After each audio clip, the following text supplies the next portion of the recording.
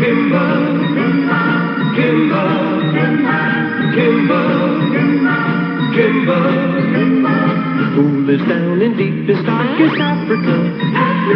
Who's the one who brought the jungle fame? Who's the king of animals in Africa?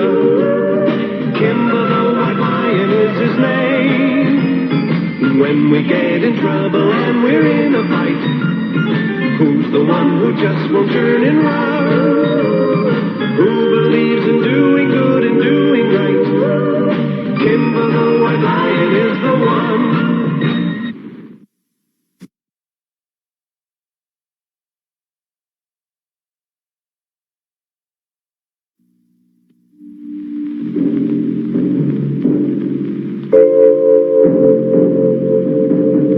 Nighttime in Kimba's kingdom.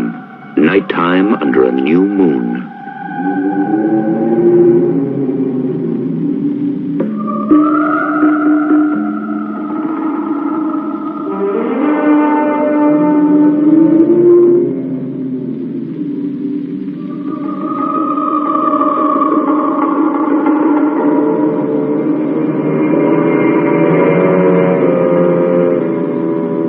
All the animals are sleeping peacefully.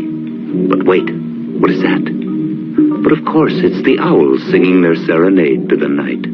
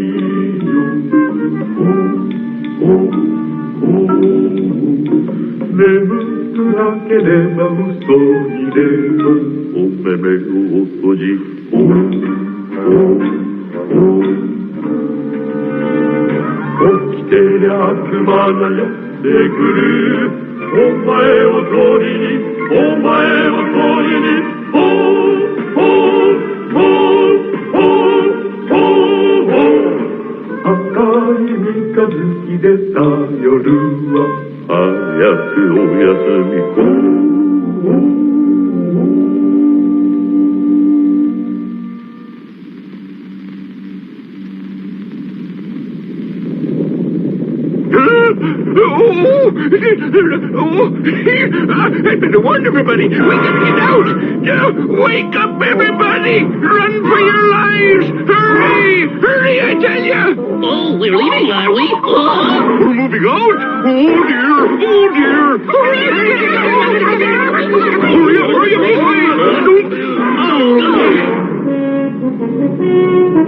That's right. Run faster. We gotta get out of here before it's too late. Are you all right, Daniel? Of course I'm all right now that it's all over. It was the worst one I've ever seen. The worst what? Earthquake, that's what. Earthquake? Why, sure. Don't tell me you didn't feel it. You must sleep like a log, Kimba. I've been awake about 2 hours. Then you must know what I'm talking to you about. But there's been no earthquake, Daniel. Kimba's right. I was awake and felt nothing. Daniel must be wrong.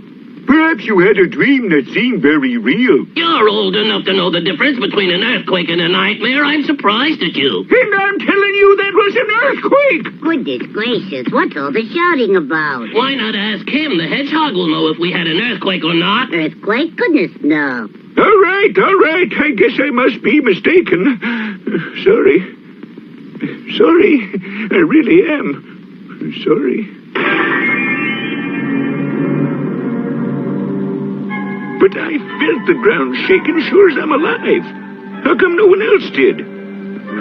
Maybe it only happened where I happened to be. Maybe it was some evil spirit. Maybe it was the devil himself.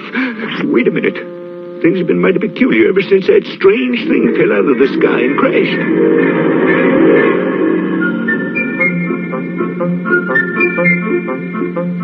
It was just a week ago. Kimba was teacher at the animal school that day, and he was saying... That's all we'll study for today. We'll pick this up tomorrow. Hey! Kimba, what is that bright light? Huh? Uh-oh.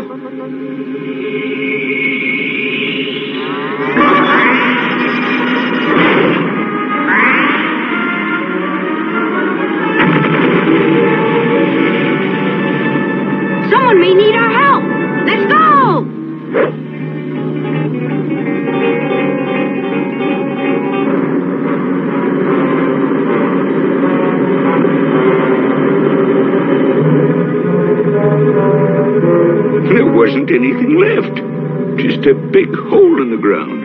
Whatever it was gone. Completely gone. I think I'd better check again where that thing crashed. First thing tomorrow.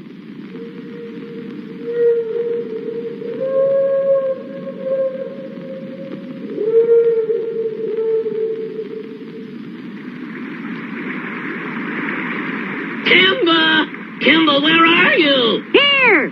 Kimba, I've been looking everywhere for Daniel Baboon. He's disappeared. Must have gone off by himself somewhere. But the question is where?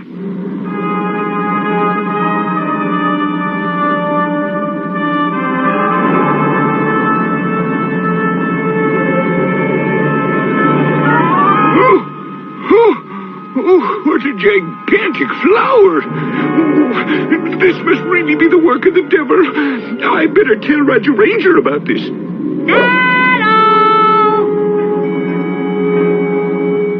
No, Daniel, I don't think it's the work of the devil. Seems to me that such a gigantic plant could only come from an excessive amount of radioactivity. Huh? I know you never heard of radioactivity before, but if that was a flying saucer that crashed, the whole area could be highly radioactive and cause some plants to grow bigger. It could be dangerous to the animals as well. You'd better tell them all to stay away from that area until I say it's safe. Okay, Kimba? Yes, sir.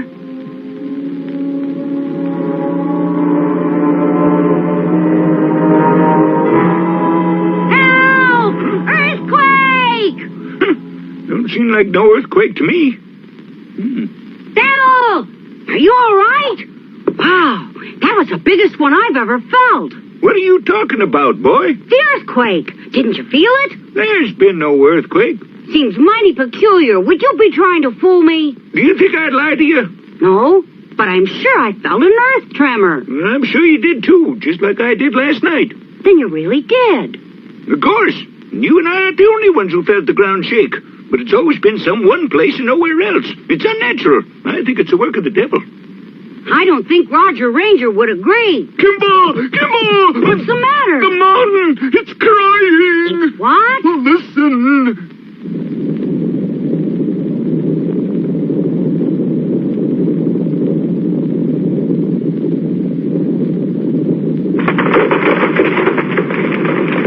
See what I mean, Kimba? What's causing it? I don't know. Look out! Kimba, stay away! The devil's really getting angry. There must be a better explanation of what's happening, and I'm going to find out what it is.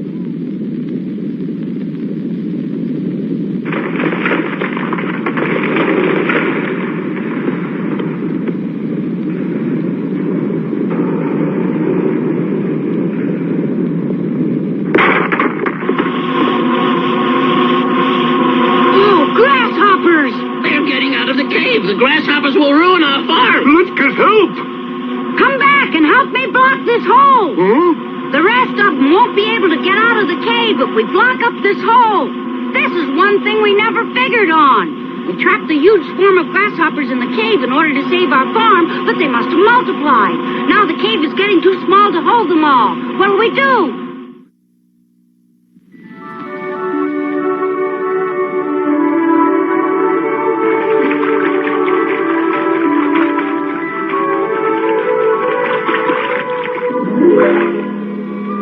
Now then, you said you had too many grasshoppers.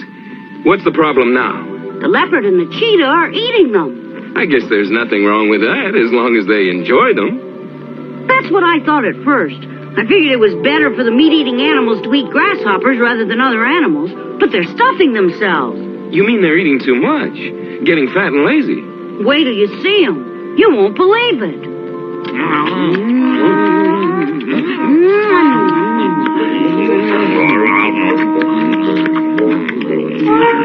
What a life. Eat and sleep, eat and sleep. We don't even have to hunt for our food. All the other animals are stupid. That's not very nice. Gonna give us another lecture? If we don't eat the grasshoppers, they'll eat up all your crops. You want us to starve?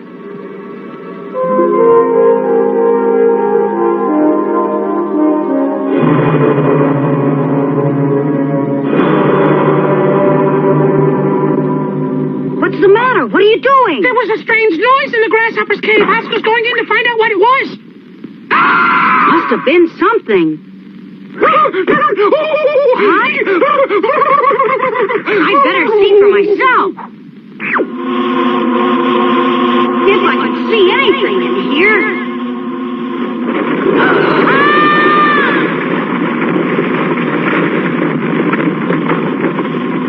Huh? It's a gigantic grasshopper! Stay back, you monster!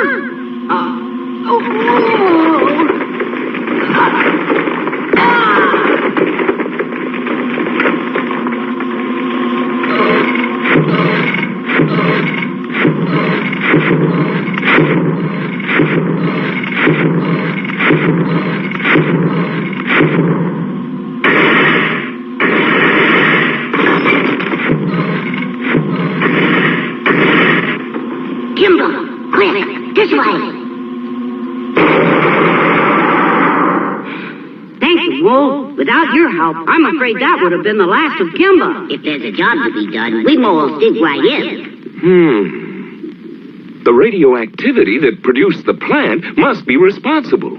But being so big, he must have a big appetite. He'll probably finish off all the other grasshoppers. But what'll happen when the monster finishes eating all of them? That's obvious. He'll eat us one by one. Eat us? No, I don't want to be eaten. Calm down, everyone. There isn't any need to be upset. You'll all be safe. I'll get the animals with fangs and claws like the leopard and the cheetah to help me fight the monster. Understand? Why is everyone so quiet? Don't you believe me? You know that lions, leopards, and cheetahs are good fighters.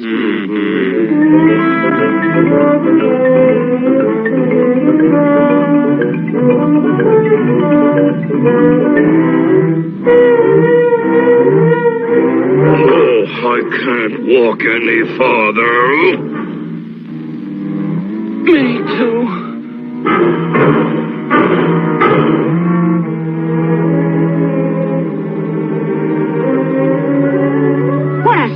Sight you are, so fat you can hardly move, and just when we need you to help fight that monster. Fight? How can we? How can you indeed? You can't. You're all a disgrace.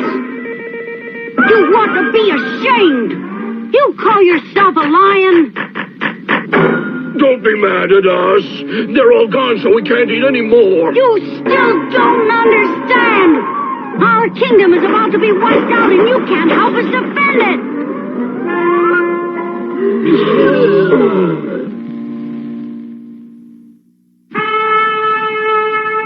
As long as that gigantic grasshopper stays underground, there's nothing to worry about.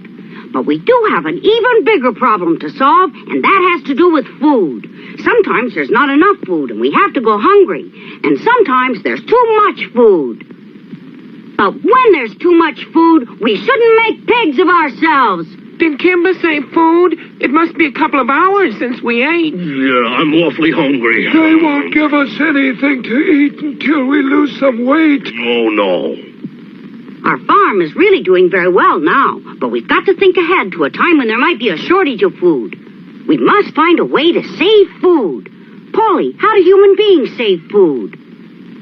Well, now, remembering my experiences in a people's restaurant, what did they do? Oh, yes, canned food, frozen, dried, smoked.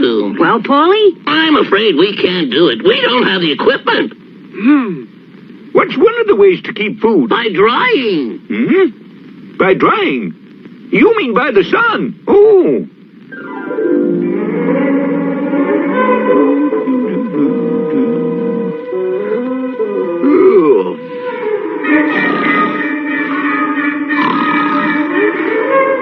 Hey, you thieving birds! You've eaten all of our dried food! We're ruined! How else could we dry the food? People use fire. By fire?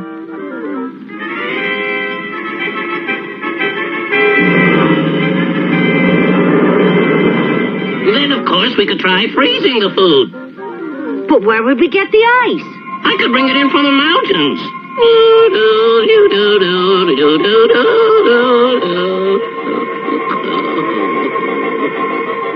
I'm afraid we haven't come up with any good idea yet. Let's all think real hard.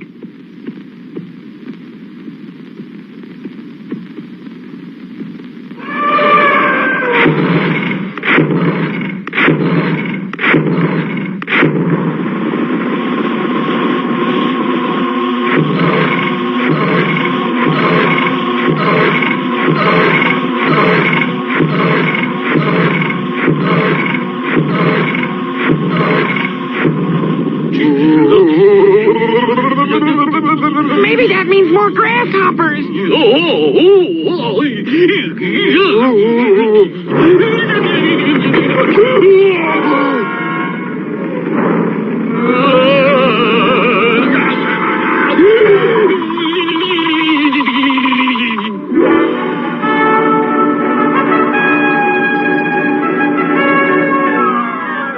I'll help you, Kimba. Oh. What help would you be?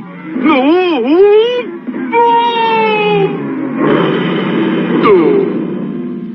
Where are we? I can't see anything in this darkness. That monster can see us, though, because he's used to the dark. But I'll bet he wouldn't do so well in the sunlight.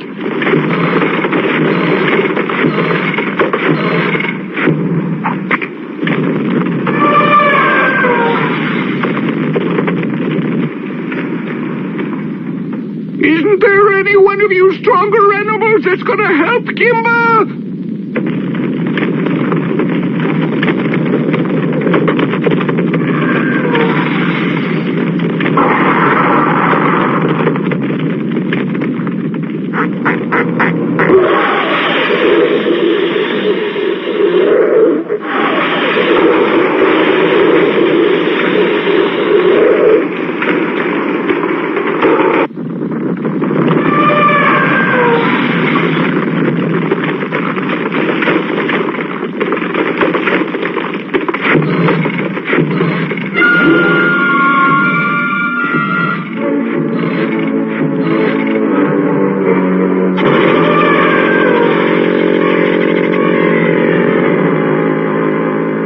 He's been blinded by the sun. Now's my chance.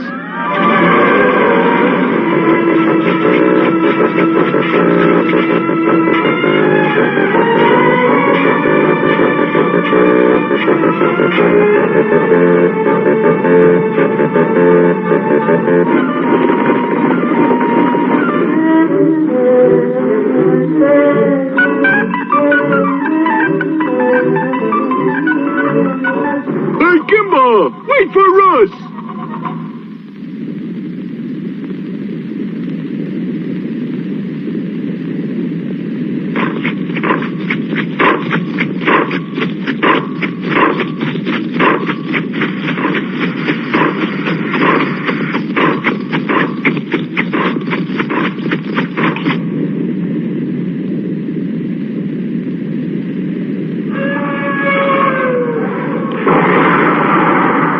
monster must have gone into the volcano. But what about Kimba?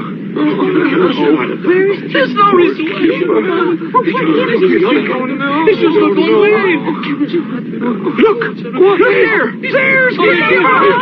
Kimba saved us!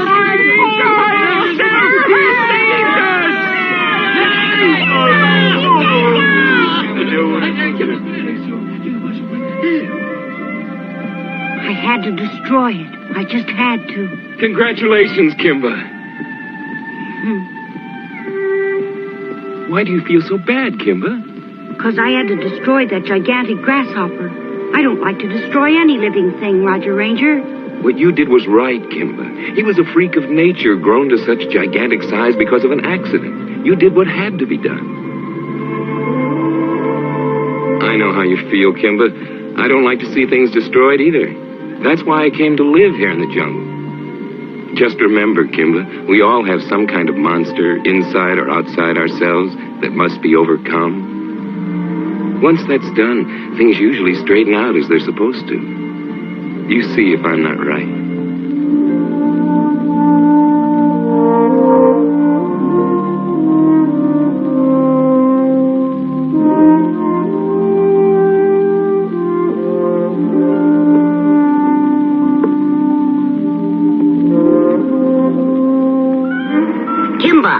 found a way to keep food that makes them more delicious. Huh? What is it? Grasshoppers' eggs. We had so many of them, we decided to store them underground, and they came out like jelly beans. Want to try them?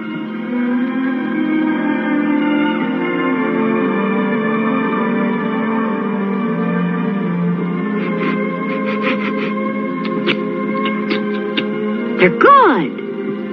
We could bury enough to last for years. That's a wonderful idea. Oh, no, you don't. I'm going to see to it that you three get your figures back. Boy, oh, boy. There, great.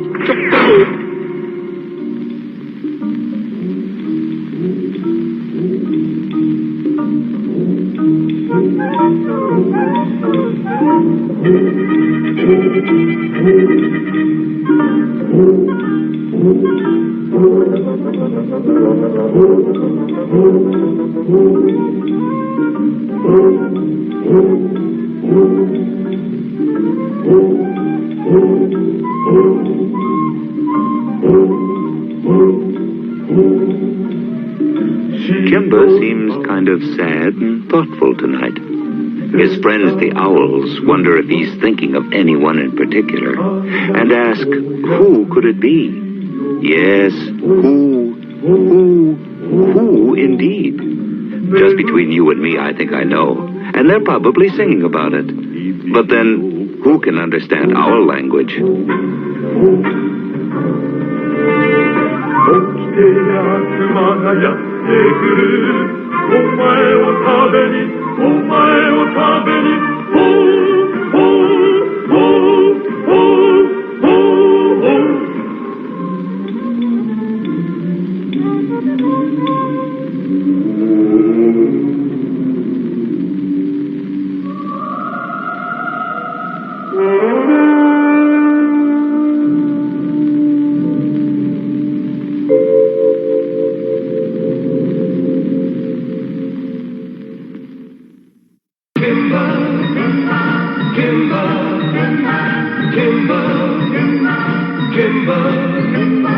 Who lives down in deepest, darkest Africa?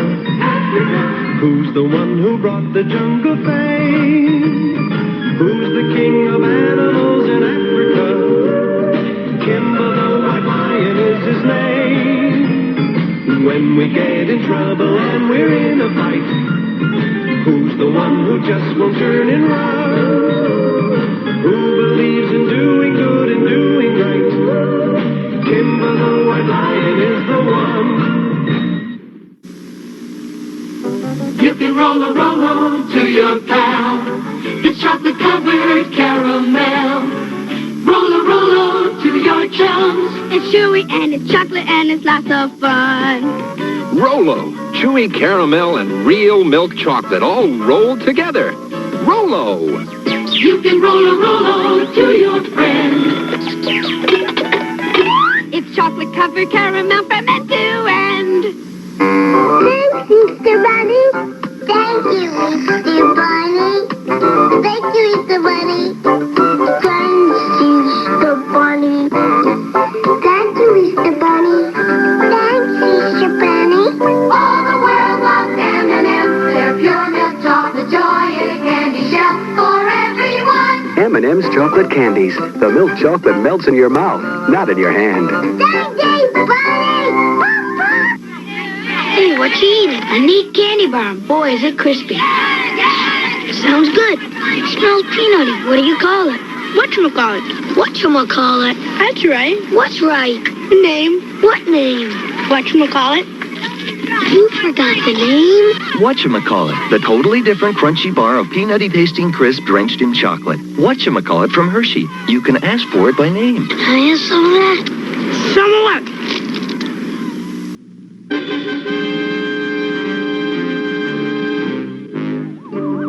Rocket Robin Hood and Little John soar through space on an exploratory mission to investigate the reported presence of a new and strange heavenly body in the galaxy.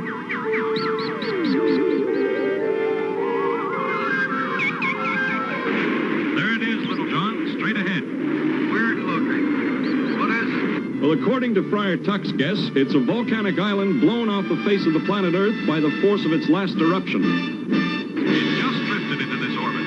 Let's take a closer look.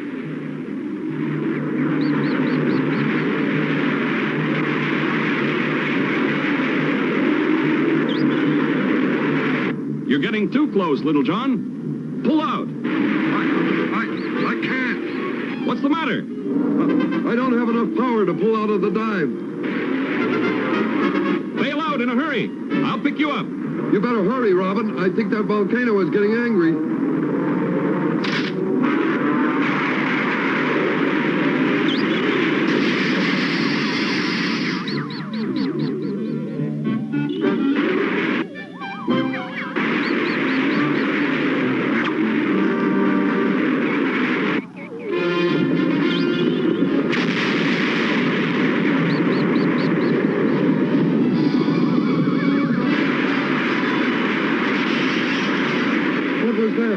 When your ship hit, it set off the volcano.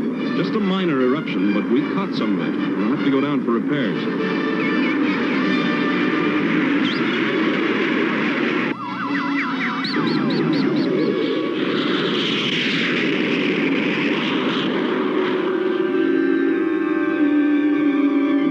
What a creepy place.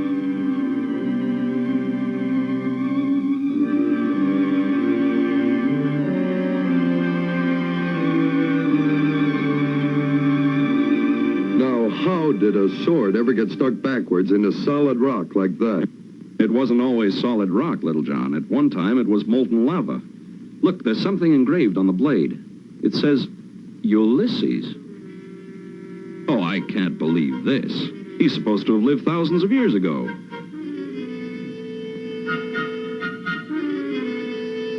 Guess I'll have to try the laser.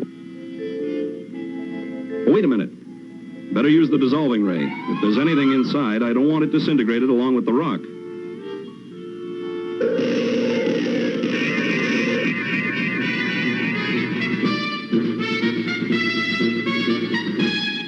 Perfect state of preservation. The lava must have acted like an hermetic seal.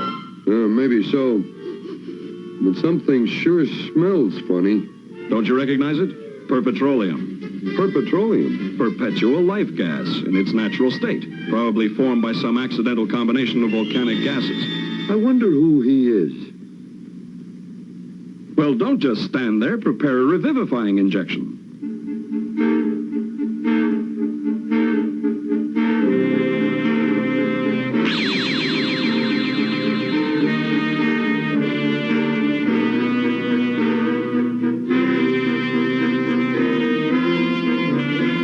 Look out, Robin.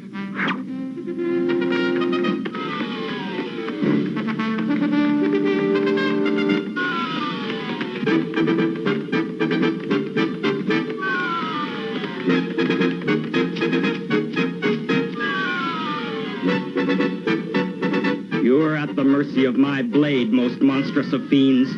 Tell me now where you've hidden the golden fleece, or prepare to die with your secret. What's he talking about? I was afraid this might happen. I just want to have a little talk with him and bring him up to date.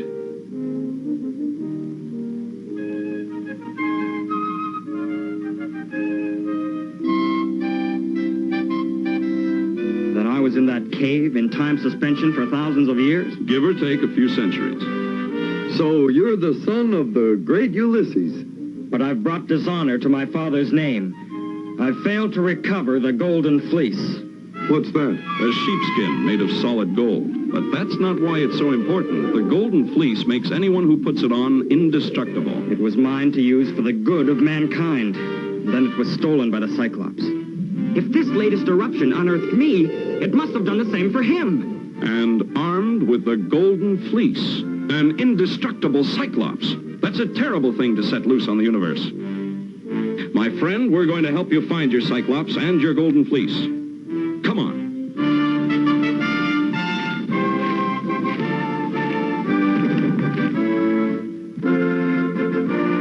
Little John, that's a footprint. A footprint? Why, to make a footprint this big, a man would have to be as big as a... Cyclops!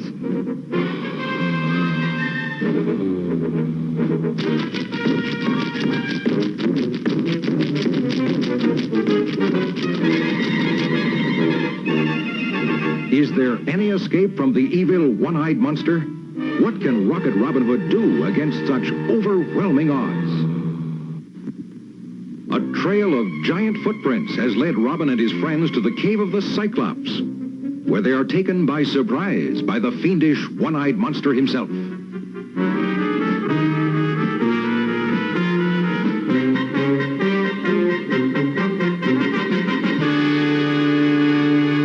Ulysses, young friend, you sure pick on tough customers. You're the idea man, Robin. Think of something. Robin, that won't be any more than a pinprick to him. The arrowhead is dipped in Noxace, Ulysses. If I can inject it into the right spot, it will put him under for a while.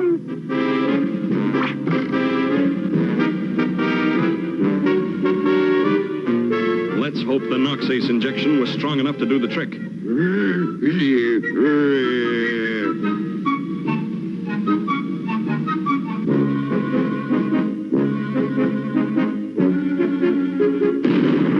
It worked! For the time being. Come on, we've got just minutes before it wears off. What now, Robin? Find the golden fleece before he comes to.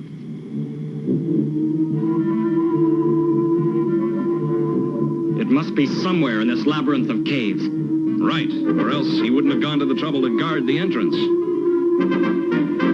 Let's see what's down this passage.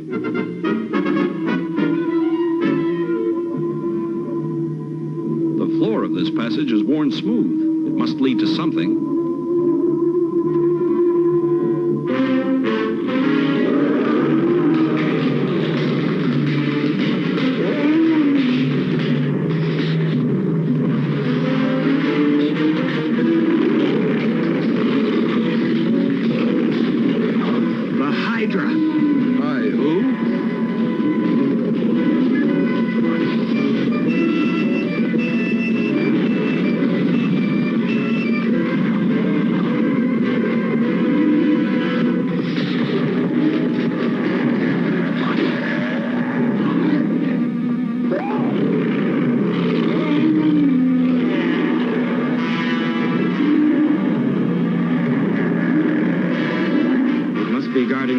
For a reason. And I think we know what that reason is. Little John, give me your half of the Moonite cylinder. Moonite? Is that a weapon? It was invented after your time, Ulysses. Moonite is the hardest substance known to man. Nothing can penetrate it, except Moonite itself. There should be just enough left in this cylinder. Watch.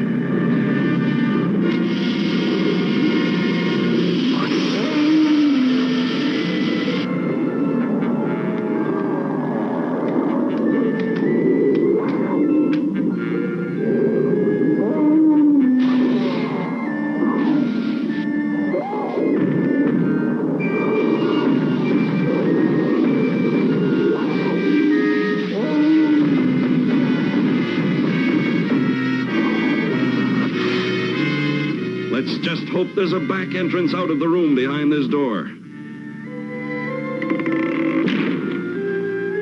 Well, my friend, we were right. The golden fleece.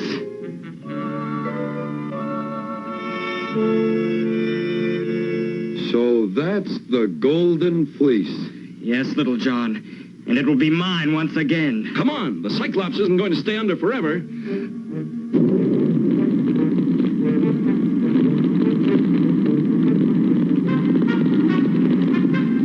Protective ring of fire is going to present a problem. Not for long. Little John? Coming up.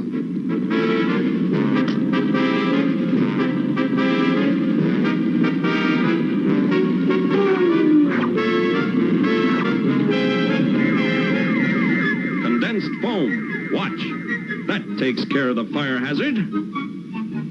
But Robin, that altar is a solid shaft of polished marble. How are we going to scale it? We aren't. Little John, positions. One more man ought to do it. Can you reach it? Yes. I'll climb up here on the ledge and hand it down.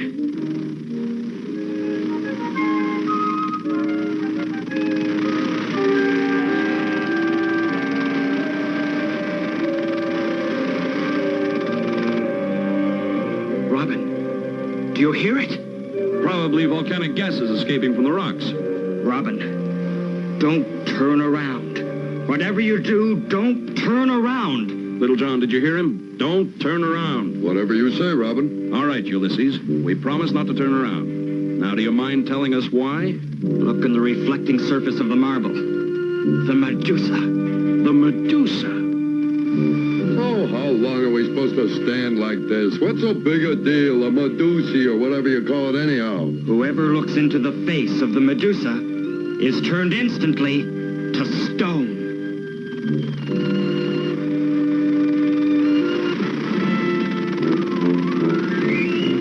What defense will work against the awesome power of the Medusa?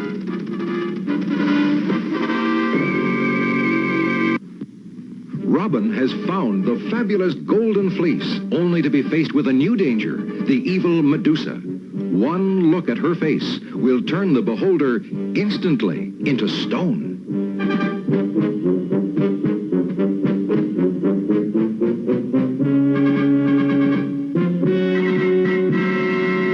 We can't stay like this forever. What is this Medusa doing now? Waiting for us to make our move. We'd be turned to stone before we could defend ourselves. All I've got left is a bludgeon arrow. I hope it does the job.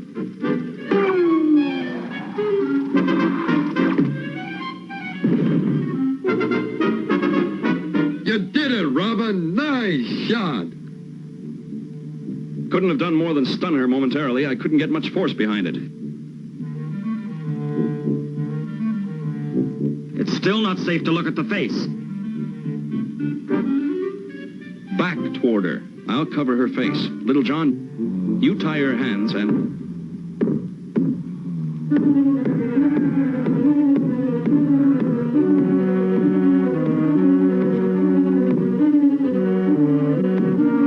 Something tells me our 10 minutes are up. Quick, spread out. Make him go for us one at a time.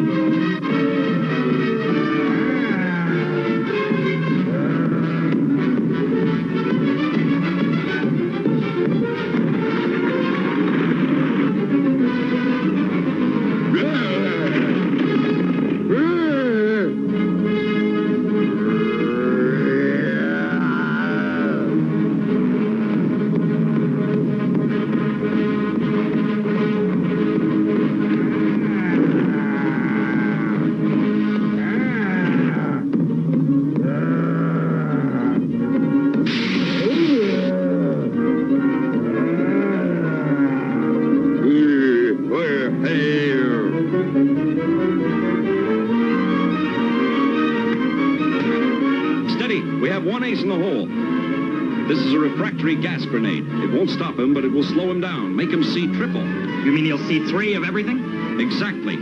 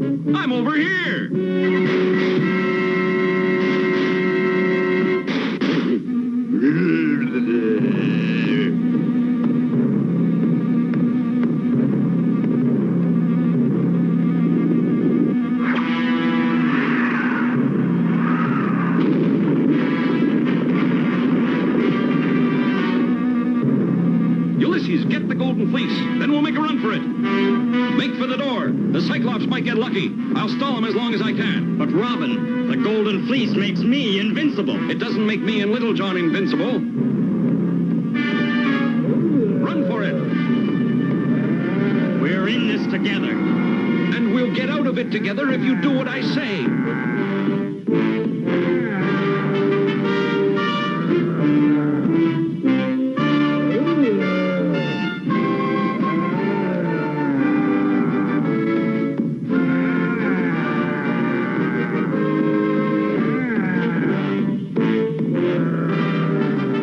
Ulysses, give me the golden fleece.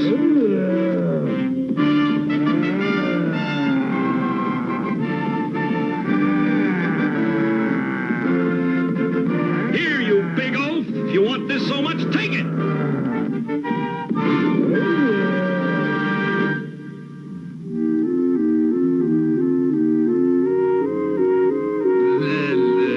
Little John, cover your eyes, quick.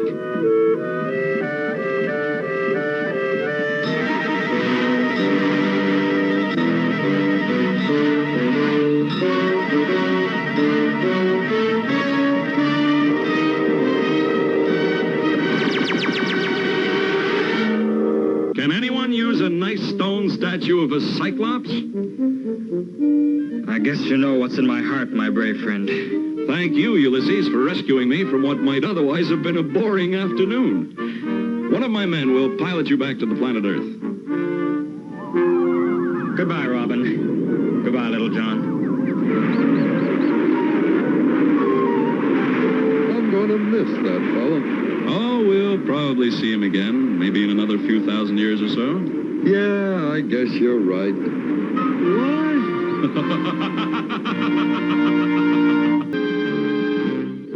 Far out in space, in a solar system billions of miles from our own, is the great planet Thor.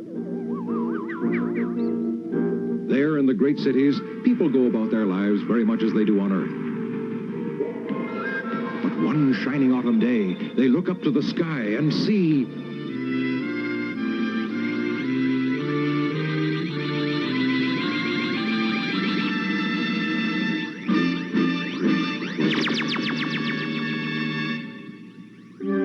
People of the planet Thor, I am your conqueror, Cosmo Khan. It is useless to fight, for you are completely under my domination. You are seeing my face by astral projection. Remember it well, for it is the last thing you shall look upon. For from this moment on, I bathe your planet in paralyzing rays. Nothing moves on Thor. Now, blast them with the mega miniaturizers. Smaller goes the planet Thor.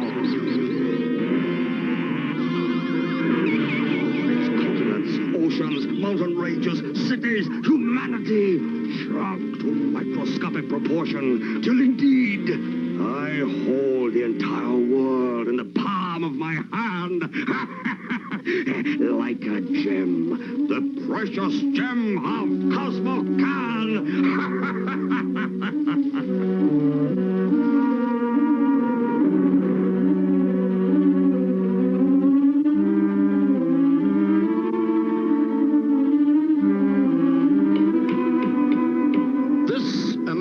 Session of the United Solar Systems is now in session.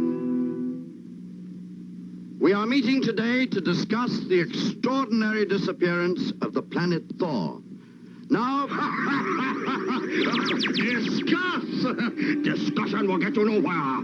The planet Thor is mine. Unless you, the leaders of the universe, capitulate and proclaim Cosmo Khan supreme warlord and imperial ruler, I will destroy the planet and its teeming billions as easily as another man would crack a walnut.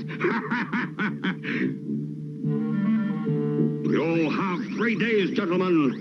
3 days to make your decision.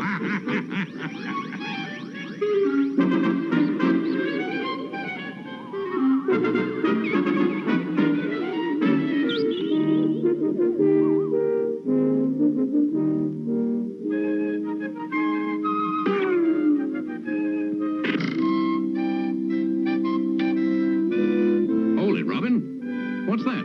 Looks like a robot carrier pigeon. Hey, I haven't seen one of those things in years. Why would anyone bother with an antique like that? Maybe the message is too secret to be broadcast. It's from the United Solar Systems.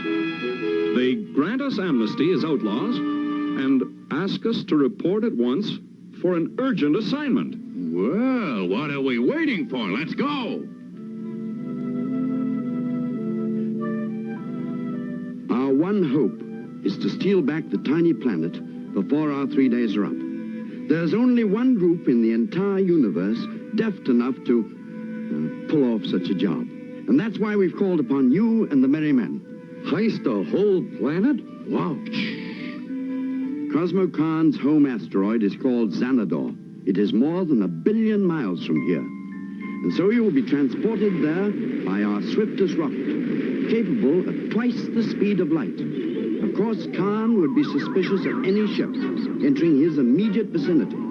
So our scientists have worked around the clock. And using the principle of the robot carrier pigeon, they've come up with a giant robot bird, similar in appearance to the giant Korgo bird, native to Xanador. When you get within 100,000 miles of Xanador, the robot bird will be released. From then on, gentlemen, you're on your own.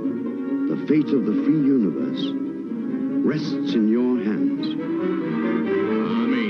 I always did enjoy riding in birds. Of course, last year's models had more style.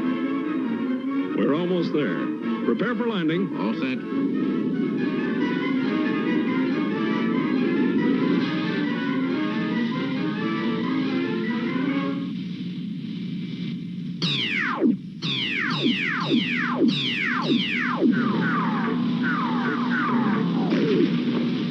They're on to us. No, they're only hunters, out after a juicy coggle bird for supper. You mean all of a sudden we're game? Now you know how the wild boar feels.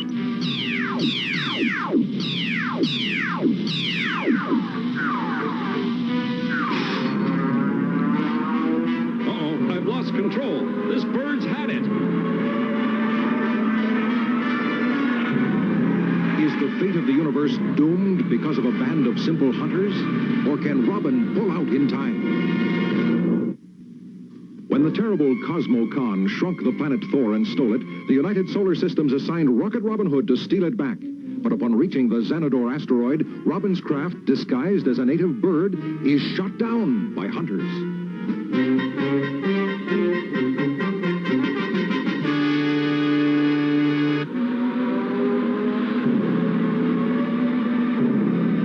Use the anti-gravity charges on your belts. We'll jump for it. Now? No, not yet. We'll be seen. I'll give the signal. That hill's hiding us. Now, the only way to travel.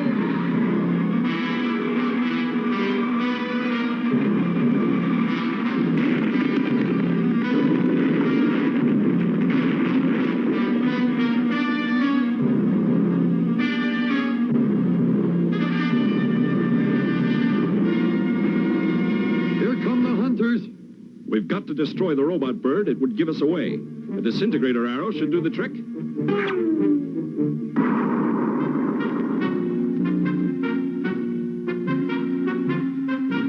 Me, she was a nice old bird. We're really on our own now. Down! Here come the hunters.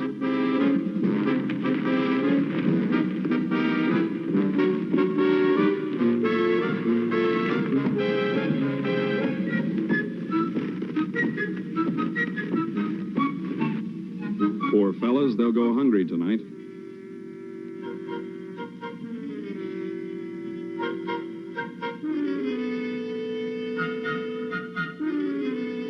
Well, there's Cosmo Khan's fortress.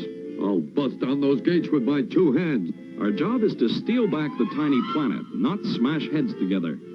Come on. How do we get over the wall? We don't. We go under it.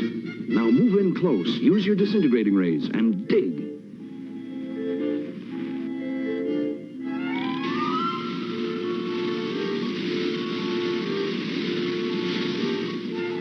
At this rate, the tunnel won't be done for a year. Keep at it, little at a time. Just be thankful Friar Tuck's not with us. Here comes the guard again. Douse the tools.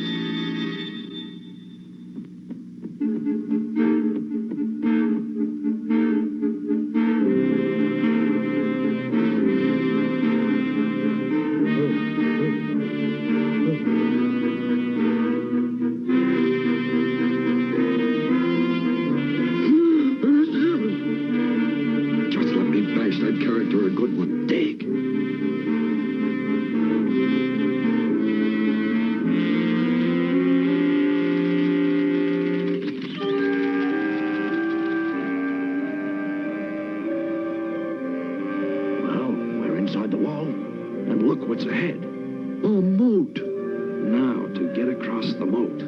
We've already built a tunnel. What now, a bridge? We're going for a swim.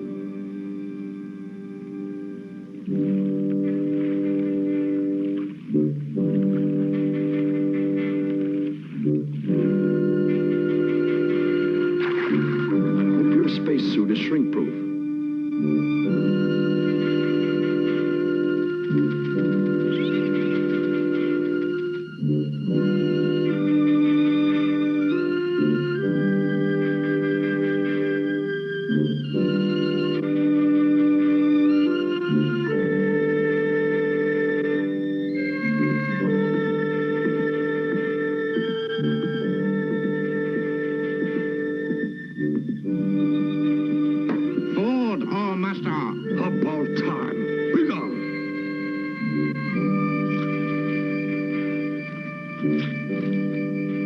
There you are, my little gem, spinning merrily away in your artificial atmosphere. A mere child could crush you and your billions of people. But have no fear, no one can get past your protective tube of electro-energy. How do we get through that? We don't. We go over it. Shh. Oh, I'm getting sleepy. He's asleep. Now's our chance.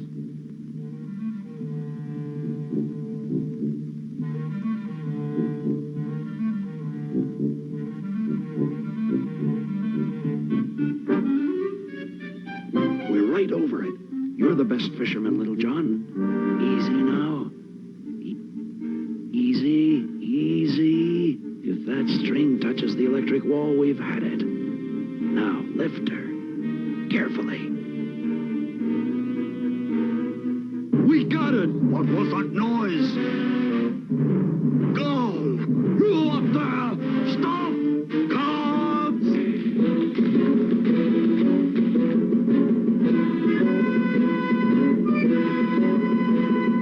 Make to the window, Will!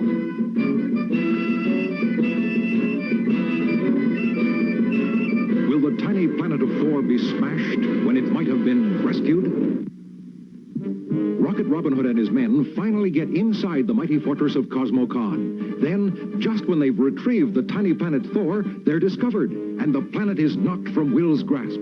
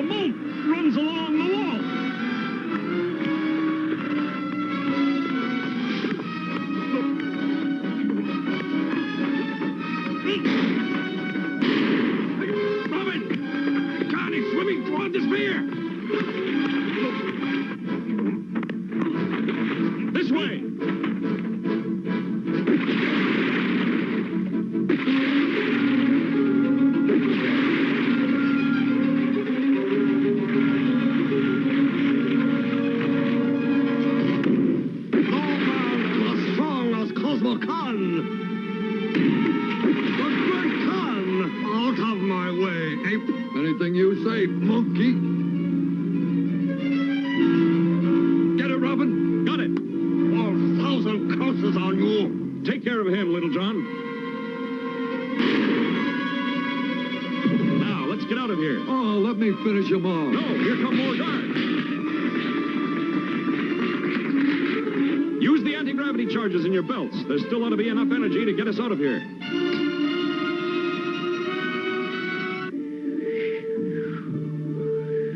Idiots! Dolts! Puzzles! After them! How are we going to get off this asteroid, Robin? I think there's our answer.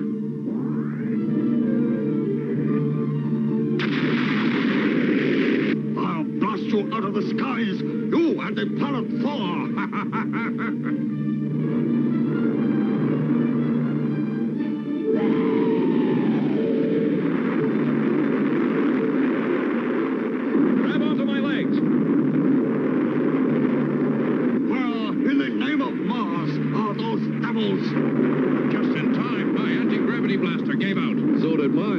This way. Where are they?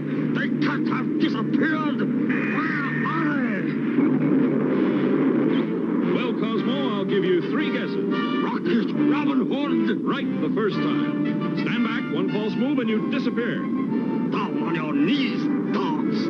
Oh, fella, you just don't impress me anymore. We're placing you under arrest. No, I feel just like the sheriff of Knott. You see, I have the last laugh. That was the expander activator. In just 4 hours, the planet of 4 will explode up to full size. Well, it's going to get crowded in this cabin. If this happens anyplace else, but in a proper 4 orbit, it will throw the entire universe off balance. What's he talking about? He's right. A full-size planet careening about without an orbit could cause massive astral collisions. It could trigger the end of everything. We've got to get this back to its proper orbit, and we've only 4 hours to do it.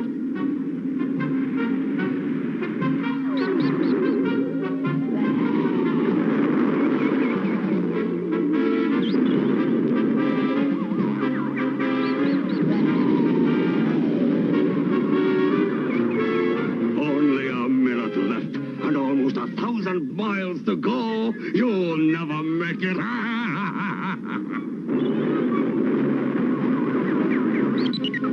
The computer navigator indicates that we've reached the 4 orbit. And not a second to spare.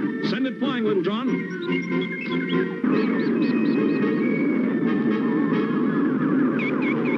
Now, let's get out of here. In seconds, this space is going to be full of planet.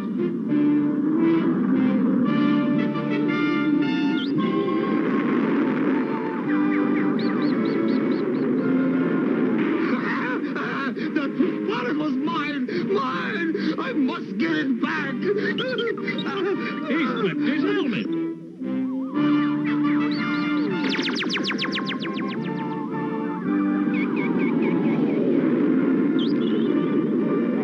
Made it with a full 1/10 of a second to spare.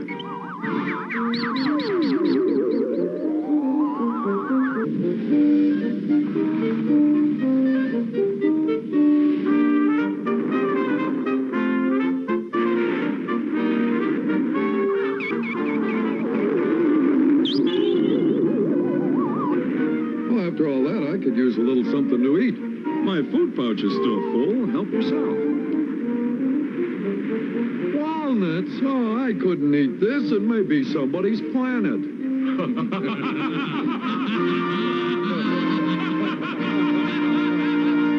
This Saturday morning marked the first time that no cartoons aired on an American broadcast channel. The last channel still showing cartoons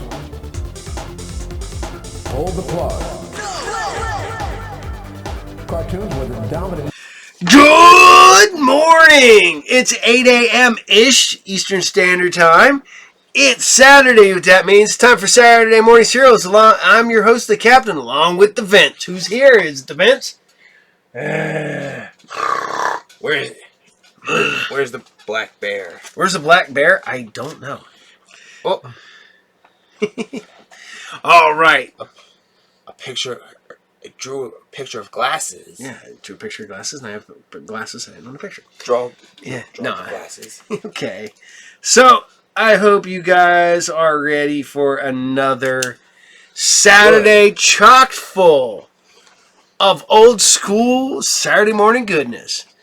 And as always, Saturday Morning Serials is brought to you by RU Game, the best comic book collectible video game, magic, toy, manga, anime, music store in Piqua, located at 124 North Sunset Drive, Piqua, Ohio, 45335 and the 6.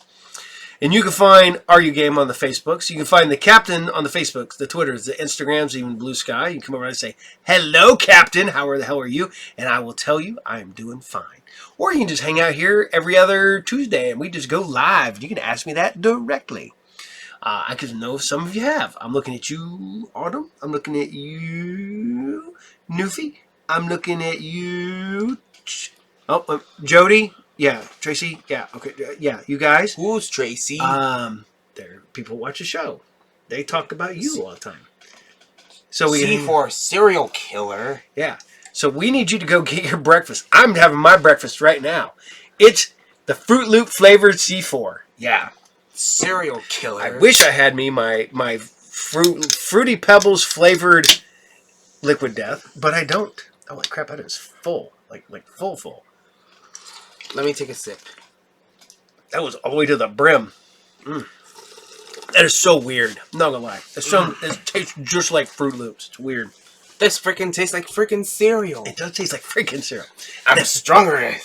You're stronger than... Hey, I'm stronger than yesterday. Ugh. So, I know you guys, you all look at me and you're like, man, can a captain be this jacked? Yeah. Yeah. Really. This exercise is weird. Although the captain will be going to the gym tomorrow. All right. So, I hope you guys have been having fun. I hope you guys liked last week. I hope you had fun with last week. I know last week was a bit chaotic. I see. Because it was Valentine's Day. It was Friday the 13th. And I did have a con on Sunday. So, the whole weekend was a mess.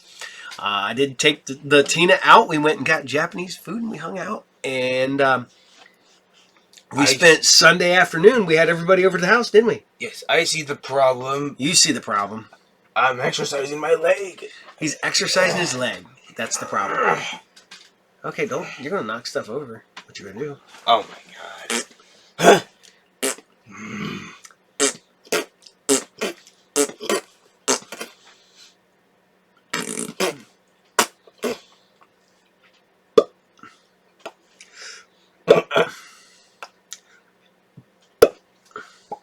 See, I don't need that. I go.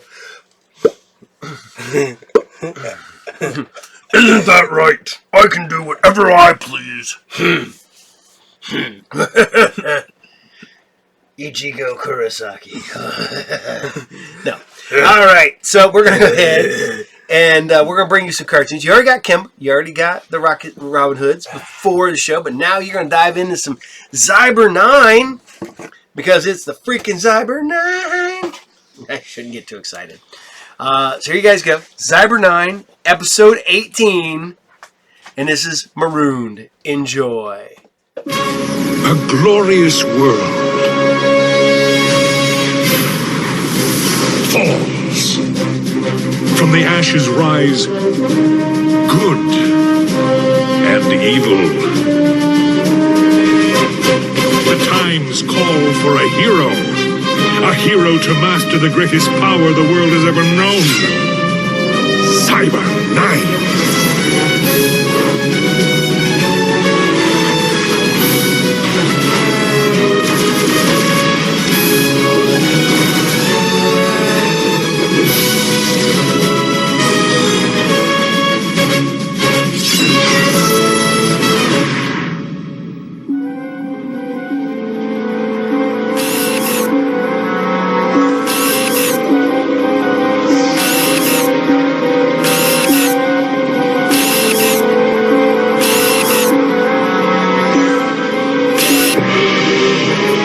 Beautiful their little valley is becoming. Let's put a stop to that, shall we? Commence the attack!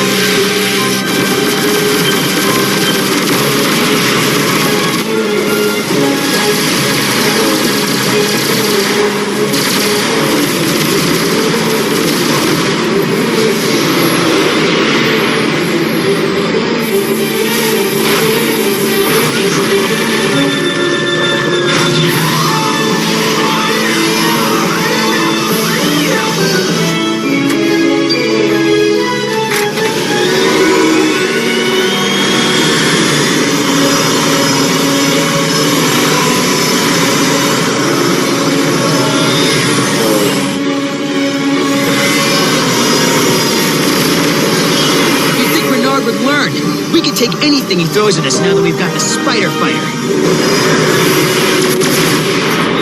It was Queen Titania's air strikers patrolling. We got the new valley locked up tight. I mean, what's his point?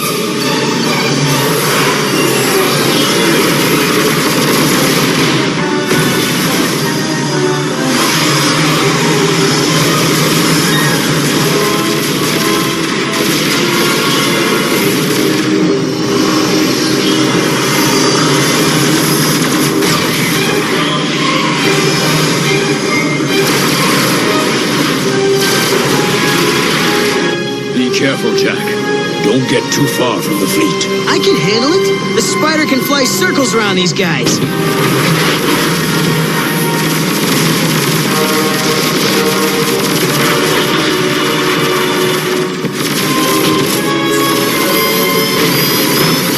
My lord Maestro, he's taken the bait.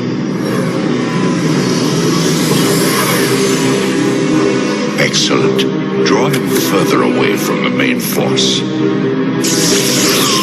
He's coming right at us, attacker. Prepare to engage. At last, that infernal aircraft will be blown from the skies, and from its wreckage, I shall pull Xyber 9.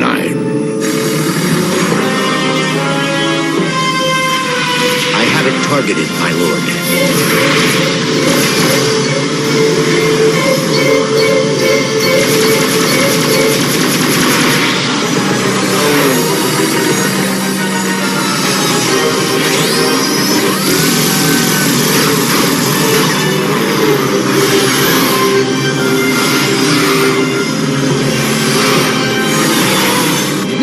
No, it's too fast! Apparently, Maestro has designed a new warship to match the Spider's capabilities. He's right behind us! Akira, what do we do? Snake circles tree, Jack.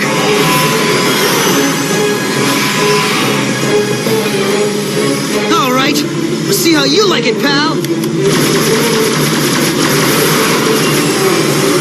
How's he doing this? You must approach this as a duel, Jack. Anticipate your opponent as you would in martial combat.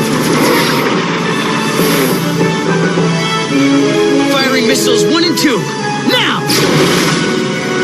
Ha! Got him!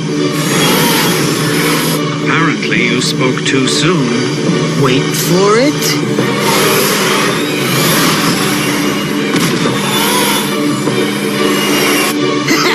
The spider always gets the fly. Prepare your next maneuver, Jack.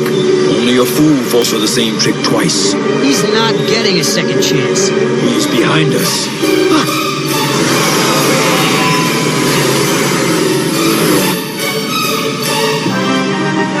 Enough plays, attacker. Finish him.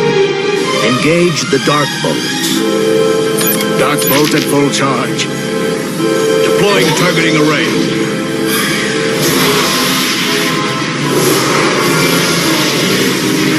Firing now.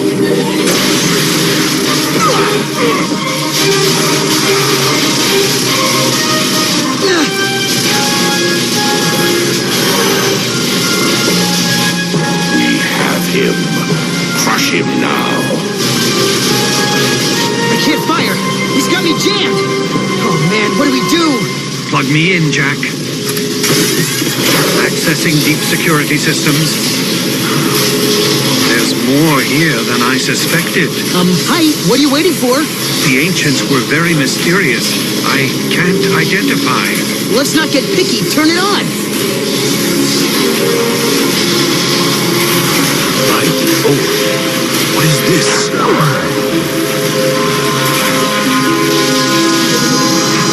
Perhaps some sort of defense mechanism. Then it better start defending. We're about to get fried.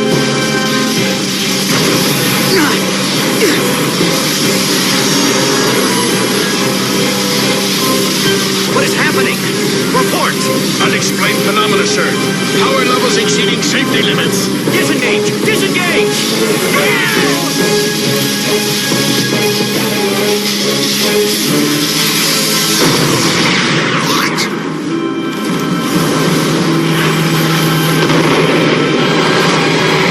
Jack! What was that? Repeat, this is Queen Titania. Jack! Where are you?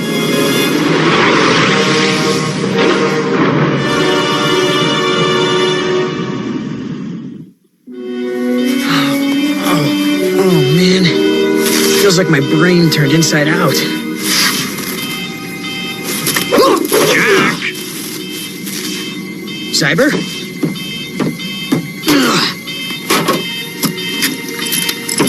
Akira.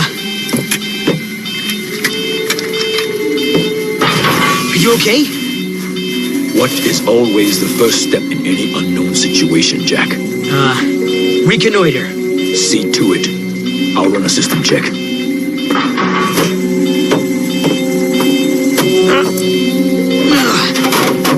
Whoa.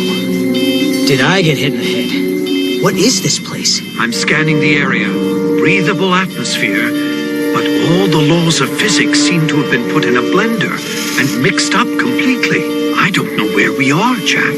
Wow. What's a blender?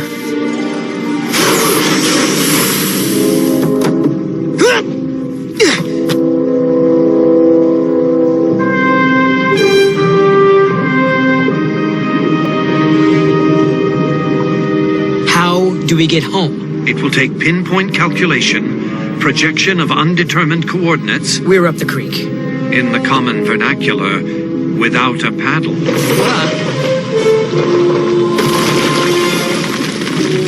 Forget the paddle, we need a whole canoe. By the oath. I'm picking up an enormous subterranean energy source. In English, please? We're on top of a volcano. Of course we're on top of a volcano. Why would we not be on top of a volcano? What is the condition of the ship? More good news. We're almost out of power. We can't fly. And a bunch of machina are using us for target practice. Just when the day was going so well. A little help out here?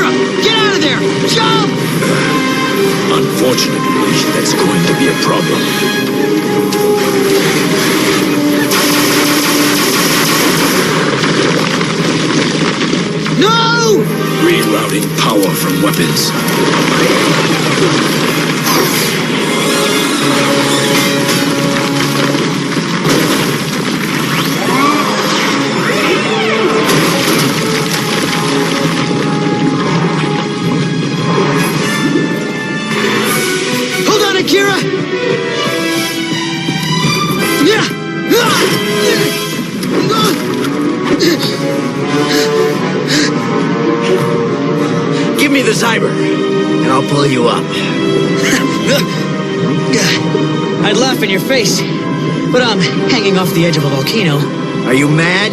You'll fall to your doom. But if I fall, you'll never get the Xyber.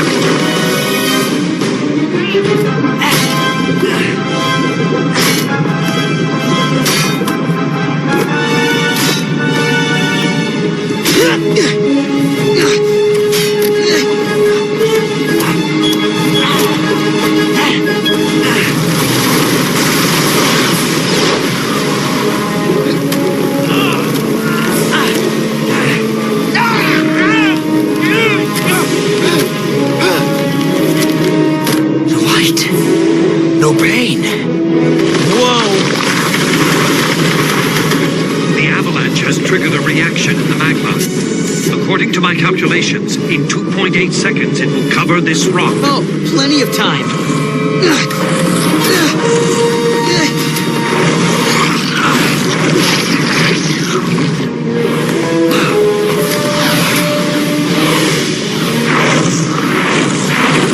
Give me the Xyber.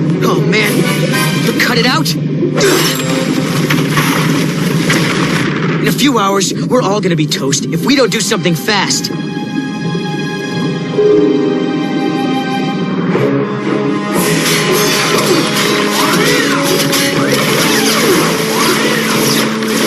Akira, hold up! Ceasefire! We have a problem. Sakata, your helmet! This light causes no pain. Something about this place. I will not remove my helmet until night covers the world, and we no longer live our lives trapped in armor. And the surface dwellers are extinct. All right, we've heard it before. Let's get serious. Akira, why didn't you tell me? It is not the warrior's way. To break your leg and not tell anyone about it? If it was me, you'd be teaching me something about pride right now. You may be right. This is a fool's quest, Jack. I know the Machina.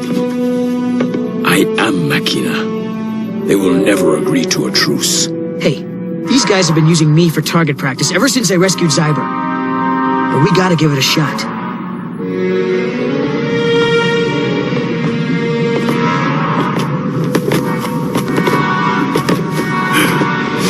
He is Machina. Everybody calm down! Traitor! We don't have time for this. If we don't get out of here, we're gonna be toast. The spider can't fly. The energy cells are nearly drained. Our ship is in the same condition. Not enough power to fly. Fly? I'm talking about getting home. We need to recreate the accident that brought us here. We need to use both vehicles together. I believe you're right, Jack. We can take the power converter from the spider fighter and the energy collectors from the... Our warship will not be infected with the surface dwellers' garbage. There is no choice. The dark bolt requires massive amounts of energy. We have no power. I beg to differ. We have all the energy we need.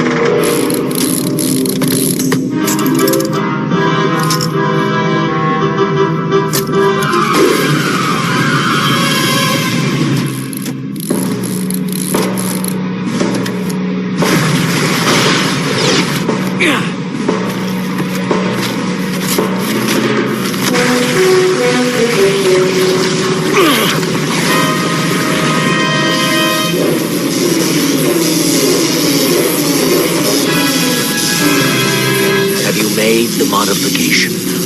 I have rigged the dark bolt to eject and detonate. Very good. When we return, I will seize the Xyber and destroy this upstart. Lord Maquestro should be quite pleased.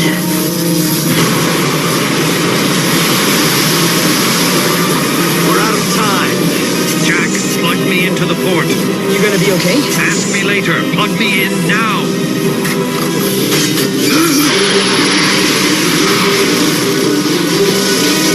What's happening? A little compatibility problem. I'd hate to see a big one. Let's go!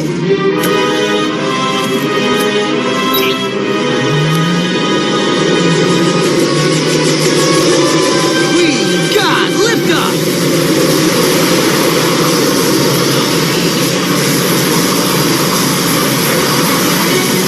Not enough lift. We're still too heavy by 200 pounds. Complete the mission. Get the Xyber to Lord Maquestro at all costs. No! We're all getting out of here! Why? Instinct, I guess. Got it. Energy at full level. What are we waiting for? Let's get out of here! Scanning for... Oh no. What? What is it? Jack, We're not on top of a volcano. We're inside a volcano. Then let's get out of the volcano!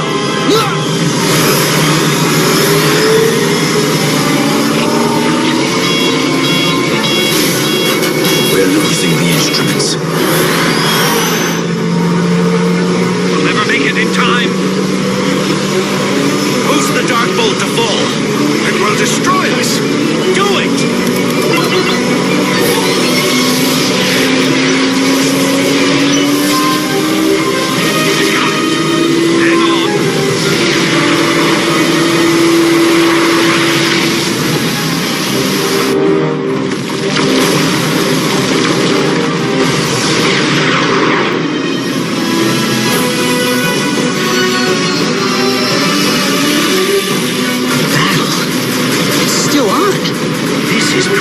The moment we left. The energy explosion must have shattered space and time. Zataka, take the Xyber!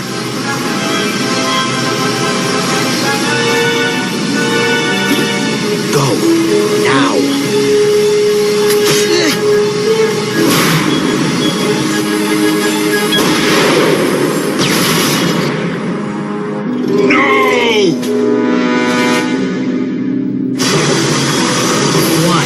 Instinct. May our paths never cross again.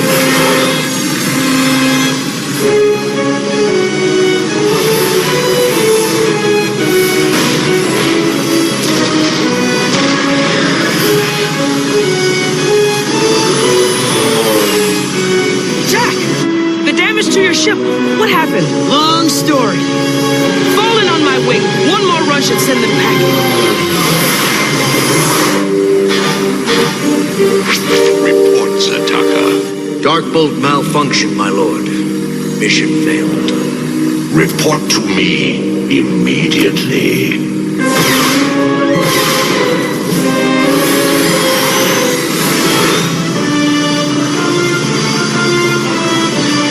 I guess nothing changed. Everything changes, Jack. It just takes time.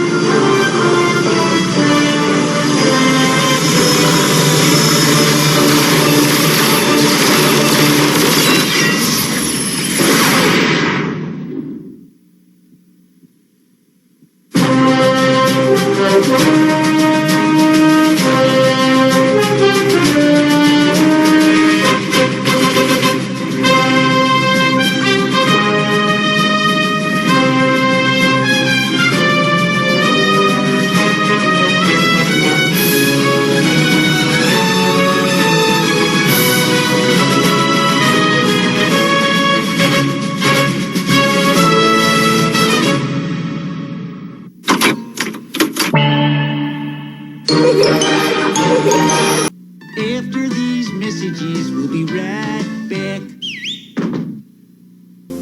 If you want to catch a toy on sale at Christmas, you gotta move fast. Because just when you find them, they're all gone. Except at Child World, where you'll discover the Entertech Photon Electronic Warrior set just $64.99 every day. With its Photon Phaser, helmet, control module, holster belt, and practice target, kids can play the game of the future today. So if it seems like the toy sales know when you're coming, come to Child World and discover how much less toys can cost. Where you gonna find that special toy at a price that's really low? Not at the zoo, but here's a thought for you. There's a really great place to go. KB Toy Store. We got the toys at the price you're looking for. Get great savings now on the latest video game cartridges, train, road race, and doll accessories and other toys at our What Santa Forgot sale. KB Toy Store. We got the toys at the price you're looking for. All right. So I hope you guys are digging the Xyber 9 still, and I hope you guys are having a good morning.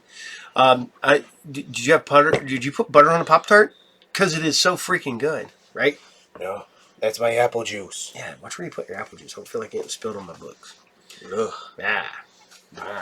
So, all right. So we're going to go from Xyber 9 to some Dog City. Man. Muppets are back, man. Pepe Le Prawn is back. And he's better than ever, ladies and gentlemen. Isn't that right, Pepe?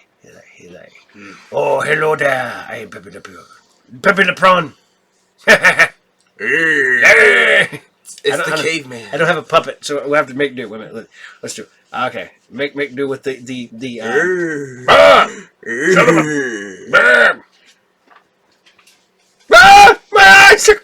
son of a... I'm a sleeve. No, wait a minute. Okay. We're being goofballs here. Me and the vents. So we're just going to let you have Dog City, episode 12. And this is Cats and Dogs. Enjoy.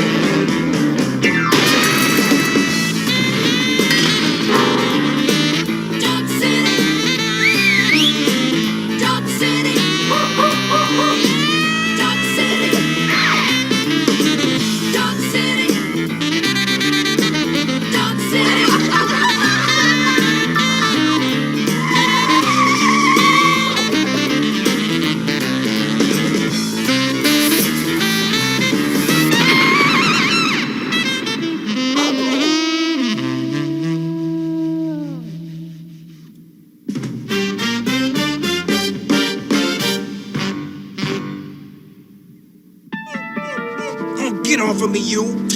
Oh, you little... If I get my paws on you, I'll... Hey, Elliot, what gives? Fleas, Ace. We're infested with fleas. I beg your pardon. What do you mean, we? I can't concentrate, Ace. If these fleas don't take a powder, I'll never come up with an idea for your next adventure. What say we start from scratch? Okay, let's see. Well, we need something big.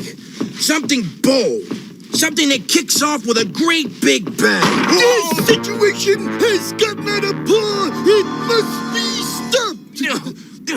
Oh, great, Bruno. You're gonna poison them, right? Poison them? Yeah. I was just gonna lock the door. The door? How's that gonna stop our flea problem? Flea problem? Yeah. I'm talking about our cat problem. Cat problem? What cats? Well, the ones that Miss Fluffy is renting that empty apartment to. Bruno, Miss Fluffy owns this building. Besides, she is a cat. Don't confuse me. Those cats are out of here. What about my fleas? I got no time for fleas. This means war. That's it. Care to clue me in? Sure, Ace. Bruno may be a few pups short of a litter, but he gave me a great idea for your next adventure. Gotcha.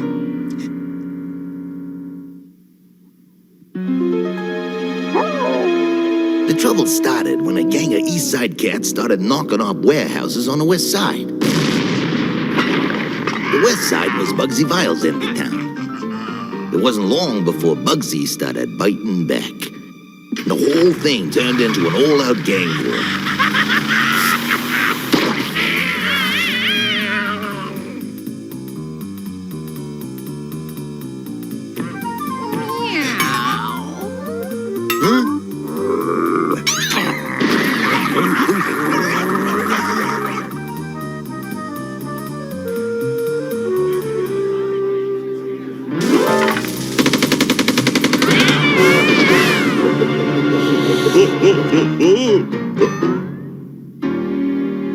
They were fighting like cats and dogs.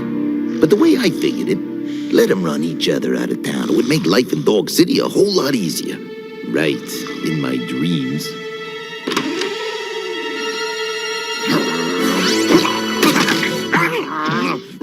Aim's a little off, Ace. Not really, Rosie. I've always hated this coat stand. So, fill me in. Why a social call from the chief of detectives? I need to know if you've heard anything around town about a fat cat named Claude Badley. Rosie suspected Claude was behind the warehouse robberies. She had nothing to go on, and since the East Side was out of her jurisdiction, I told her I'd sniff around. The tail end of Tabby Town wasn't the safest place for a mutt like me, but someone had to cut Rosie a break. Oh, Claude! Chocolate mouse for dessert? Another bottle of imported cream? You really know how to make this kitten purr. Not like that mangy mutt Bugsy Vile. A toast, Kitty, to the beginning of a perfect friendship. Call me curious, Claude, but how are you planning to get rid of Bugsy anyways? Later, my pet. First. Well. Look what the cat's dragged in. Mr. Hart, I believe. You always treat your visitors so badly? Most amusing, Mr. Hart. So, you two know each other? Yeah, I'm just used to seeing her with her claws in a different kind of coat. More of a houndstooth, if you know what I mean. Was that a wisecrack? I just thought you preferred the company of dogs, specifically one whose tag reads Bugsy Vile. Listen, Bruno, I do not like what you are insinuating. I ain't incinerating nothing, Miss Fluffy. It's just that cats are, you know. I most certainly do. I also know what you are. You're lazy, you drool, you eat like a pig, and you never, ever wash. Gotcha there, Bruno. If you do not like cats, then I do not like you. In other words, you're fired. Fired? Just like that? I am housebroken. Bruno, my fleas, have a heart. Speaking of heart... Ace. Bugsy Vile is lazy, he drools, he eats like a pig, and he never washes himself. Bugsy can roll over and play dead for all I care. Claude is now my cat's meow, and I his smitten kitten. Huh? See Mr. Hart safely back to his side of town. Somebody has sent me a little pet as a gift. It must be a token of undying affection from Kitty. Mad dog!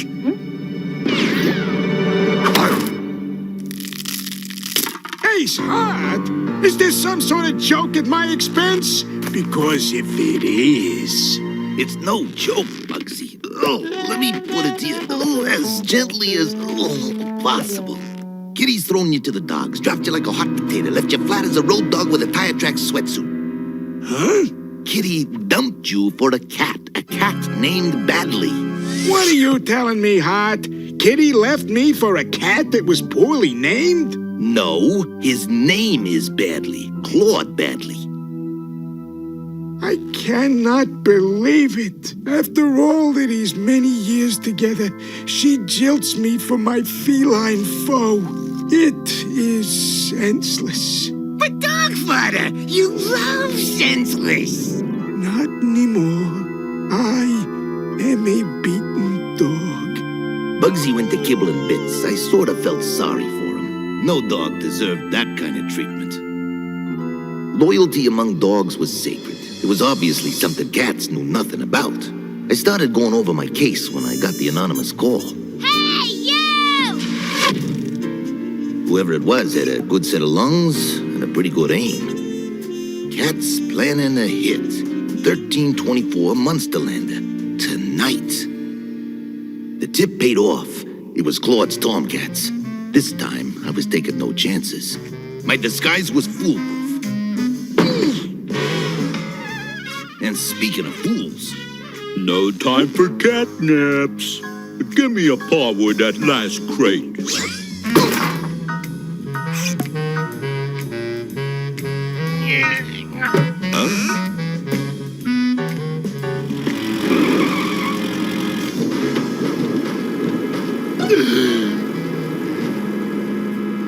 Sardine?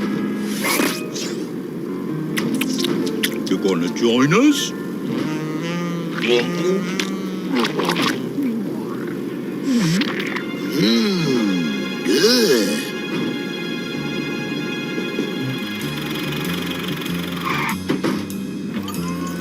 Something really started smelling fishy, and it wasn't just me. So, my pet, you've been dying to know how I intend to get rid of Bugsy Vile? Voila! My doggy doomsday machine. So that's why Claude had been stealing electrical parts. How soon, Professor? Soon. The device is almost finished. Very impressive, Claude. But what is it? Well, it's a sort of a bad thing that will do very, very bad things, and... Hold the phone. You don't know what in dog's name it is, do you, Elliot? Well, it's sort of a bad thing. Since I no longer work here, you can free bomb this dump yourself. It's a flea bomb, the most odious device that doesn't kill fleas, but releases them. Even as we speak, we are heading for the canine heart of Dog City, where the bomb would be detonated, which will bring every mangy mongrel in town to their knees, begging for mercy.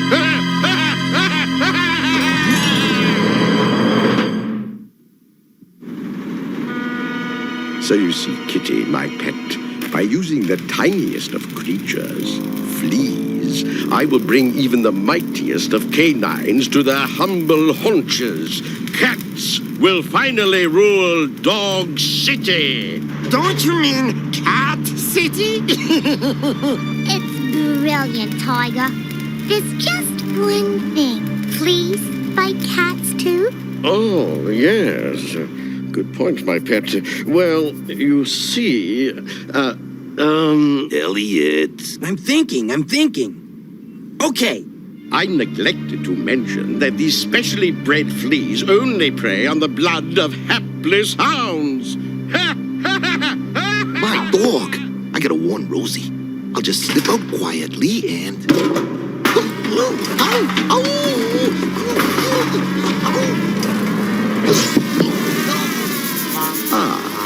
The ubiquitous Mr. Hart.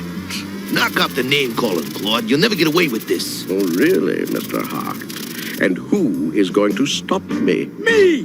That's who! You'll never get away with this, Vile. Oh, yeah? And who is it that is going to stop me?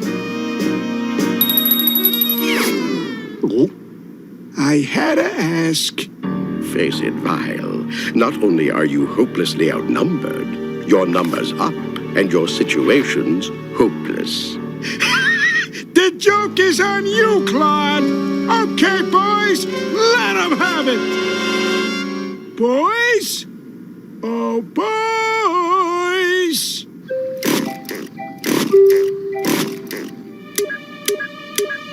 You'll never get away with this, Claude. The flea bomb is activated. 5 minutes until detonation. You were saying, my misguided mouse. Now that my bomb is fully armed, it's only a matter of... The ship's changing course.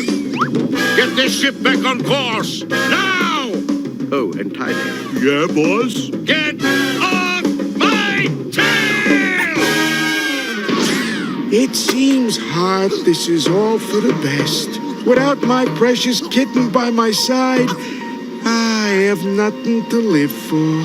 Quit being such a sap, Vile. Kitty joined Claude for one reason. To get the goods on him so she could turn him over to the police. Are you inferring that she was but trying to foil my feline foe? Yeah, and she got me to play backup by tipping me off to the last warehouse heist. She did it all for me? You give me a reason to live at a time like this?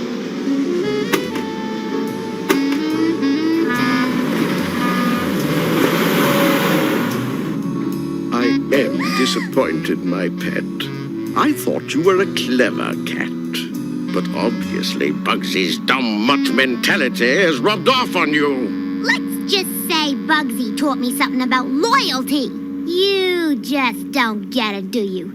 It's not the moisture level of their nose or even the color of their coat. Cat or dog. It's what's inside that counts.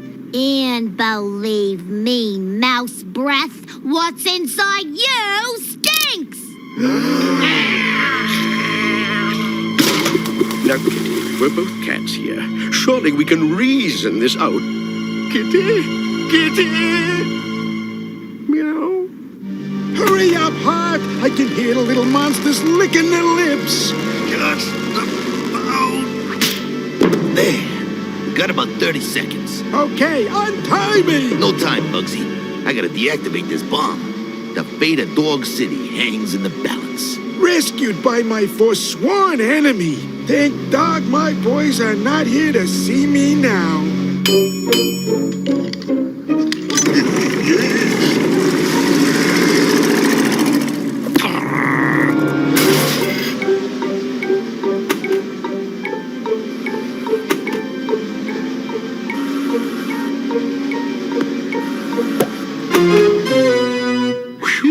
Make haste, Hart! Untie me so that I may make amends with a certain not-so-fickle feline. And as for you, you overgrown flea-ridden firecracker, take this. Maybe try messing with the wires again. Gotta go!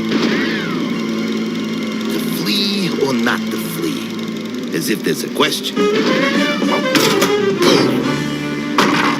Elliot, give me a break here. That bomb's gonna go off any second. I already deactivated it once. You have to scuttle the ship, Ace. Sink it before the bomb goes off. Oh, sure. Got any spare torpedoes on you? Try this. A plug? You're kidding, right? He's not kidding. Pull, Ace, pull! My kitten! I am coming, my pet! Kitty, are you all right? Oh, Bugsy. I think I broke a nail. I will get you the best doctors that senseless acts of violence can buy. Where is Claude? Oh, over there. Kitten, you are the greatest! Aw, Bugsy. I bet you say that to all the Angoras. Come, let us make off, away from this ill-mannered Manx and into the proverbial sunset. But the sun just came up. Whatever. Ship ahoy! There is our boat. But where are the boys?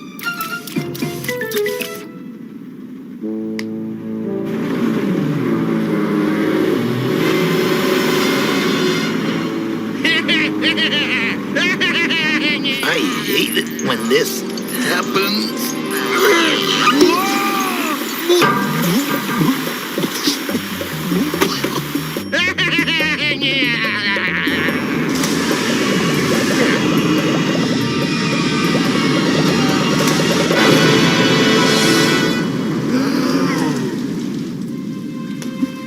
Any sign of Ace? Just this, Chief.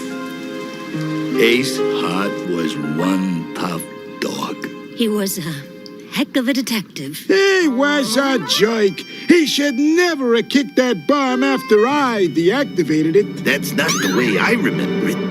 Oh, come on, Hart. Yous are not gonna hurt me now, are yous? Never thought about it, Bugsy.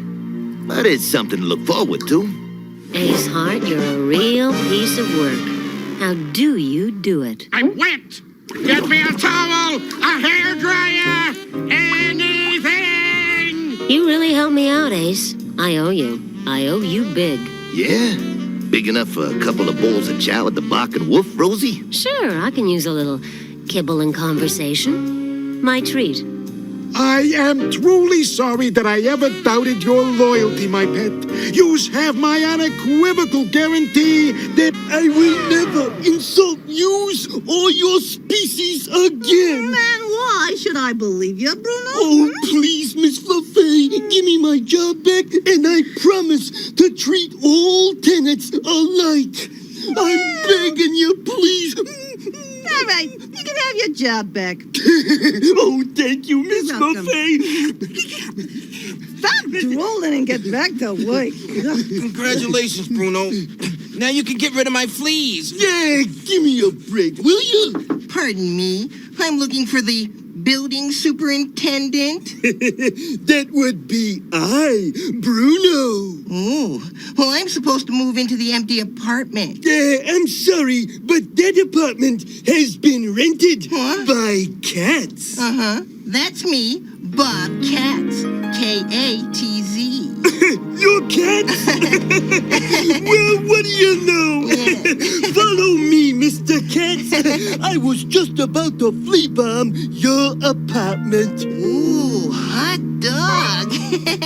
Miss Fluffy, what about my fleas? Fleas? Yeah. I do not know to what you are referring, Mr. Shag.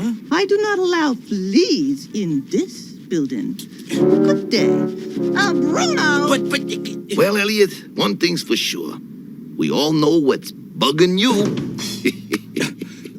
Very funny, Ace. It's a joke, Elliot. Comedy's a big part of this show. Oh, it's a joke. Well, did you hear the one about the private eye dog with fleas? Now, Elliot. They say he had an itchy trigger finger. Hey, get these things off of me, will ya? Elliot!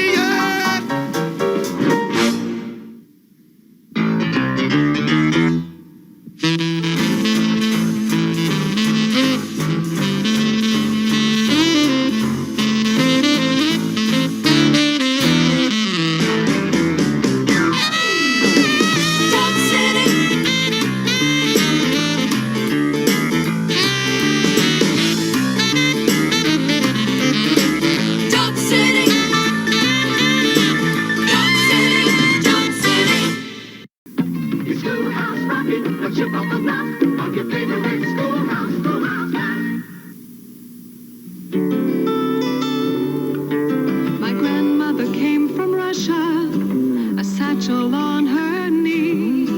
My grandfather had his father's cap he brought from Italy. They'd heard about a country where life might let them win. They paid the fare to America and there they melted in. A lovely lady Liberty with her book of recipes and the finest one she's got is the Great American Melting Pot. The Great American Melting Pot. America was founded by the English, but also by the Germans, Dutch, and French.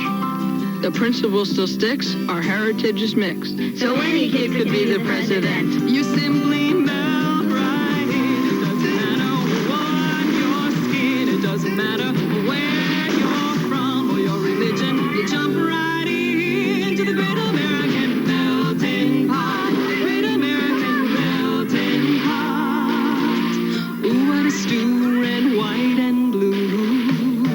America was the new world and Europe was the old. America was the land of hope, or so the legend told. On steamboats by the millions in search of honest pay. Those 19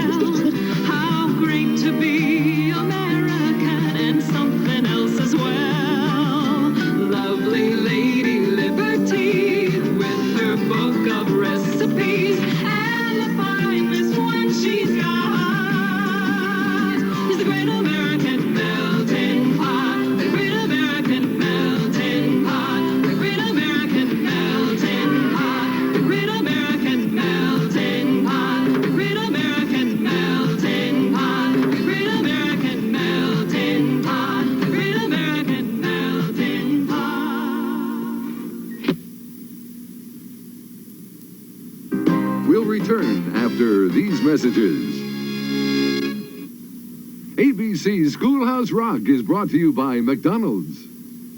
Ronald McDonald in Dreamy Breakfast. It's a good time to see Ronald's dream. Time for breakfast, Birdie. Oh boy, hotcakes. Hoppin' McHotcakes. After 'em, Birdie. You betcha. What? Whoops. Gotcha. Yo. It's a good time. Ronald's dreams at an end. It's a good time. Breakfast fun with a friend. It's a good time for the great day. A dream come true. At McDonald's. Goldilocks may not have known it, but she was really looking for the Four Bears Water Park in Utica, Michigan. She'd flip over the big 50-foot water slide, and so will you. And those exciting bumper boats, the Can-Am miniature race cars, the big 56-acre lake with nifty paddle boats, white sandy beaches, private picnic area, or if you prefer, the Honey Bear restaurant. The Four Bears Water Park, Auburn Road between Ryan and DeQuinder in Utica. 10 to 10 Sunday through Thursday, 10 to 11 Friday and Saturday. The Four Bears, the best water park afloat. Ask Goldilocks. Wait, I know what you're saying to yourself. You're looking at the captain up here going through these boxes of comics, and they're like, "Man, Captain, you got to know where all your books are. You got to be really on the ball when it comes to all this stuff." And I will look at you and go, "No, I have no clue where any of my stuff is. Nah, one. I don't even know where the books are that I have personally right here in this room that I need to get in order." So yeah. It's just something I got to do because I am horrible and I really need to get my stuff in order. I need to like rent a warehouse for like a weekend and just do nothing but get my books in order. Just take all my books in there, put them all on tables, and get them all 100% in order so I can figure out what I do and do not have. And that's one of the side effects of being a massive comic book fan and collector. You'll end up with tons of stuff that you don't have room for, and you don't even really know what you have. Yes, I got the app, but I only got about a third of my collection in the app so far. And I got about 30,000 books on there, so too many books. But you know what? One of these days, it'll be somebody else's problem, not mine. All right, so we go from Dog City to Cops to Central City. Dog City to Central City. So yes, I'm sorry, I'm going to draw a blank, but I cannot remember who said it. You know, Buttons McBoom Boom does not show up in that, and I was like, I had to go back and rewatch it. I did not know Buttons does not get a name call out on the show. Where it's like roll call, and he goes, nope, no Buttons. Weird. And you think if you nabbed your kid and he was a doctor and his name was already Bad Vibes, geez, you want to change your kid's name? Go make him be a dentist or something. I don't know. So here you guys go. This is Cops, episode 41, and this is Case of the Disappearing Doe. Enjoy. Central Organization of Police Specialists. Fighting crime in a future time. Protecting Empire City from Big Boss and his gang of crooks.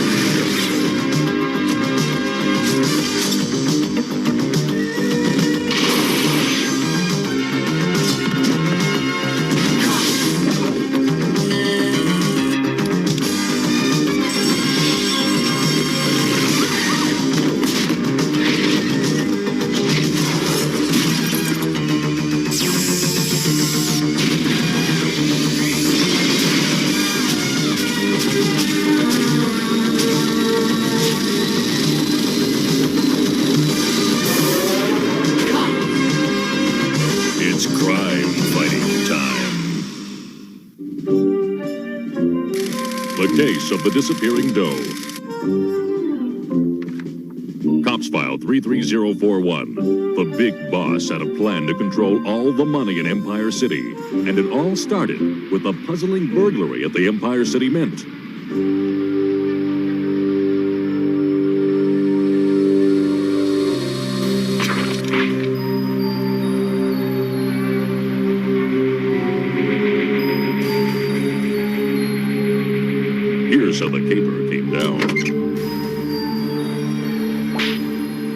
That takes care of the main alarm. I told you to keep your end up! You said put it down! Keep it up! Put it down! Knock it off! I'm trying to commit a crime here. So who made you boss? The big boss. Oh, yeah? Pick that up and follow me, quietly.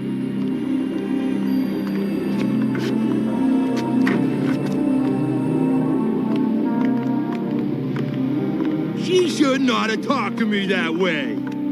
Ugh.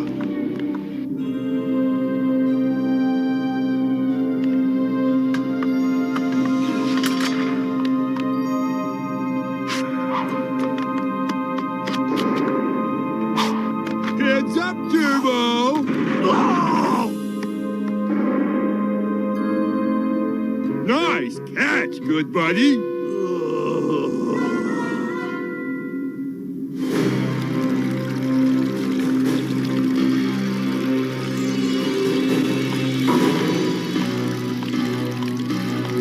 Fill that ink vat faster. I hear the cops coming. They must have tripped an alarm. Dr. Bad Vibe said this was disappearing ink. Why don't we use it to make us disappear? What did you use to make your brain disappear?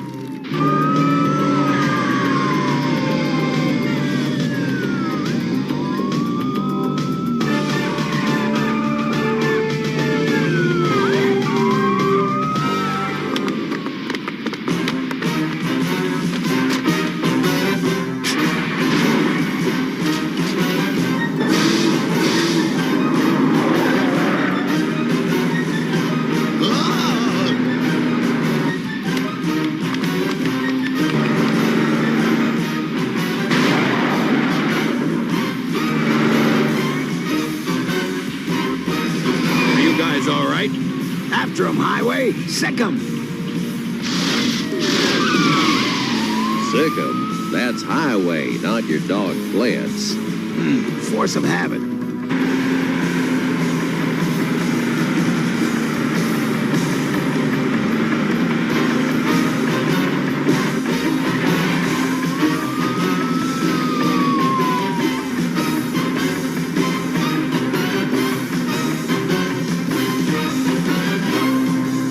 He's gaining on us.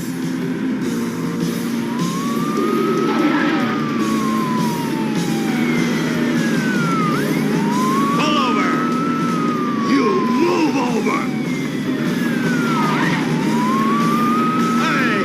That's reckless driving! Hey!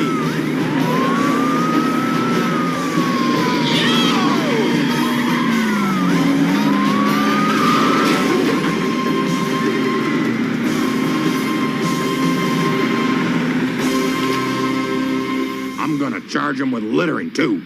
Well, back to the station. All right, payday. If there's one thing I like almost as much as chasing crooks, it's getting paid for chasing crooks. Highway, Sundown, Bowser. I want to see you in my office.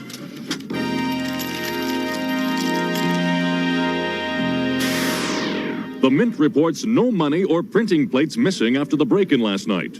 You must have scared off the crooks before they could take anything. I just wanted to say, good work. I think this calls for a celebration. Yeah, well, I'm up for a shindig. Let's go to one of those fancy restaurants Bulletproof is always talking about. Count me in. Bulletproof, you want to come?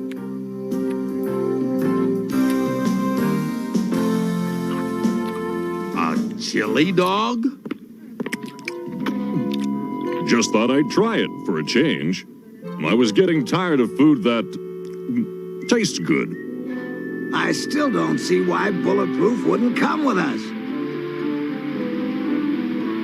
I promise not to tell. Messieurs, you cannot bring a filthy dog into this restaurant. Filthy? I washed him off with a steam hose this morning. Look here, Garkin. This dog is on official police business. Just see that he does not arrest any of our important customers.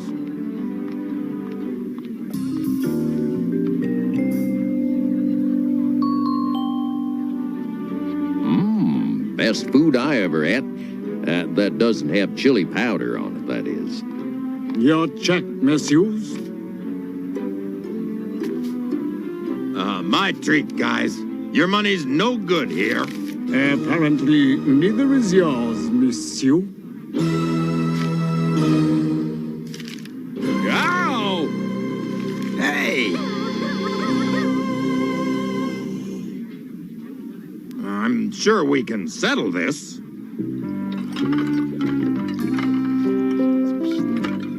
I don't understand it. How could all our money just disappear? I guess a dollar doesn't go as far as it used to. You missed a spot. With money disappearing all over Empire City, panic has gripped the financial district. Banks are closing, and employees all over the city are striking for visible wages. A remark by the mayor at a news conference yesterday, "Let them use credit cards," has sparked an angry march on City Hall. Highway, I want you and Sundown to reinforce Barricade's crowd control unit at City Hall.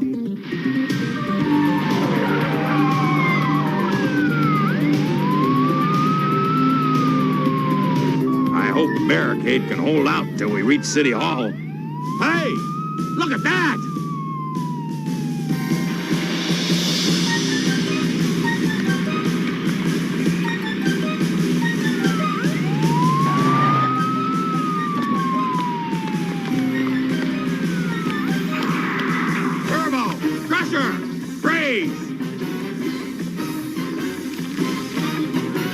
Freeze this, coppers!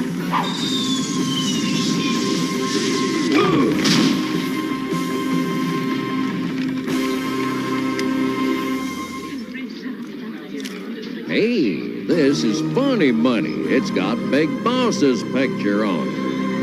Yes, Mr. Bank President, I'm always glad to stick up, help out a bank. Hey, stop those cops! They're trying to rob the bank!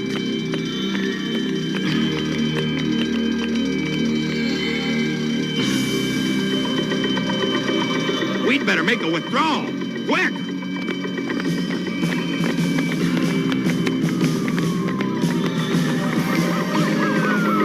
Hold it!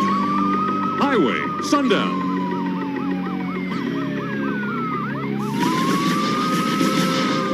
I don't know what's going on, but I've got no choice. The bank president says you took a sack of his new money. You're under arrest for attempted bank robbery.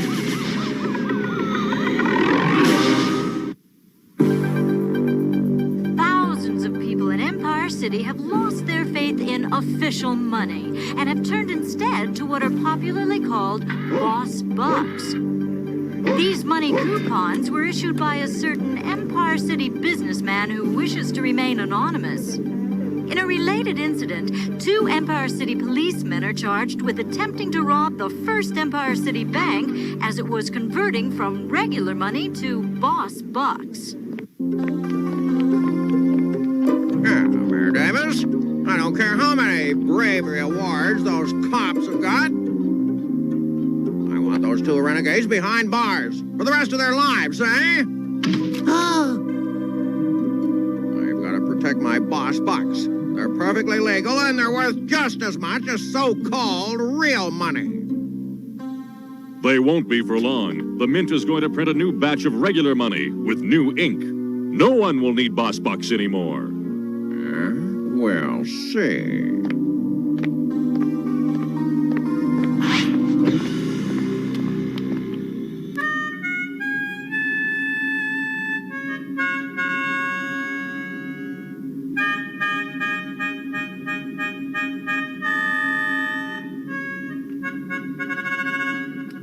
Gee, Sundown, I didn't know you were musical.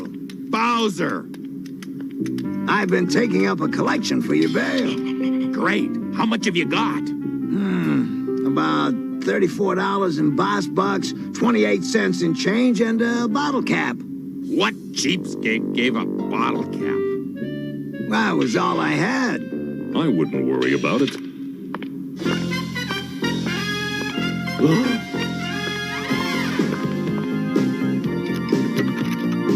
I'm sorry about keeping you guys in jail.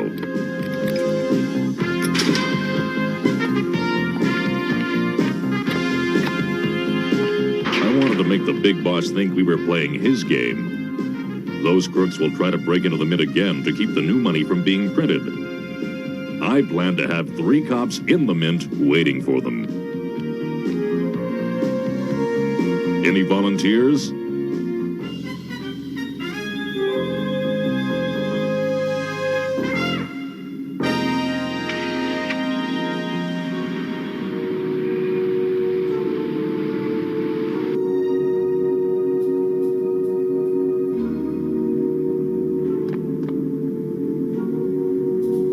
Did you hear something? I know I heard something. That's the 10th time in 10 minutes you heard something that wasn't there.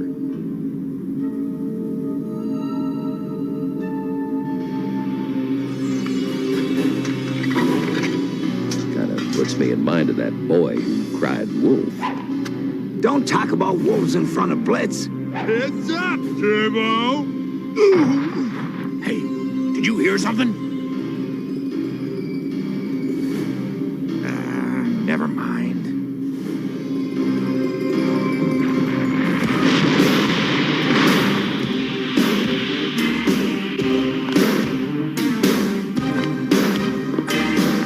I heard that. It's crime fighting time!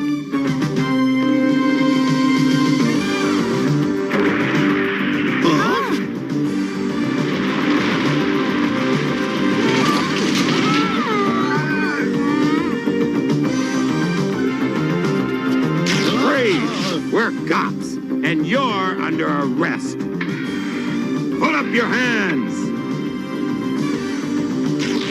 You mean like this, Fuzzball? Come on, let's disappear! Go get him, Blitz!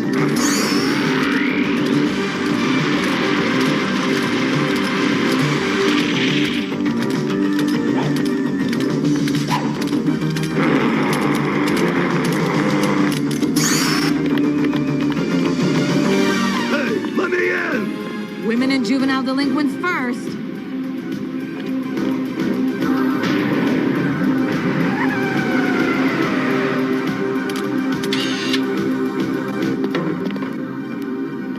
They got away. Well, we sure made a mess out of this stakeout. Maybe not. Grab a mop.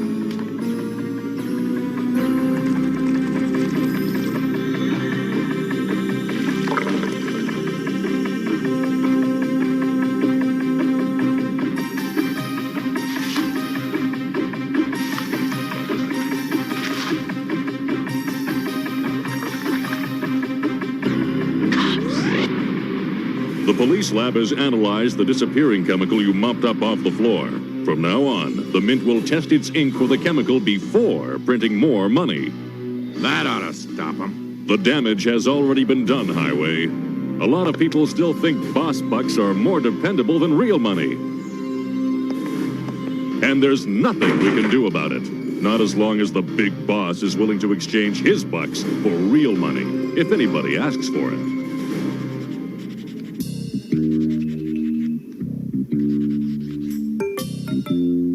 I think we ought to call it a night.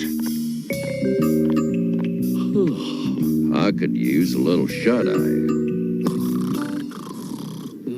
Huh?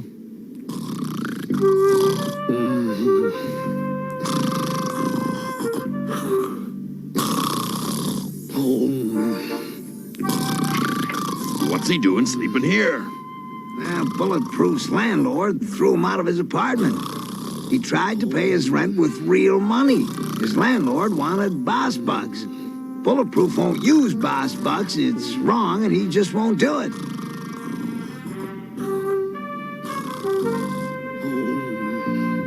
There ought to be something we can do to stop Big Boss and his boss bucks. Maybe there is.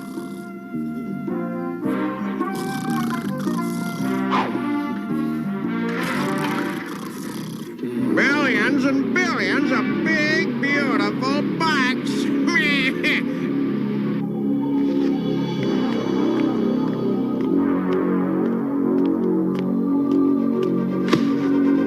And all of them mine. Yeah, it's a license to print money.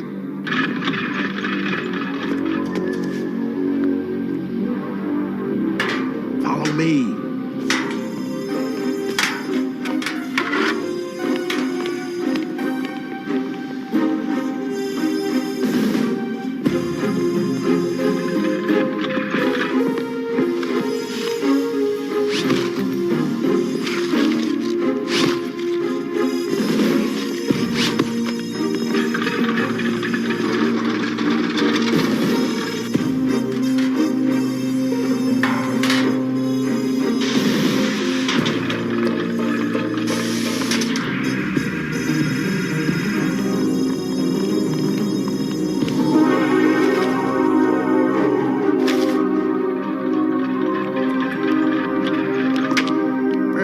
This is the best idea I ever had. I could buy Empire City if I wanted to. There must be something bigger I can buy.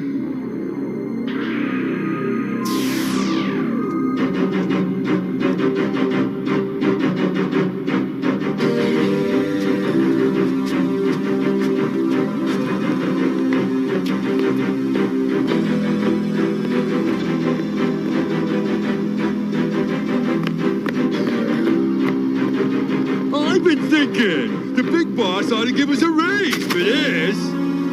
You know crime doesn't pay.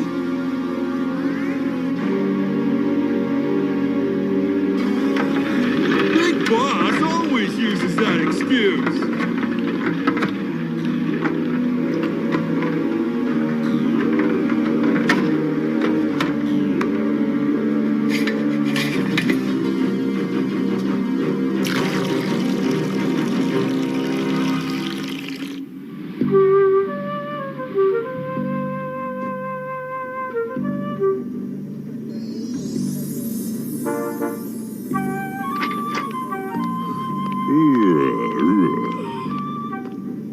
Morning, Bulletproof. Sleep well? I have to get a new chair. Well, maybe tonight you can pay your rent and move back to your apartment. What are you talking about? Take a look. Our top story this morning. Boss bucks have begun disappearing all over the city. Angry mobs are turning in their boss bucks and demanding real money back. Calm down, folks. You'll get your real money just like I promised. Now, even if it costs me every penny I've got. Get me out of here. I don't even like vegetables. Big Boss paid plenty for his nefarious scheme, and his phony money was never seen again in Empire City. File 33041, the case of the disappearing dough. Case closed. Cops, roll call. Highway, Mainframe, Long Arm, Bowser and Blitz, Sundown, Hardtop, Mirage, Bullseye, Mace, Barricade, and they call me Bulletproof. These are Empire City's most wanted crooks. Berserko, Rock Crusher, Misdemeanor, Turbo Two-Tone, Dr. Bad Vibes, Nightshade. Use caution in apprehending. We will return after these messages. He's a honeycomb kid. Oh boy, my favorite, big honeycomb. Hey, this little guy's gonna eat our big honeycomb. Little guy, watch this. He's a honeycomb Right kid. Giving all. He's a honeycomb kid. Giving his best shot. Honeycomb bake. How about some big, delicious honeycomb? Big, crunchy honeycomb cereal, part of this nutritious breakfast. When I was your age, Punkin, there were trees everywhere. But people got careless. And every year they started forest fires, and all the trees burned down. Then the birds died. Because without trees, there's no air. So everything dies. Grandpa, I wish I could bring back the trees for you.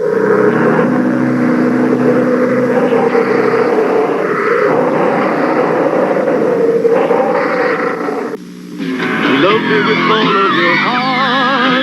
Love me sweet. Are those Reese's Pieces? Yeah, Reese's Pieces. With the crunchy shell and the delicious creamy peanut butter taste. Creamy peanut butter taste. I just love Reese's Pieces. Reese's Pieces, for those who are nuts about the taste of peanut butter. I know what you're saying to yourself. You're saying, Captain, with a voice like that, Ninja Turtle, you should be doing voiceover work or being a DJ. I was a DJ at a gentleman's club for a minute. That was weird. It's a Ninja Turtle. That was a Ninja Turtle. What's that? That's a Star Trek. Was that a Klingon? Yeah. So I was like, I was the stereotypical DJ. I was like, Star Trek winning the credits. Yeah, I was like, hello, welcome. We want to thank Cheyenne up on the main stage with Cherokee on the secondary stage. Hey guys, remember tip your waitresses because this is how they make a living. And right now we're going to bring you some Pour Some Sugar on Me as Daphne takes the main stage. That's right. Yes, I was an adult club video DJ for one night. And I was that guy. So, I hope you like cops. Because now we're going to the spiral zone. That is way funnier in my head than it is in real life. So, all right. Spiral Zone, man. We are rapidly approaching the end of Spiral Zone. We've got less than a month's worth of episodes left. So we finish this month, and then next month we'll be done. We all done. No more Spiral Zone. And then I'll have to find somebody to replace that. Some of you guys asked me some questions about some stuff. We'll be bringing back some old shows eventually. Maybe some one-offs or some stuff that we have short runs of. We'll bring those in and mix them up. And we're always on the lookout for new stuff. So, one morning, all you're going to get is all the G.I. Joes. So you're going to get G.I. Joe. You're going to get G.I. Joe Extreme. You're going to get G.I. Joe Renegades. You're going to get G.I. Joe. Both season 1 and 2 and 3. So you're going to get the Sunbow and the Deke versions. Do that. Then I'm going to bring you Transformers. You can get Transformers. Then you're going to get Beast Wars. You're going to get Robots in Disguise. You're going to get... Yeah. I could do an entire morning and do nothing but Transformer cartoons. I can do really close with G.I. Joe and almost there with HeMan. So, yeah, one morning you might just get 3 different franchises, but the entire day will be filled with cartoons. I don't know. I'm thinking about it, so. Yeah. But, here you guys go. This is Spiral Zone, and this is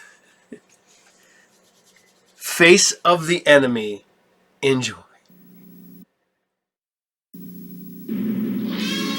Surrender or pay the consequences. Earth's most powerful soldiers are Earth's last chance to fight the spiral zone. Darkness has fallen on the victims of the zone.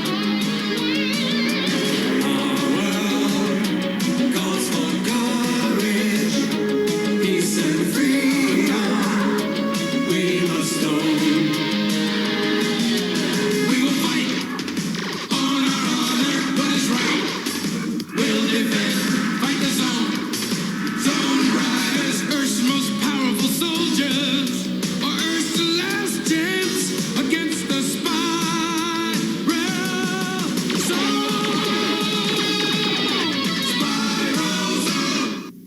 Zone Riders, looks like we're coming to a commercial.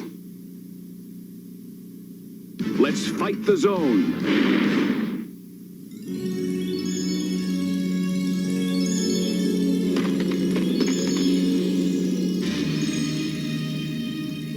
Raw meat is the newest addition to the ranks of the Black Widows. Now, I must point out to you Zone Rider trainees that we don't exactly know how Overlord turns people into Black Widows. But Dr. Lawrence believes that the future Black Widow must be bombarded by some sort of concentrated zone effect.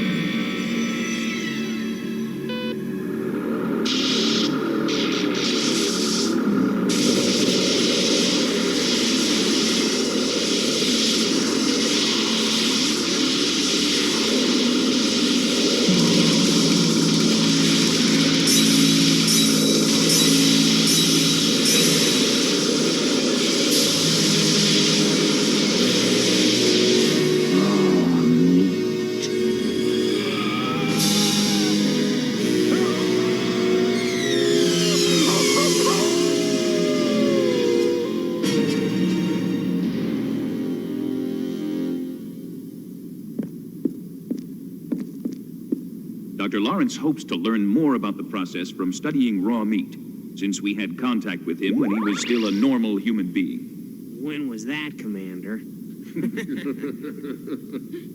Well, I personally encountered the future raw meat on the back roads of the Appalachian Mountains.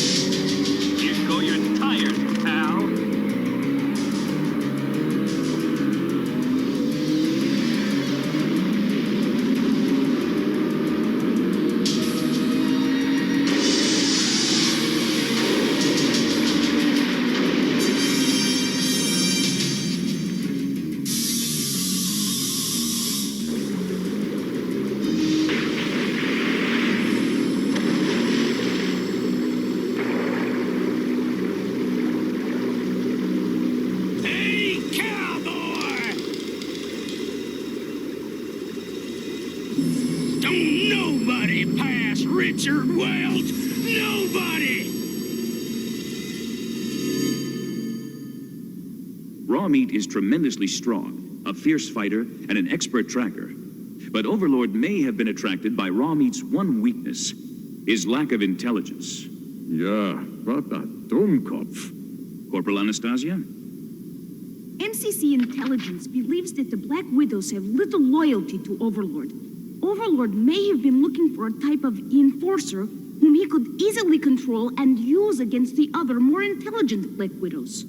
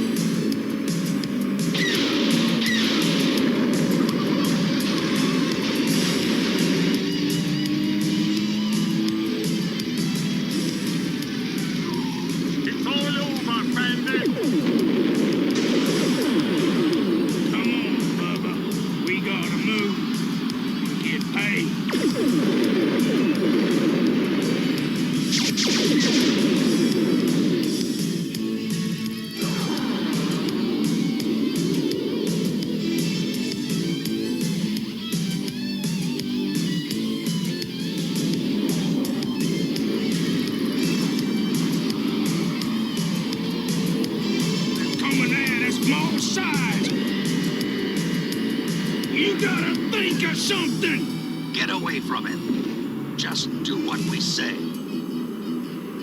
Ah!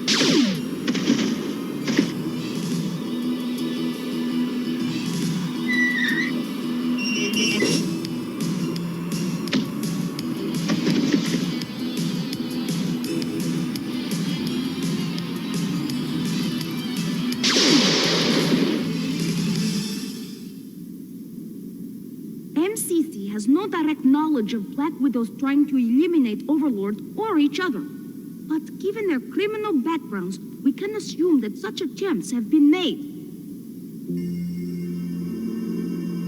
How final?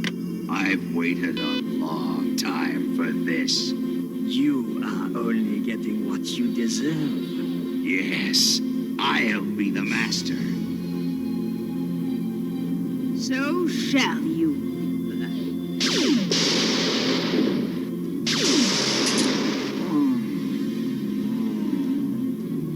As you betrayed Overlord, I have betrayed you. Poetic justice, no?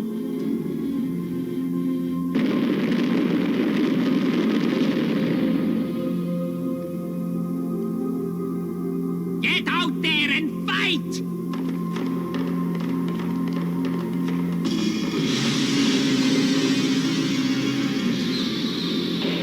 Bandit to all New York Zoner outposts. You sent your personal guard into battle. A leader has to make certain sacrifices. You're right. Sacrifice him.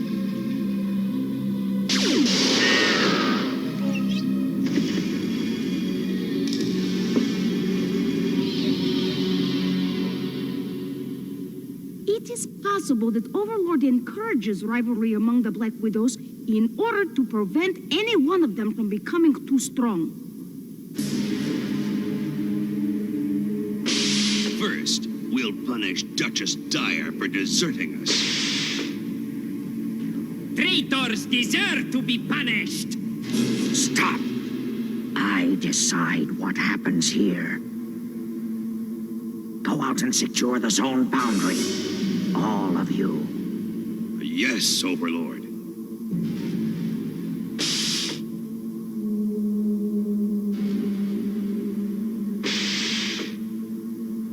You can't trust any of them, you know. Yes. But right now I need them. When that is no longer the case, then I will deal with them. I'm the only one who didn't betray you. I know how loyal you are to me. And I'll see that you get what you deserve.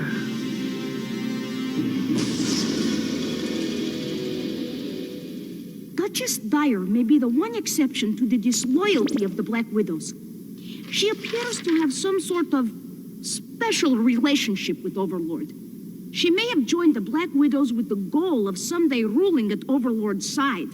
When Overlord plotted to kidnap his ex-wife and bring her into the zone, Duchess Dyer apparently saw this as a threat to her relationship with Overlord. There's nothing worse than a jealous Sheila. I hoped it would be possible to meet with you, James. Yes. I will make it possible. But it must be outside the zone. How about Kirby Park tomorrow afternoon? Do you remember where? Of course. How could I forget? The spot where we first met. Computer, trace incoming call. Tracing. Call is coming from the Kaplan Hotel in Atlantic City, room 1205.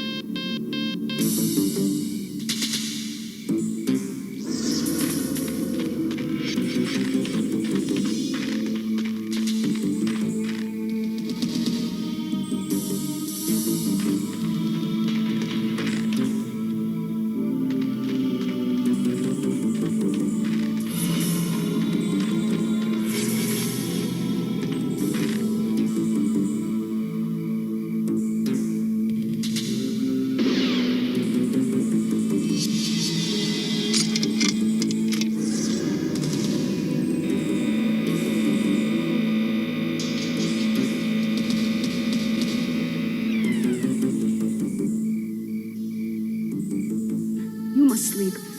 Tomorrow will come all too soon. She'll get some sleep, all right. Late, darling. And now what I came for. Stay tuned. The Zone Riders will be back.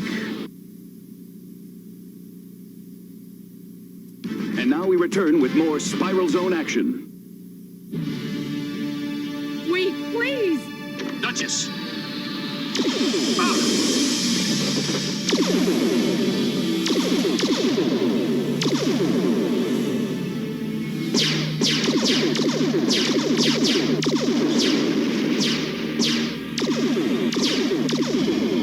Blast you, courage!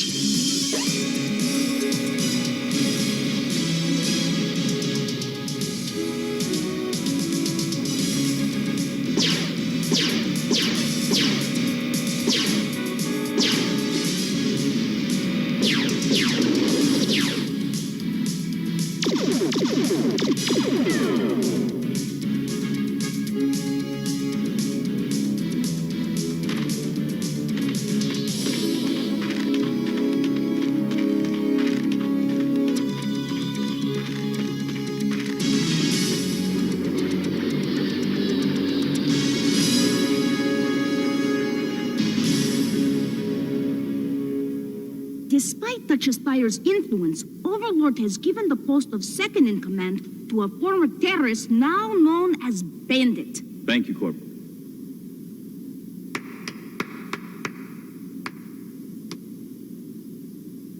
Excuse me. Bandit has a personal score to settle with me. He holds me responsible for the loss of his brother during the Desert Wars.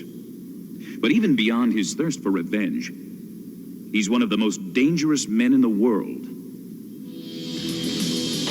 He's just ahead of me, Commander.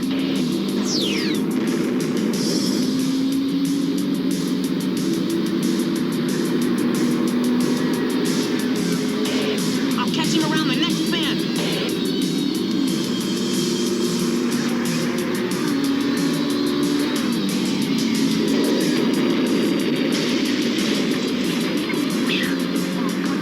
Bushes were here.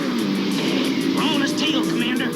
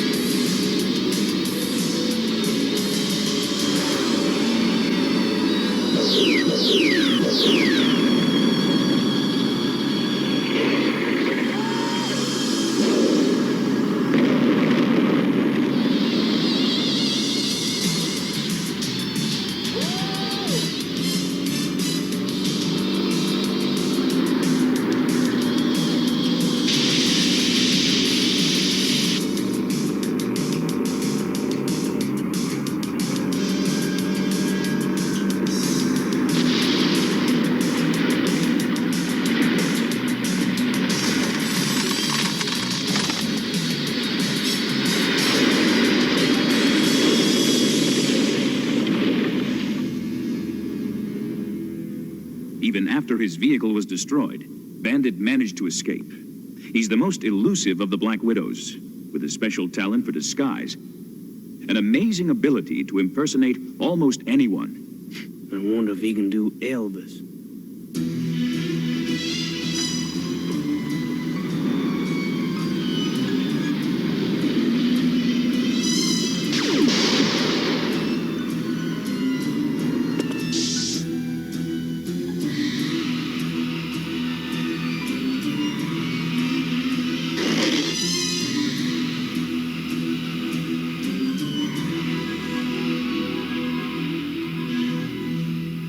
Perhaps equally dangerous is another recent addition to the Black Widows, Dr. Jean Dupré, now known as Crook.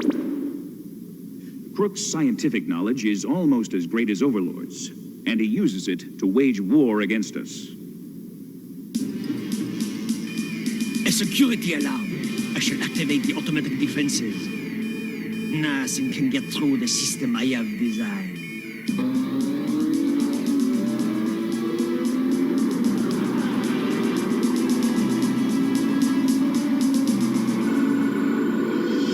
Minefield.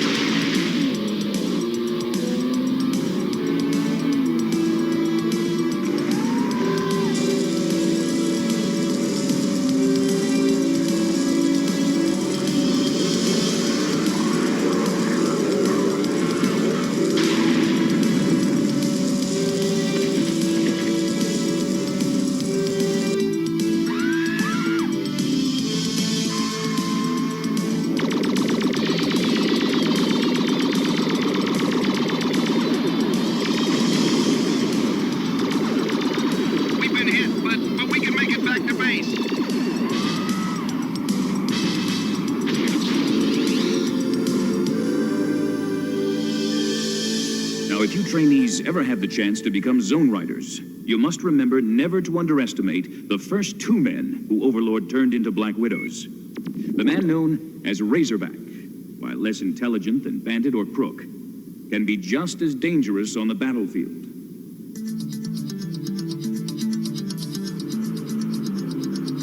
All right, let's go!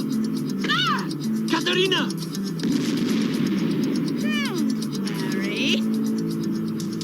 She's in good hands. Very good hands.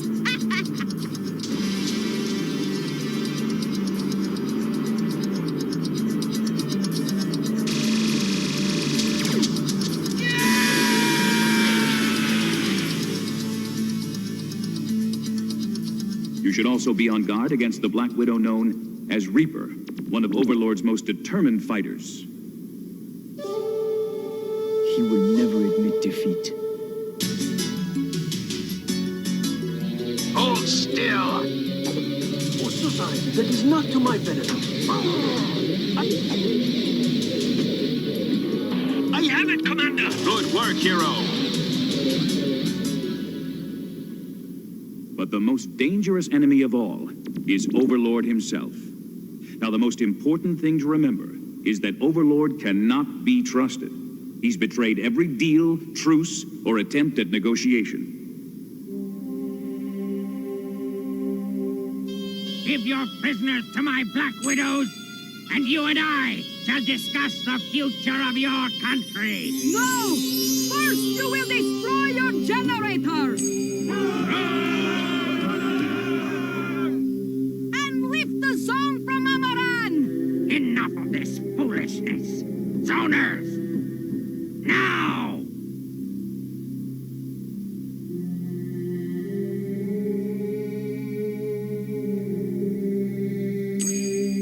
Is this how you repay my service? You've served your purpose. Take her into the zone. Take all of them. Now!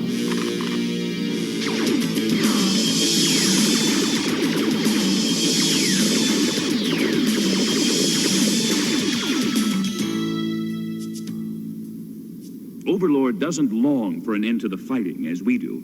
He's completely dedicated to victory. There can be no compromise with the zone. The only thing Overlord understands is force.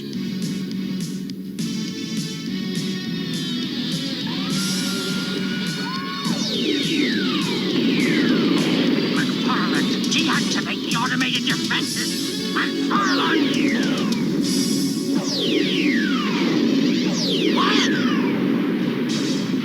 Overlord, we have to retreat. You fool! I have maybe one shot left.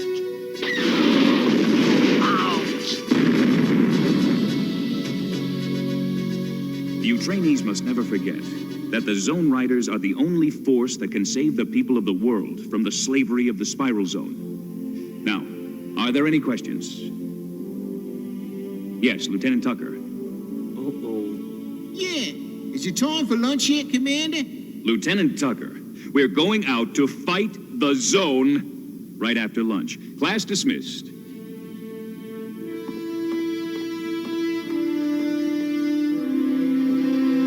It gets more like McFarlane every day.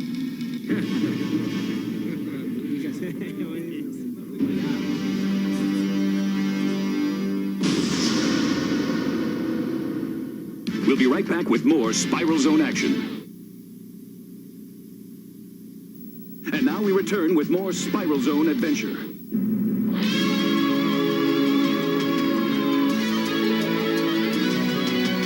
Earth's most powerful soldiers fight the Spiral Zone. Our world calls for courage, peace and freedom. We must own.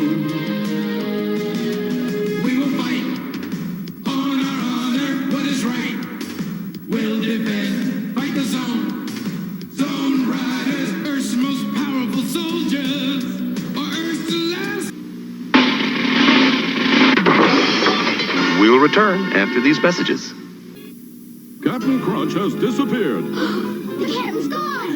If you find him, you could win part of $1 million reward in the Where's the Captain sweepstakes. Specially marked Captain Crunch cereal boxes have entry blanks with clues and detective kits to help find him. Millions will guess, answer right, and you have a chance to be one of 10,000 winners of a $100 share of the $1 million. To enter free, write for one of the 3 clues to Where's the Captain, Box 3225, Syosset, New York 11775.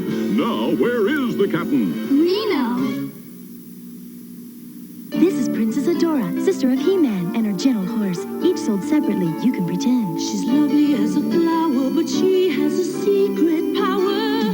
A magic sword in one stroke, and she's got the strength of a tower. She wrote Princess of Power. The fate of the world's in the hands of one beautiful girl. Princess of Power. She-Ra doll Princess of Power comes with everything you see here. Swiftwind horse sold separately, new from Mattel. I am a total sucker. I love the Impact books. Some of them. I like Jaguar and I like Black Hood and the Shield. I like the stuff that Archie did. It's a damn shame. I wish we would have done more with that. And then it doesn't hurt that Martin Beecham did the covers of Jaguar. So I mean that's some really good artwork for what would be a nothing book. You know, none of these ever did anything, but they were good, man. William Mesner Loeb, Mike Manley did the artwork. I don't know. Chuck. Oh, wow. I always hated pronouncing his name. Wait, Chuck. Chuck. It's WOJTKIEWICZ.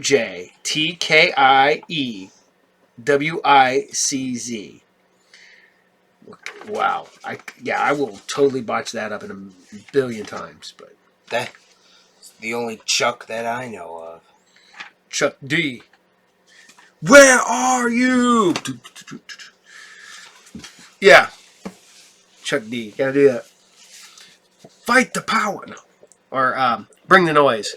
Or 911. I don't know. Chuck D. Alright, so I hope you guys had fun with some Spiral Zone. Because now we're heading back into more of the Hector Ramirez verse. That's right. For those who do not know, Hector Ramirez is the one linking cog between Gem and Holograms, Inhumanoids, Transformers, and GiJoe. And we're in that universe. Because now we're going to bring you some Gem and Holograms. I tried so hard Sunday to find... I always try to find little gifts for the Tina. I did end up finding something for the Vince, right? What did I get you Sunday? Yoshi. You got you another Yoshi, right? Yep. Couldn't find nothing for the Tina. But I'm always on the lookout. Always on the lookout. I got a toy show coming up that I'm going to go to. Maybe I'll find a Gem and Hologram toy there for the Tina. So hopefully, fingers crossed. But this is Gem and Holograms, episode 36. And this is Music is Magic. Ta-da! Enjoy. Me and my friends are Gem girls. Gem is my name. Exciting adventure, fashion, and fame. Once you're a Gem girl, you're never the same. Come on and be a Gem girl. Gem is my name. Me and my friends are Gem girls. Gem is my name. Truly outrageous, that's a Gem girl. Glamour, fashion, and fame.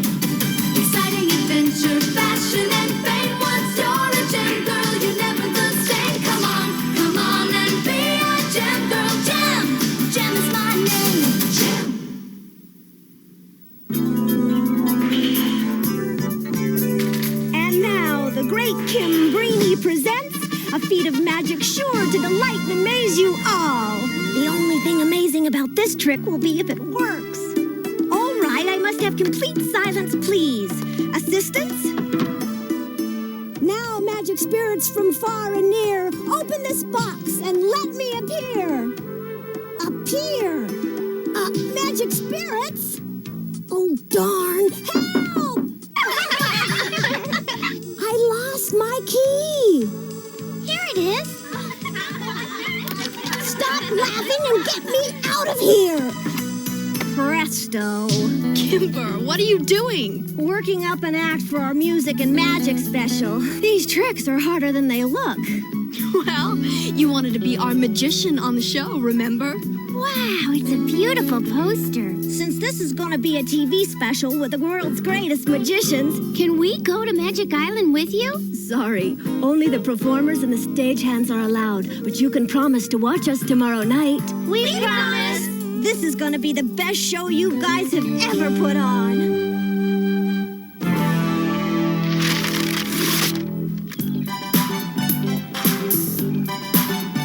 The holograms. Welcome to Magic Island. I know we're gonna have a great show tonight. Well, you're a terrific director, Sid. Why, thanks. Speaking of terrific, allow me to introduce one of your co-stars, Mr. Devon Silverstone. Hello, ladies. Gem. Finally an entertainer whose talent matches the magnitude of my own. Oh, thank you, Mr. Silverstone. I think. Please, call me Devon. Others call me the Magnificent. But from you, Devon is fine. Oh. Beautiful flowers for a beautiful lady. It's fated we should dine after the show. I won't take no for an answer. I'm sorry, Mr. Silverstone, but I have a say in this, and I say no. Oh, I see. Please do reconsider. It would be a magical evening. Oh, where'd he go? I wouldn't reconsider his invitation if I were you. I'm Marla Martel.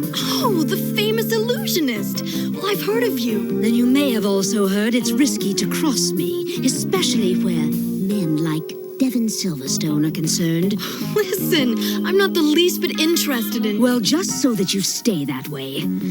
You'd be wise to remember, not all of my tricks are illusions. Here. It's a snake! Get back! A nasty creature? You mean the snake or that Marla? Fear not, fair ladies. The marvelous team of Frick and Frack will take care of the little brood. Frack, my top hat. Right away, Professor Frick. Abracadabra! I'll do my duty and change this snake to a thing of beauty. Now that's magic. Gee, Professor, I've never seen you do that trick before. What's the secret? Quiet. Not in front of our fans. You want me to give away my best secrets to everyone? Oh, we're not fans, exactly. We're Gem and the Holograms. We're to appear on the show with you tonight. With me? Oh, wonderful. Another musical act. How am I supposed to do my fantastic vanishing elephant trick when I'm sandwiched between two mindless rock bands? Huh? Two bands? This is outrageous. Now, Professor, calm down, please. Where's the director? Gee, friendly guys, these magicians. We'll be lucky if we make it through the show alive. Who do you think this other band is? Well, let's worry about that after rehearsal. We've got to get in some practice time. Okay, ready? 1, 2, 3. Hey, what's going on? Oh, great. The Misfits. Surprise! Did you think you were going to have the whole show to yourself? Eric pulled some strings and got us on the show, too. And we're gonna blow you holograms right off the stage. Catch!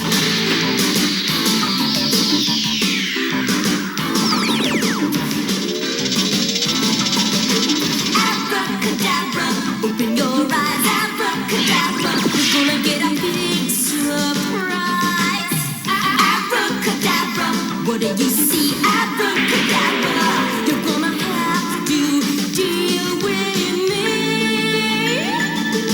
Hocus pocus, presto chango, see the tangle, web I weave, alakazoo. Guess what's new? I got more tricks up my sleeve.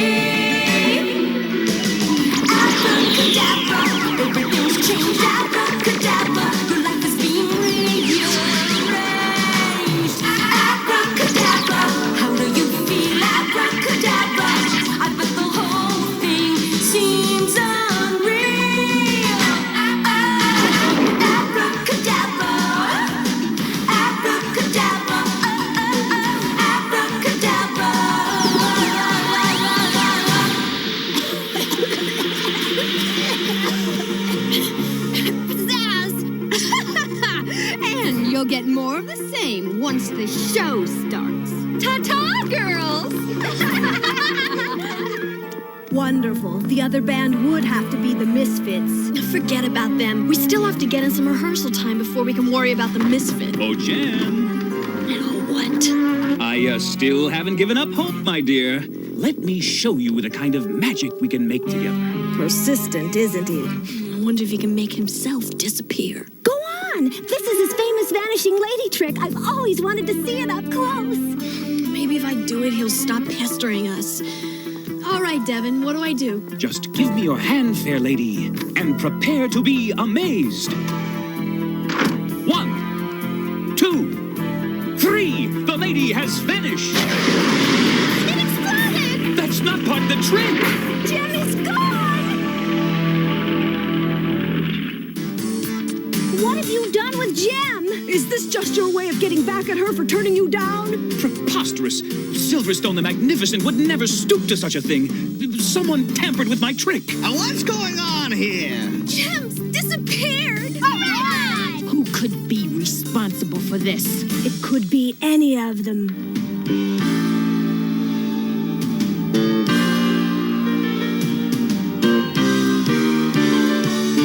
Someone here is the culprit. When I find out you're through, someone here is the culprit. Who? It could be you. Couldn't it? It could be you. Couldn't it? It could be you. Couldn't it? It could be you. You could be the guilty. One of you pulled the fast one. Went and made a switch. One of you pulled the fast one. Which? It could be you. Couldn't it? It could be you. Couldn't it? It could be you. Couldn't it?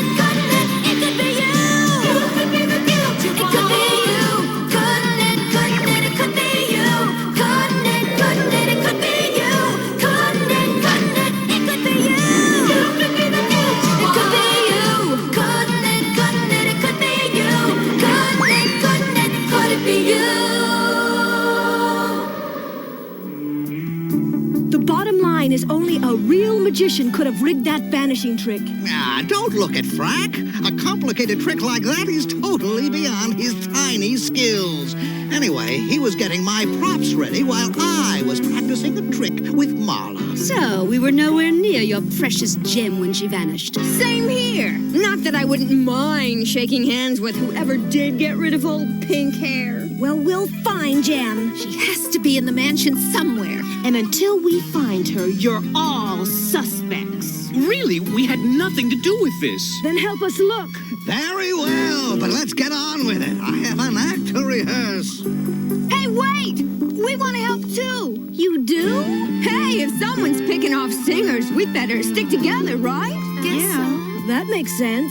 Well, what are we waiting for? We better keep an eye on them. We're gonna fix it so Jem stays vanished. We'll take this room while the others look across the hall. A waste of time. I just got through rehearsing in this room. It's empty.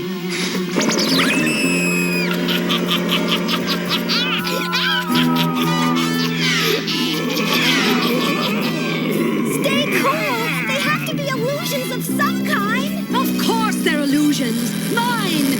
That projector creates the mystic spirits I conjure up in my act. They're harmless. I knew that. Look! I operate the projector through the controls hidden in my medallion. Something's wrong. The illusions aren't responding.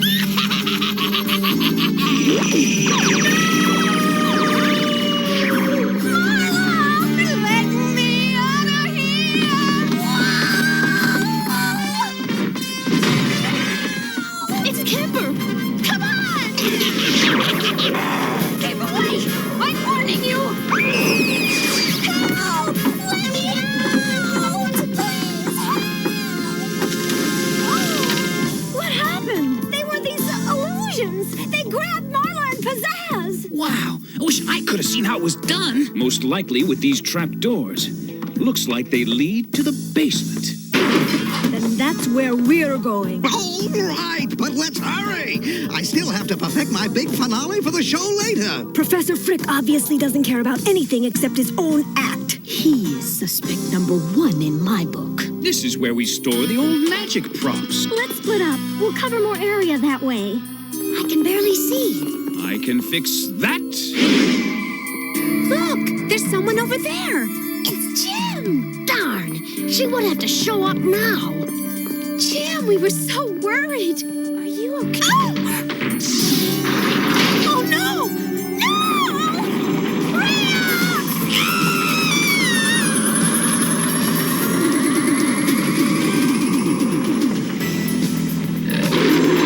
Look out! What's happening?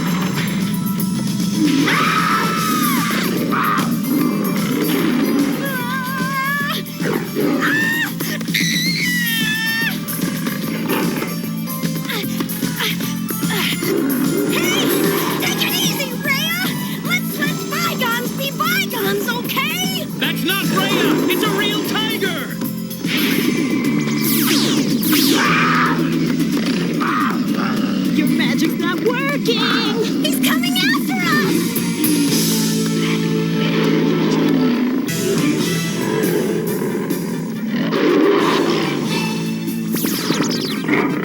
Here's another one for you!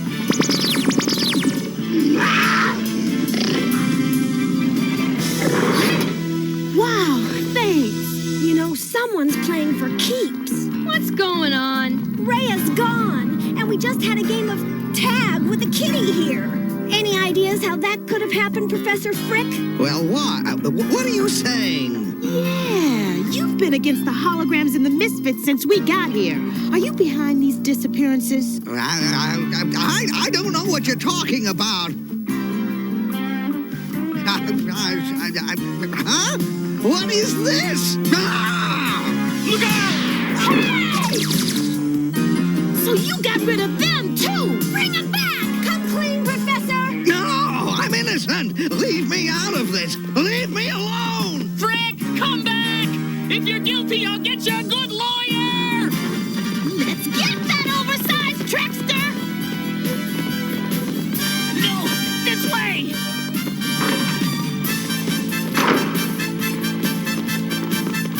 It's a dead end, you fool! There's no place to run, Professor!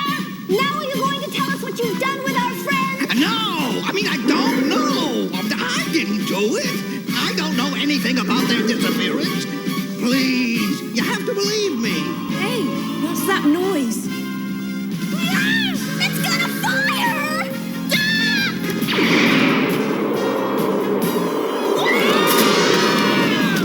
It just fired balloons and confetti!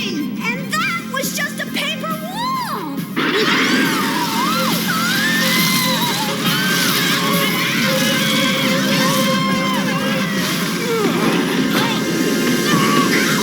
Ouch! Kimber, Shayna, they got everyone! Where are we? Oh, Jim, so this is where you went. Now are you convinced I had nothing to do with this? He's right. We're all trapped. It couldn't be any of them. But it has to be someone. Allow me to explain. The world's greatest magicians. And it was child's play to capture you. You? I don't believe it. I do. Why else would Frack want to learn our best tricks if not to use them against us? Exactly. For years I've been in the background while you other stuck-up magicians soaked up the glory. You didn't think I was smart enough to attempt a trick like this. But I, the great Frack, made fools of you all! But why did you trap the holograms and the misfits? Simple. With the other magicians and both rock bands gone, who's left to star in the music and magic special? Me. You're worse than they are. Yeah? You could at least have the misfits on. No way. Tonight belongs to the world's greatest magician, me! In fact, tonight I'll perform your greatest tricks. Once you give me your secrets, of course. Forget it. Magicians never tell their secrets. At least of all to a whining wimp like you. Oh, I think you will. Or I'll practice my sawing a lady in half. No! Big deal. Everyone knows that's a harmless trick. Not the way I do it!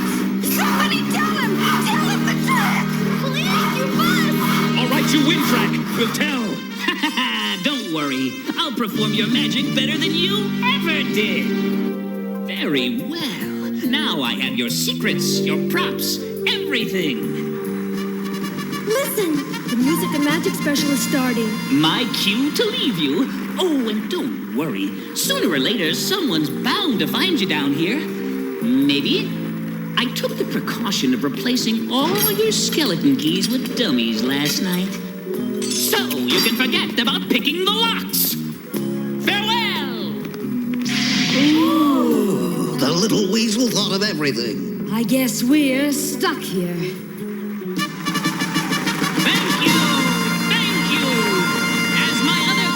Have mysteriously bowed out of this special, I shall attempt to entertain you in my own small way. Oh, so much for my one shot at being a magician. What's this? Hey, I still have my skeleton key. I hope this works. Kimba, you did it!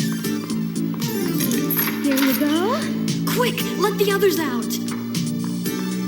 Okay, Miss Martell? Thanks. Jem, I guess I owe you an apology. I'm sorry I behaved so jealously. Well, it seems we're all on the same side after all. Come on, there's still a chance we can stop Frack. And now, my greatest illusion, the stupendous disappearing elephant trick.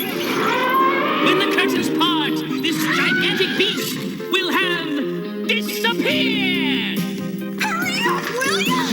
This lock is arrested. Oh, Kimber, come on. Sorry, we'll come back for you. I promise. Oh, no, you don't. Get me out of here. Hold still. Hey, careful with this thing. Ha-ha! You think it's impossible, don't you, to make a 2-ton pachyderm disappear? But I, the great Frack, am the greatest magician of all time. Behold! Give up, Frack. The show's over. Give me my arm. Come here, you little... This is called 52 Pickup. Synergy, we could use some help. Create a multiple illusion. Now for you. Give up, Frack.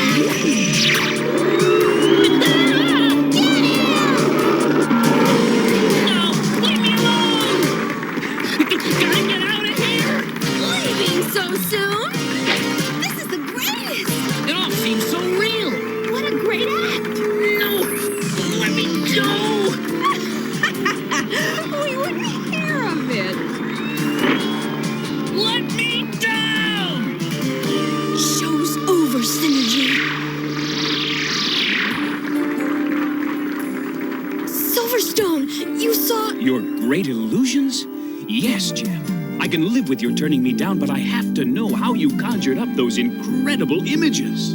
Why, Devin, you know a good magician never tells her secrets. Oh, you're right.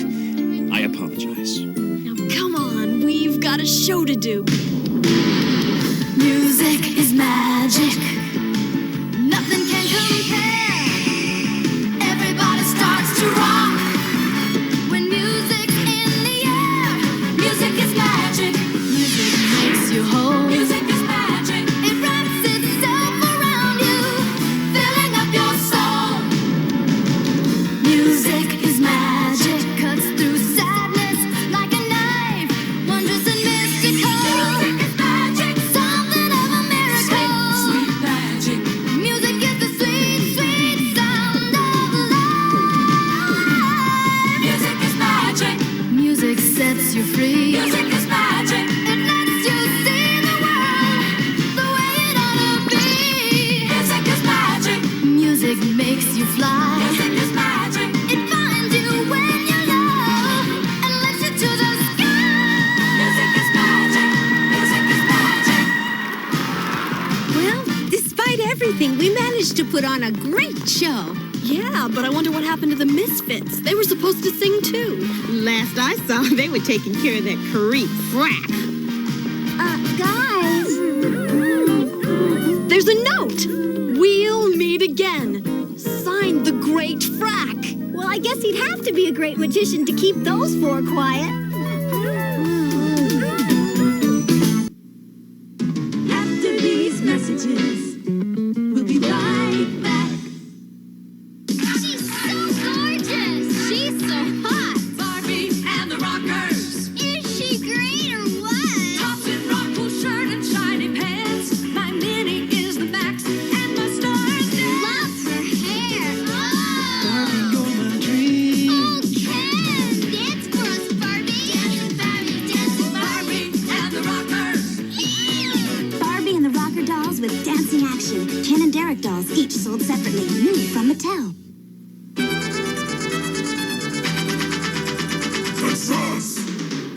Scoutian, you're cleared for landing. Presenting the Voyager. Alien fleet approaching. Check defenses. Defender of the Star Force. Prepare. Battle stations. To face the challenge. Introducing the Galaxy Voyager with detailed features and glow-in-the-dark parts.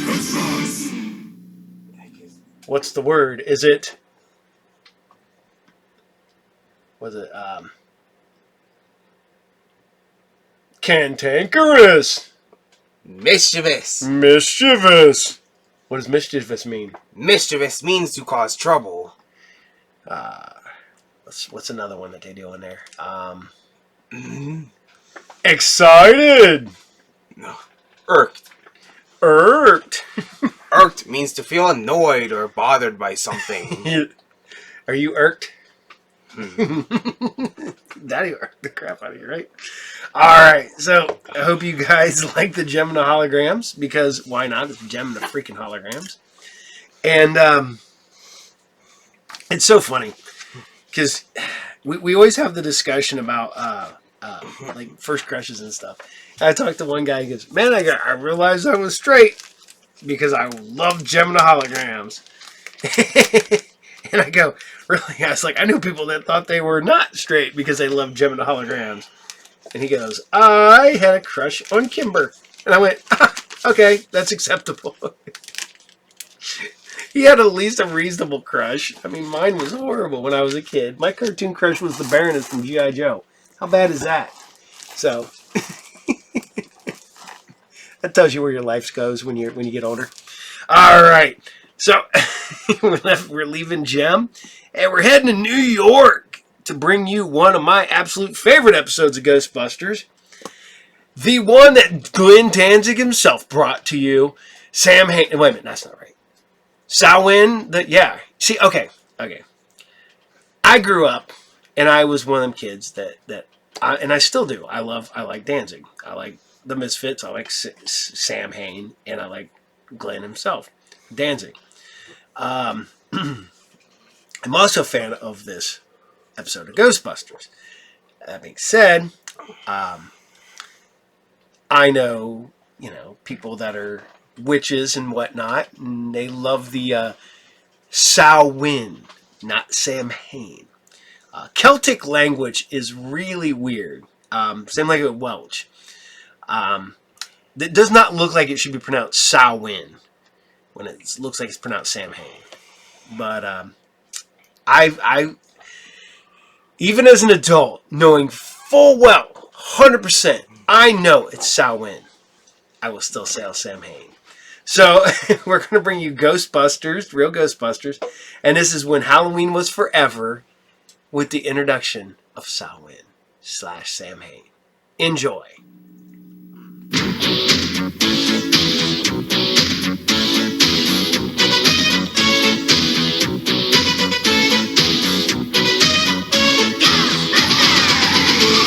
Something strange in the neighborhood. Who you gonna call? There's something weird and it don't look good. Who you gonna call?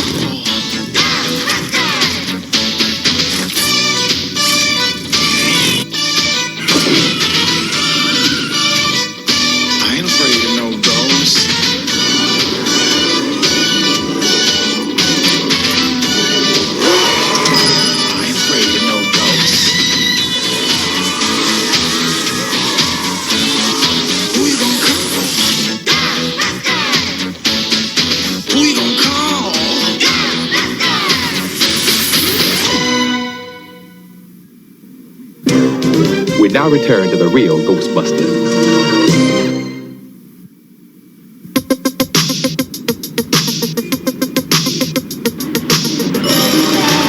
This is the place. Hurry, we're live in 5 seconds. 4, 3, 2, 1. Cynthia Crawford here, live for UBN News. With just hours before Halloween Eve starts in earnest, the Ghostbusters are fittingly enough on the job. No, you don't.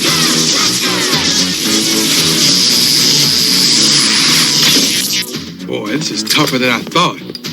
Have to catch my breath. Hey, Winston, what's small and hairy and green all over? There's no time for joke, Peter. Who's joking?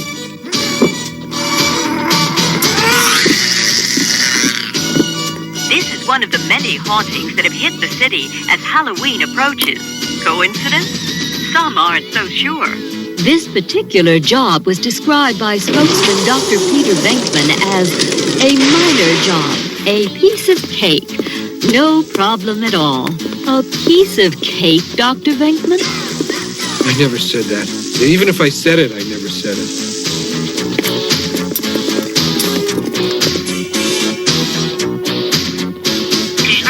I think we've seen that at least 3 times more than we had to, Ray. The scene of the... I don't like it. Me either. I always look terrible on TV. No, that's not what I mean. It shouldn't have been that hard a job. But we had to fight like crazy to get those things contained, right, Egon? Mm-hmm.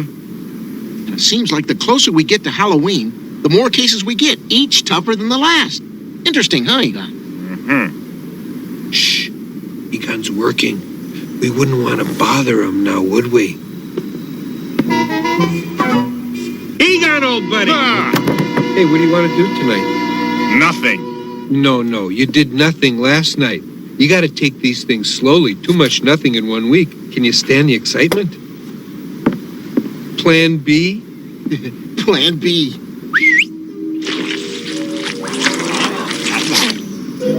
Now stand real still, okay? Egon, either you tell me what you're working on, or I'll tell Slimer you got a cupcake in your socks. You wouldn't dare. Why, Egon, what's that in your socks? If I didn't know better, I'd swear it looked just like a... Okay. I'll talk. I was just working out the last details. Who says blackmail's a lost art? PKE readings have been increasing all month across the city. But they took a real jump when some ancient ruins from Ireland arrived 2 weeks ago. The ruins date from the 7th century. 7th century Ireland. That's where Halloween started. I didn't even know Halloween was that old. Sure. It marked the transition to a time when the nights got longer, scarier.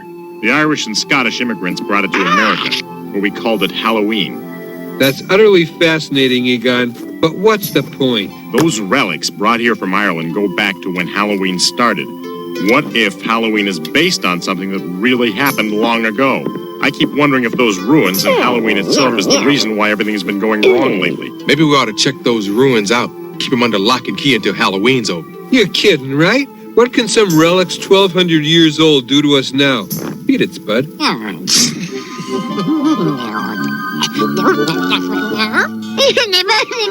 Looking for a lollipop? Try his socks. Yeah! Yes! Cut it out!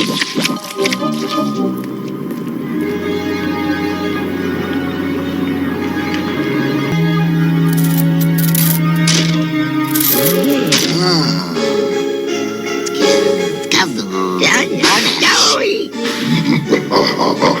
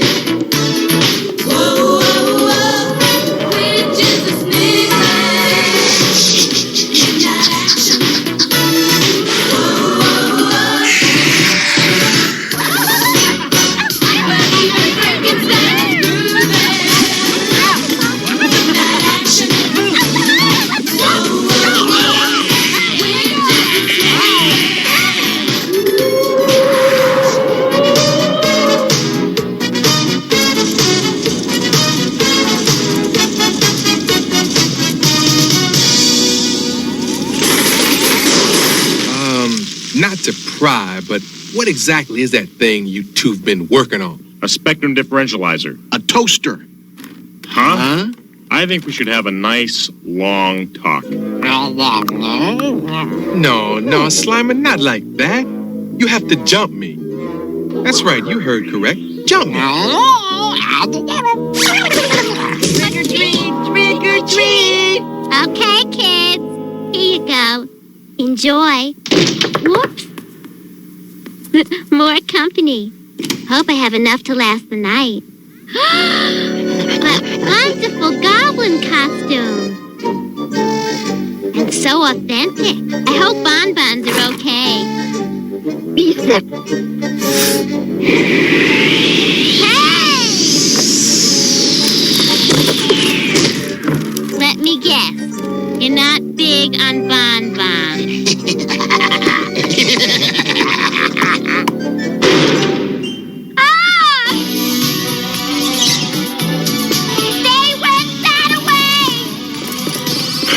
This doesn't look good. PK meter's going right off the scale.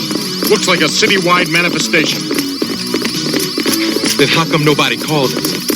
Phone lines must be out. Or possessed. Remind me not to accept any collect calls. I don't see anything. Maybe Janine was mistaken. Boy, don't you just love it the way they light up the trees at Christmas? I don't know. I mean, every year, earlier and earlier, Peter! Whoa! It's not Christmas! Then we're in serious trouble, aren't we?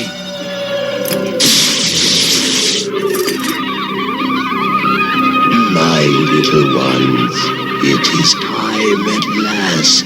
All of you, all things not of this world, come to me. All, come. All not of this world, come to me.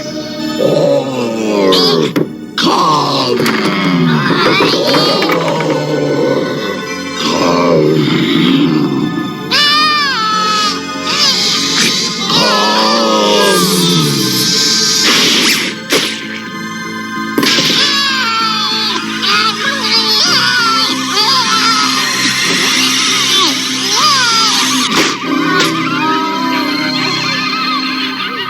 Little ones, attend to me.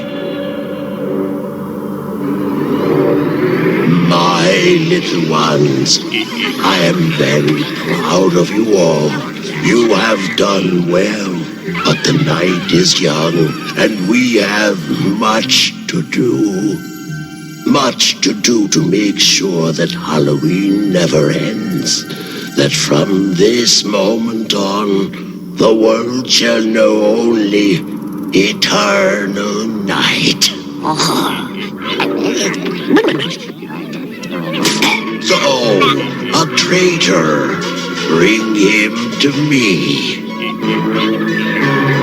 You have the stench of mortals about you.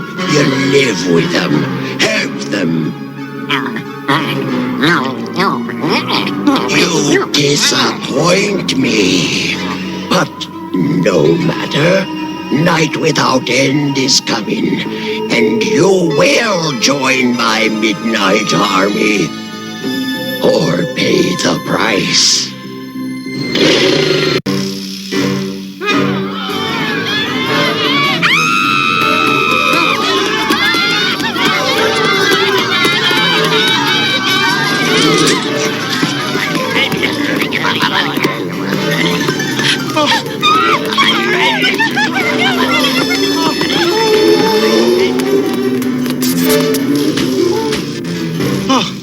That was close, but we're safe now. Hi there, honey. Can I get you anything before I get you?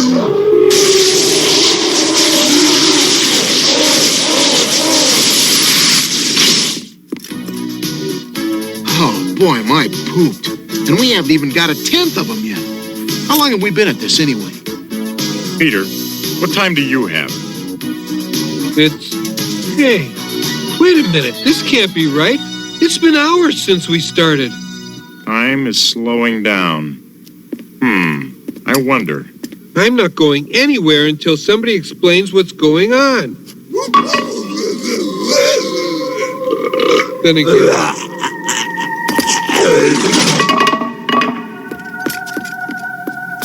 Just can't keep you guys away from TV. Shh. Listen. Night is also reported spreading over most of Europe, Asia, and South Africa. Scientists report a dark cloud covering nation after nation. Egon, you little scrapper. I bet you know what's going on. Let us in, okay? Okay. 1. Halloween started to celebrate night's creatures. 2. Suddenly we're up to our hips in them. 3. Night's falling everywhere. 4.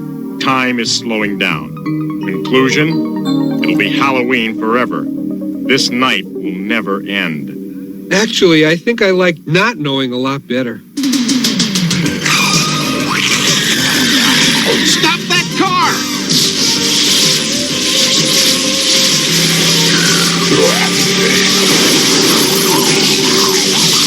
Is that sufficiently stopped, Ray? It'll do. Come on, let's reel it in.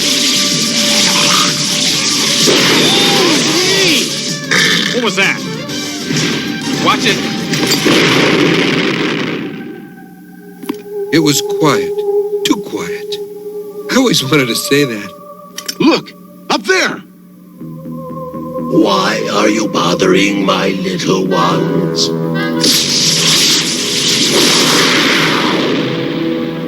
I repeat, why are you bothering my little ones? You mean these little creeps we've been blasting all night? You say those things are your little ones? All things of the night are mine. On this night more than any other. For I am Samhain. I am Halloween. Of course! Halloween began as the Feast of Samhain. Samhain was supposed to be a creature of night who no one could stop. Oh boy. It is good to know I am remembered. I was trapped in stone for so many centuries. Okay, no problem. You're new in town, out of the house for the first time in 1,200 years. You want a little excitement. Hey, I can understand that. So, when are you taking the next train out of town? I am not leaving. I have come to give my gift. The gift of eternal night. Eternal Halloween. Eternal me.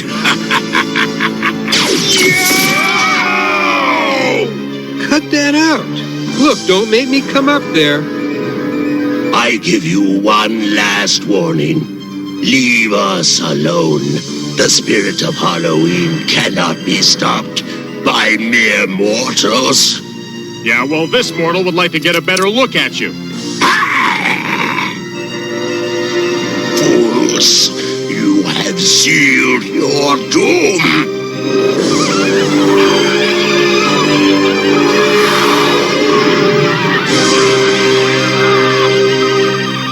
Shy little fella, isn't he? Probably overcompensating for a poor self-image. That's it. That's it? We should make fun of the way he dresses? No. It's the light. It drove him off. Yeah, well, it doesn't do much for me either, Egon. It hates light. All we have to do is turn on all the lights in the city. That would weaken it enough to... Power fail. The whole city's blacked out. At least our power packs are still working. That's it. I know what to do, but I need a distraction. Wait! What should we do? Try a frontal attack. That'll keep him busy. I don't know. Giving us the easy stuff. Do you think that's fair?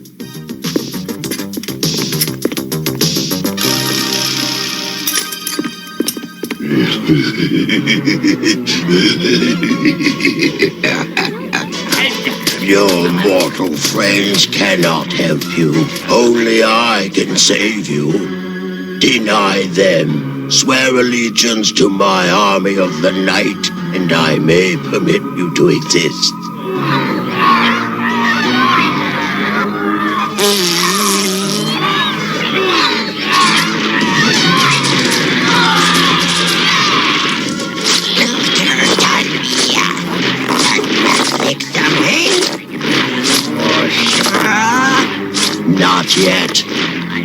We may yet have need of this one. Why do I have the terrible feeling that I'm not going to enjoy this at all? I just hope Egon knows what he's doing. Bingo.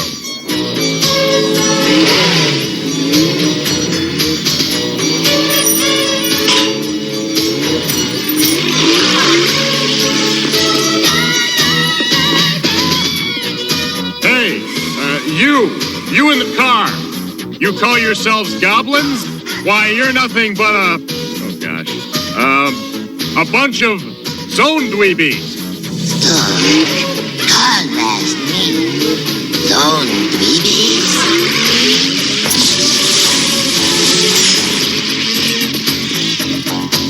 One down, 4 to go.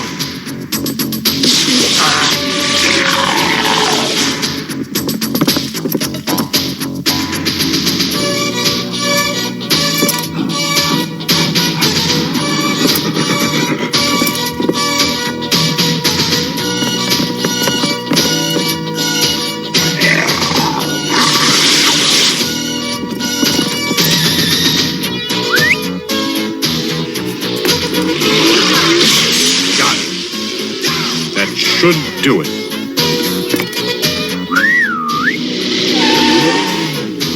Fun's over. You want me? Come get me.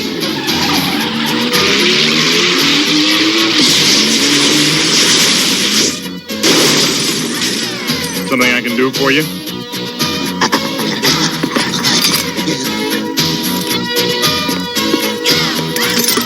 Just hope the generator has enough power to pull this off.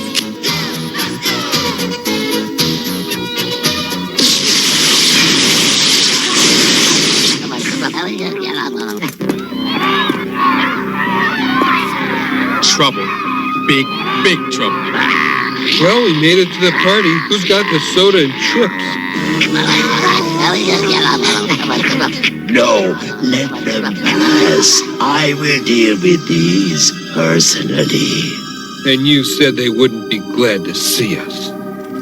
Whatever Egon's doing, I wish he'd hurry up. I don't like the odds here. That should do it. And now, sometimes I think the universe just waits for me to get cocky. You have been very, very bad, picking on such poor, innocent creatures. Whatever shall I do with you? Well, a vacation would be nice. Someplace sunny. I think they have other ideas. Obviously. And I'd rather not hear them. Wait. Surrender your weapons, or I shall be forced to do something unfortunate to your friend. Slimer! Hey, no fair. Yeah, leave him alone. Nobody picks on the Spud but me, got it? You cannot win. Already time has stopped. Halloween will go on forever. Night will never end. Come on, Slimer! Fight him! Get away! Only one chance. I just hope we bought Egon enough time. Slimer! Pizza!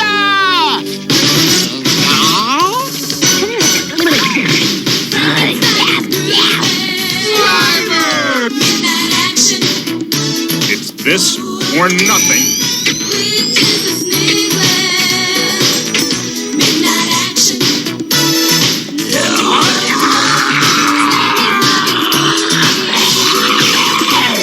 Egon, baby, I love you. Fire!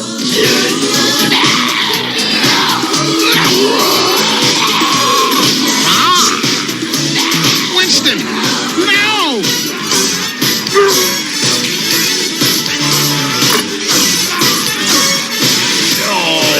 Stop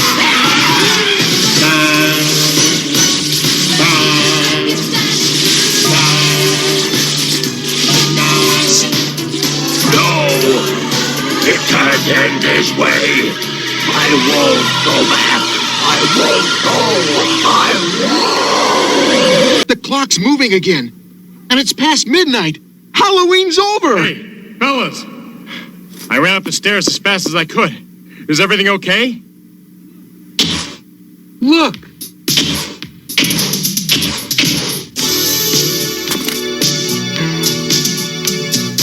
You know, it's times like this when I really like this job.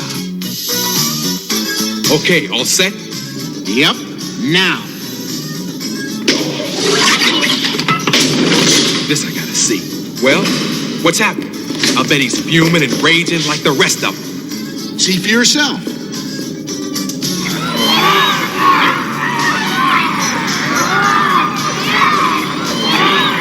But it's just sitting there, like it's waiting.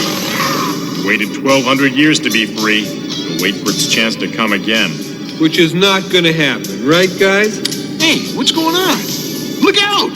Just us, trick or treat.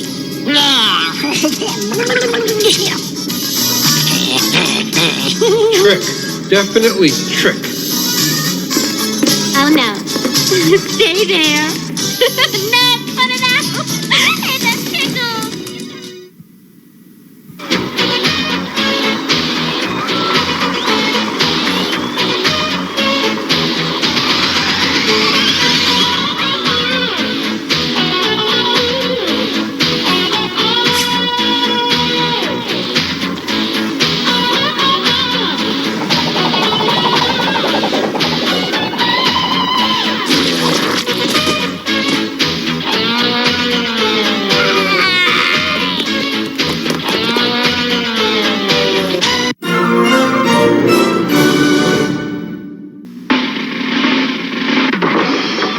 We will return after these messages. There's something strange in the neighborhood. So who are you gonna call? Ghostbusters! Each sold separately. Have no fear. Thankfully, Stamps and Spangler are here. So are these ghosts. They've got ectoplasm. We've been goofed. Now what? Stay Puft Marshmallow Man. Let's show this pile of dessert who's boss. Activating Chrono Blaster. We ain't afraid of no ghosts. Peter Venkman, Ectoplasm, Stay Puft Marshmallow Man, and other figures each sold separately. Ghostbusters, new from Kenner. Ever see a ball quite like this? The Nurfles, Officer Bob, Speedy, Frankie, and Scratch, each sold separately. So much fun to clown around, to change and rearrange around. You bounce them up and roll around. Yes, Nurfles are a ball to be around. They switch around, they spin around. Nurfles turn your day around. Yes, Nurfles are a ball to be around. The Nurfles, the Nurfles, Officer Bob, Speedy, Frankie, and Scratch, each sold separately from Parker Brothers. Just checking my battery real quick. Hey, once I was afraid. I was petrified. I couldn't figure out how I could live without you, but without you by my side. But I changed those freaking locks, and I threw away the key. Because I was strong. All right. So you having a good night there, Vince? Mm-hmm. All right. So, hope you liked that episode. I love that episode of Real Ghostbusters. And now we're going back over to just a fun cartoon. And I don't, like I said, it is, we had the discussion about rated R. Police Academy, Conan, Robocop, Toxic Crusaders. Yeah, you gotta love Trauma. Trauma is the new, Lloyd Kaufman is the new, or is the current Roger Corman. I don't think any Trauma movie has ever lost money. Because they're so cheap, so easy to make. And back in the day, every video store had a section of them. I think that's weird because we don't have that anymore. But now we have companies that pick all that back up and they post it streaming. So a lot of movies make their money back, especially super low budget movies, just by selling to streaming. So you can have that as my resume starts to fall here. All right, so we're going to dive into Toxic Crusaders, episode 3. Enjoy. Toxic Crusaders, Toxic Crusaders. I had no friends, no girls that hugged me till I got radioactive ugly. Toxic Crusaders, Toxic Crusaders. I live in the dump cause the rims feel low. Got a little black Bobby and he loves me so. Toxic Crusaders, Toxic Crusaders. Now the other boys fight against law.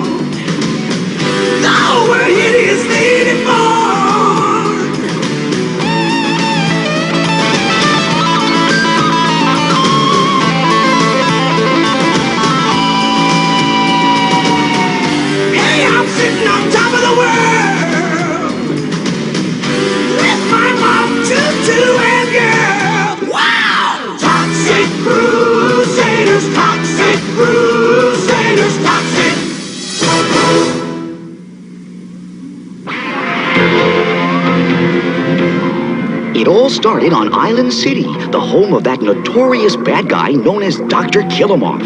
At last, the moment is at hand. At last, the moment was at hand. Soon, hordes of pollution-breathing aliens from the planet Smogula will be arriving to take over Tromaville. Soon, hordes of pollution-breathing aliens from the planet Smogula would be arriving to take over Tromaville. Is there an echo in here? Oops. Maybe I better let this story unravel by itself. Maybe you'd better. I must arrange a suitable landing site for my fellow Smogulans. Any suggestions, Mayor Grody? What about the Tromaville old folks' home? It's spacious, convenient, and you can walk to the supermarket. Smogulans don't have feet. They have little wheels. That's even better. All the curbs at the home have wheelchair ramps. Yeah, boss, and the old geezers will be a cinch to throw out. Bonehead is right. I remember how easy it was to throw my own dear mother out of the house. She weighed practically nothing. I like it! Psycho, fill the spray tanks with pollution solution. Bonehead, take a platoon of radiation rangers and toss those old duffers off the property. Yeah, and you said there was no fringe benefits to this job. I'm worried, boss. Like, what if the Toxic Crusaders' mom happens to be friends with one of those old biddies, and she calls on the Toxic Crusaders to help, and he and his fellow mutant creatures kick butt on our radiation rangers? What a preposterous idea! No wonder they call you Psycho. Who dumped this mess? Quit complaining, Major Disaster. You're winning all the chips. Yeah, but Blobby keeps eating them all. Hey, man, quit scoping on my cards, okay? These aren't your cards, they're my cards. Says who? Says me. Oh, yeah? Ow! Slap me, will ya? Ouch! Oh, yeah, we'll take this one, Tails. Right back at ya. Headbanger, stop! If entire nations can learn to get along, why can't one two-headed person? Let me sing you a little song that expresses it a lot better than I can. I wish you'd find someone who can sing a lot better than she can. Folks should like each other, like a mother likes her brother, and a mister likes his sister, and a father-in-law likes his, and a father-in-law likes his, oh, well, you get the idea. Oh, wait, everyone! My traumatons are sending me a warning! I sense that something evil is afoot in our beloved town of Tromaville. Oh, poor little Toxie-Woxie, I bet you're just jealous because I didn't sing a song for you. No, Yvonne, it's something a lot worse than you're singing. Definitely. This will make you feel all better. Oh, his friends all call him Toxie, and he's got a lot of moxie. Don't come from Biloxi, but it's the only city that rocks. Yeah, feeling better? You mean since you stopped? Lots. Oh, yeah. Never better. Gosh, trading my dog for this accordion at that swap meet was the smartest move I ever made. That's it. Keep the line moving. We got a dozen more vans to fill before lunch break. Oh, Mayor Grody, you can't do this. I can do anything I want. I'm His Honor, the Mayor. But some of my best friends are moldy oldies. Look, lady, this is official city business, so butt out.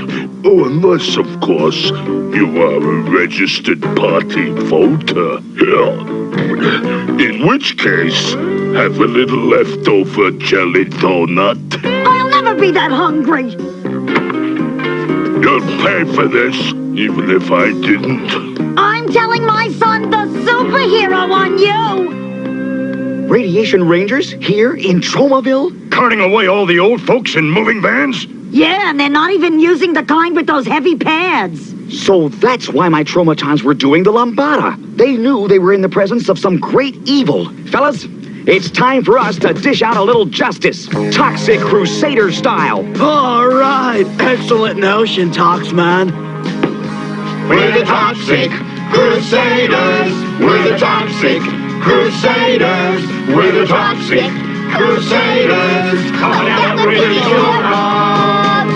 We're the Toxic Crusaders. We're the Toxic Crusaders. We're Boys, they're always fighting and kicking and punching. Why couldn't I have had a little girl? Come on, move it, people. Move it. Yeah, pretend like you're gonna visit your grandchildren. That'll be just about enough of that. Who said that? We did! The Toxic Crusaders! In the hideously deformed and mutilated flesh. Come on, bozos. Let's rumble. That means fight! I know that. I may be psycho, but I'm not stupid. Radiation Rangers, front and center.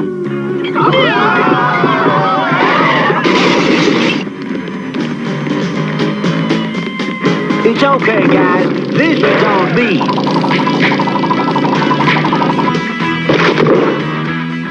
Hey, listen, you mutilated lowlife, try that on me! I'll handle this.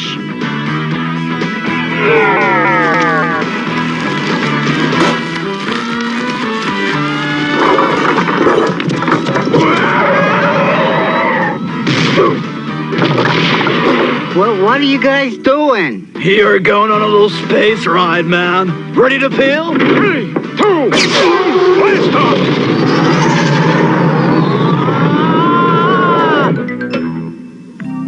Don't worry, those awful people won't be bothering you anymore. Is that a promise? Cross my hideously deformed heart. Whoops! Toxic Crusaders, to thank you for rescuing us and protecting the environment, we've prepared a special celebration dinner. Cool, Daddy-O. Mammy-O. We're serving powdered eggs with mashed potatoes, and for dessert, some graham crackers dunked in hot cocoa. If you need them, I'll even donate my extra set of teeth to chew it with. Wow, my stomach just did a full gainer.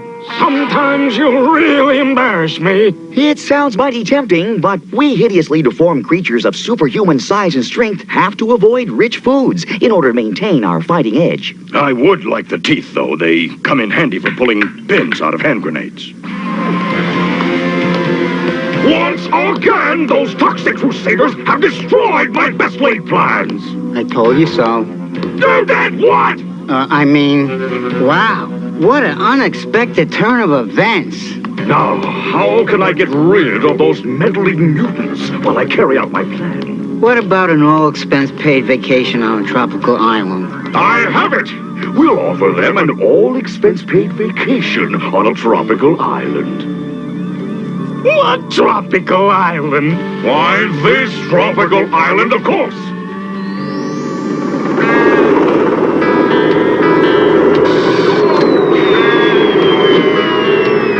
It's nice of the post office to send this stuff airmail. They have to. What mailman in his right mind would enter this stump? You're right. Rain and snow and gloom at night is one thing, but toxic schmutz, forget it. Congratulations! You're the lucky winner of an all-expense-paid vacation at Club Fred. Oh, wow. Totally triumphant, man. A freebie vacation. Bender, you're a scientist. What are the odds of 4 hideously deformed creatures of superhuman size and strength all winning the same contest?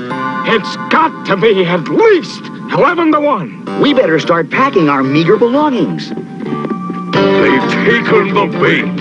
The Toxic Crusaders don't know it, but for them, Club Fred will soon turn out to be Club Dead.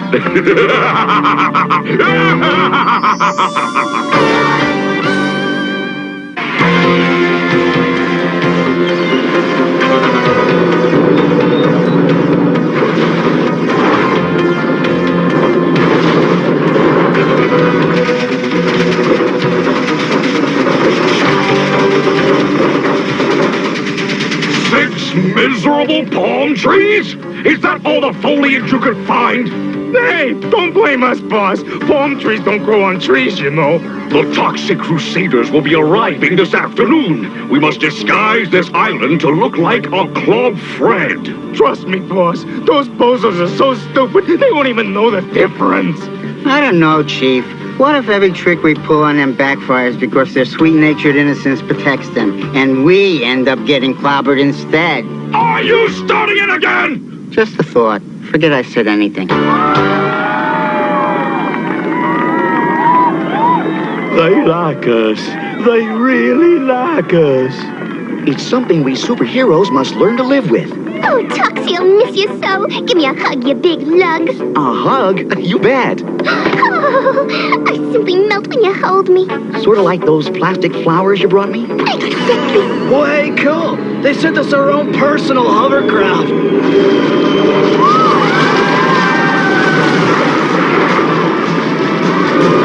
Bye, Yvonne. Bye, Mom. Always wear clean underwear. You never know when you'll get run over by a golf cart. Welcome to Club Fred, our own tropical island. We serve breakfast in bed. We know you'll go home smiling. There's something familiar about those two guys. I got a nose for those things. Hold on. This is no tropical resort. It's Island City. What vile scheme is Dr. Killamoff up to this time? Scheme? No scheme. Honest. He decided to go timeshare condo with the place. Some kind of tax shelter. And speaking of shelters, where do you guys see your luxurious suite? Well, what do you think, huh? This is a luxury suite? A radioactive chemical container in the middle of an oozing swamp, bubbling with poisonous gases? We wanted you to feel at home. And look at the way it glows. You won't have to leave a light on when you go out. And believe me, we intend to go out a lot. Splendid! With those dimwits here on the island, my radiation rangers will be able to take over Tromaville without interference. Attention attack helicopters! Activate the full-scale invasion of Tromaville! While we were off enjoying our Club Fred vacation, a stranger appeared in Tromaville, whose arrival would change our lives forever.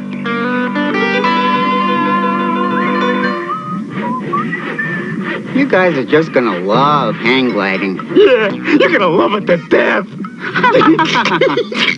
I just know I know these guys from someplace.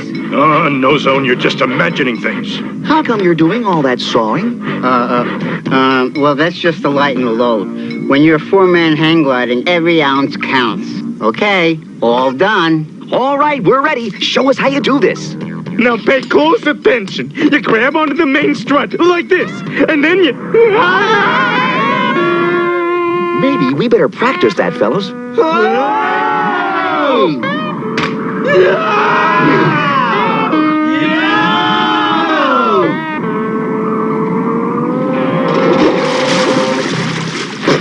Killamoff ain't gonna like this.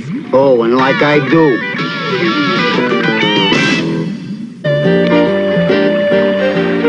Hello there. You must be the Toxic Crusaders' mom. I can see the resemblance. Well, you have your nerve. I only meant it in the nicest sense. Oh, well, in that case, thank you. Yeah, I'm looking for your son. He's away at a Club Fred resort, enjoying a well-deserved vacation. Oh, I'll try again another time. You've been real kind. Oh, and one more thing. Yeah. Stay off my lawn! Bad dog!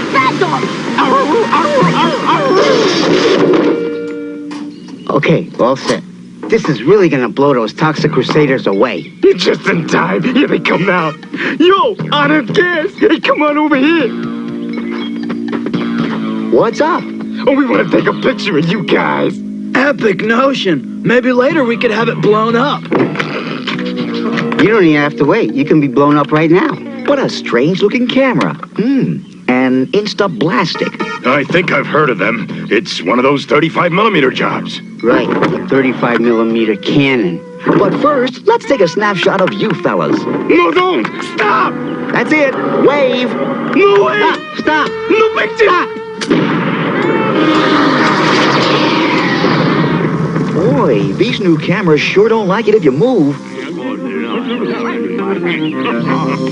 Sorry to disturb you folks, but how do I get to Club Fred? Don't be afraid, I don't bite. You see? My tail is wagging. Maybe these people know. Hey, fellas, I'm looking for a club named Fred. Is it this way? Or is it that way? When can a bad guy get a break around here? You guys will really enjoy this. It's called windsurfing. Bye-bye.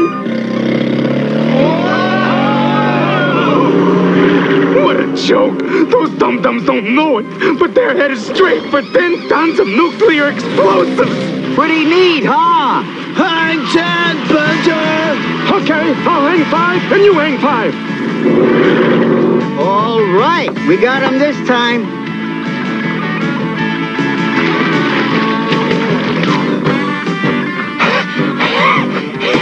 Yeah, I'm looking for the Toxic Crusader. Hey, What's it? whoa, what's happening? I don't know. Something's pulling us away. Uh-oh, let's move. What does it look like I'm doing?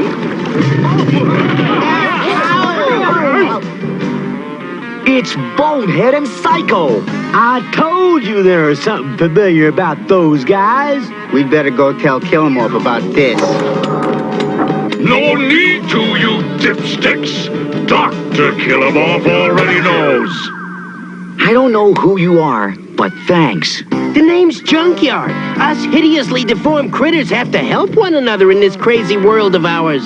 So tell us, how did you become hideously deformed? Do we have time for a flashback? Oh, sure. It'll take Killamore a while to come up with a new scheme to destroy us. It happened some time ago. It was a dark and stormy night. Man, how come old dogs start their stories the same way? Let him finish, Fender. Speak, Junkyard. No, I mean speak. Oh, well, like I was saying, it was a dark and stormy night. I was working the night shift at the junkyard. That's me on the right, when this hobo crawled in to keep dry.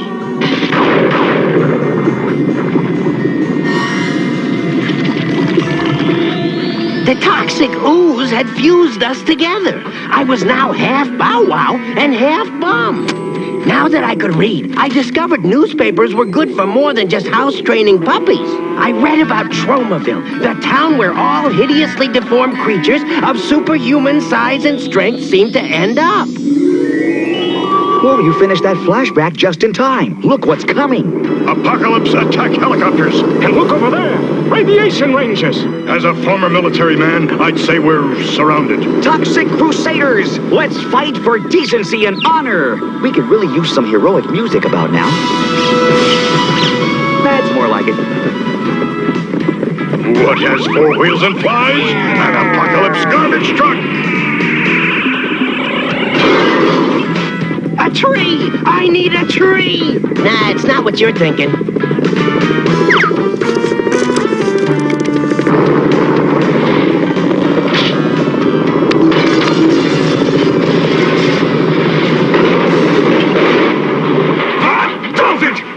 No more Mr. Affable Alien. Now we get down and dirty.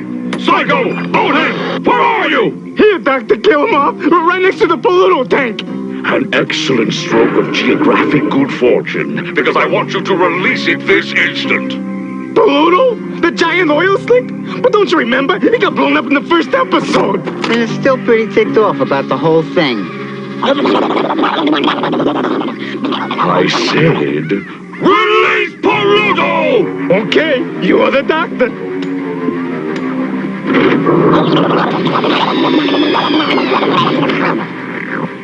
Sick 'em, fella. Uh-oh, Pluto is headed right for us. I thought he got blown up in the first episode. Ew, what a gross out, man. Those noises sound just like an upset stomach. Giant antacid pills to stop a giant oil slick? You know the saying, you gotta fight heartburn with fire. Or something like that. Ready, set, throw!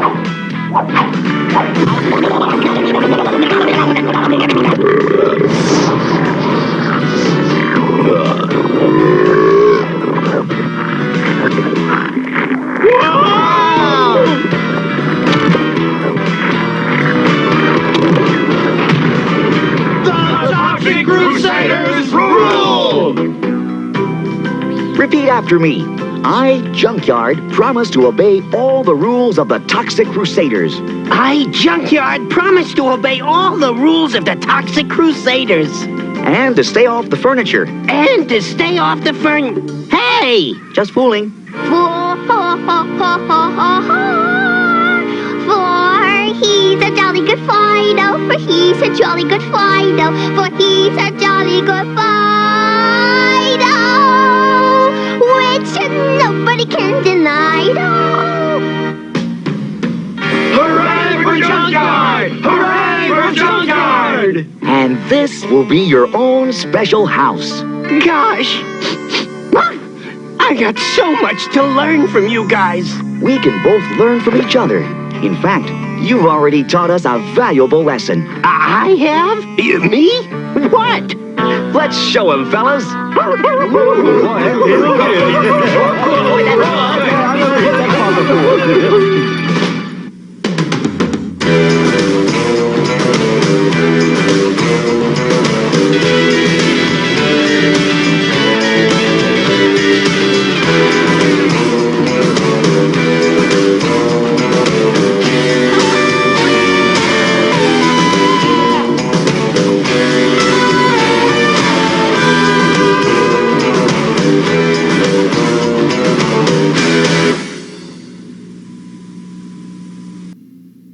After these messages, we'll be right back. Yeah. Did you see the latest Nintendo newsletter? Whoa, nice graphics. I'd like to get my hands on that game. You mean you haven't played it yet? We can play it on my Nintendo Entertainment System.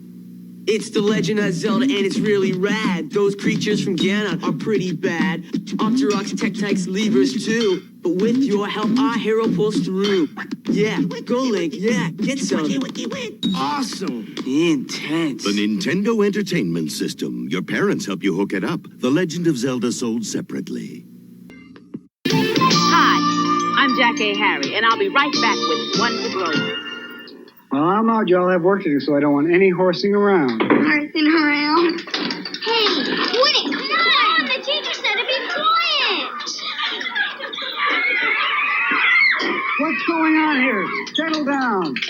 Who started this uproar? If you don't come forward, the whole class will miss recess for a week. Well? What's the point of doing all that stuff? Not only is the teacher mad, but your classmates aren't going to be happy with you either. You know what I think? I think you should take responsibility for your own actions. And you know what else I think? I think your classmates will respect you for that. I started it, Mr. Schmeeman. Hey, thanks for getting the class off the hook theory. Yeah, that took guts. Maybe, but you know what I think? I think the next time I'm listening to the teacher. And that's one to grow on. Word girl. Word up, it's word girl. Glum. Glum. Glum means to feel sad. Sad.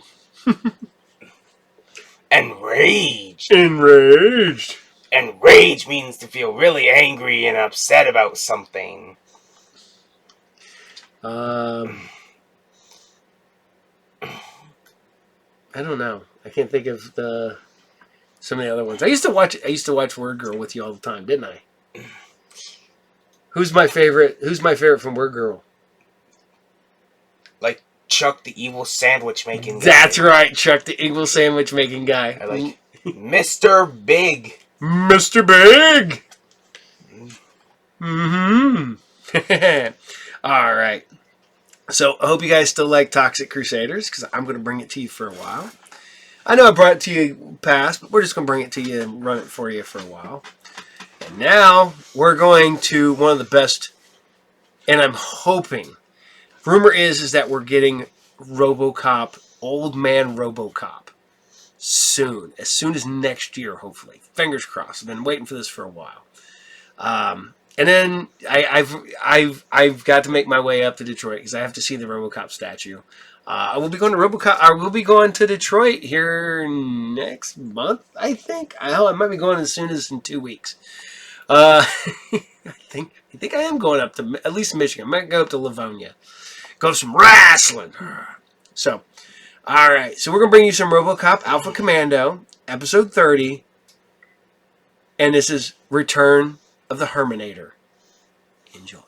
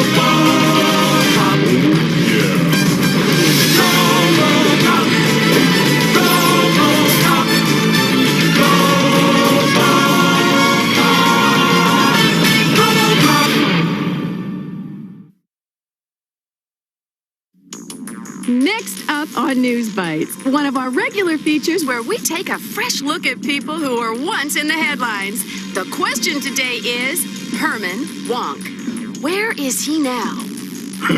I know where he is. Oh, watch it there.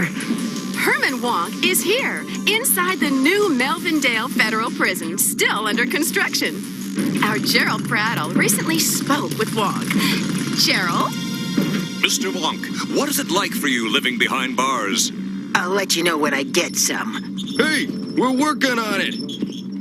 This is what you get when you go with the lowest bidder. Herman Wonk used his scientific genius to create teeny-weeny, eensy-beensy robots that were capable of building more teeny-weeny, eensy-beensy robots. They merged with Wonk's body to create the Herminator, a robot-human combination that out-roboed Robocop. Then, predictably, the unexpected happened. Wonk's nanochips mutated, developing their own intelligence. They became a bomb, which even the Herminator couldn't defuse. Seeing the error in his ways, the Herminator used the last of his power to divert the Zoom train that contained the bomb to a watery grave.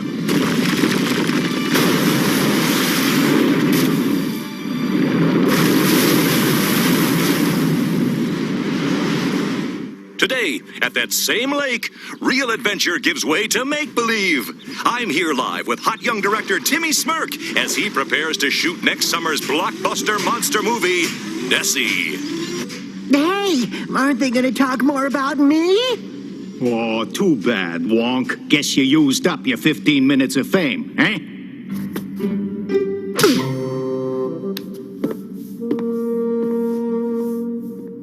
Timmy, tell us about Nessie. Oh, it's gonna be great. It'll be like the Nessie video game, but only with lots more stuff blowing up. Pow, boom, bang, you know? Ow! Oh, whoops.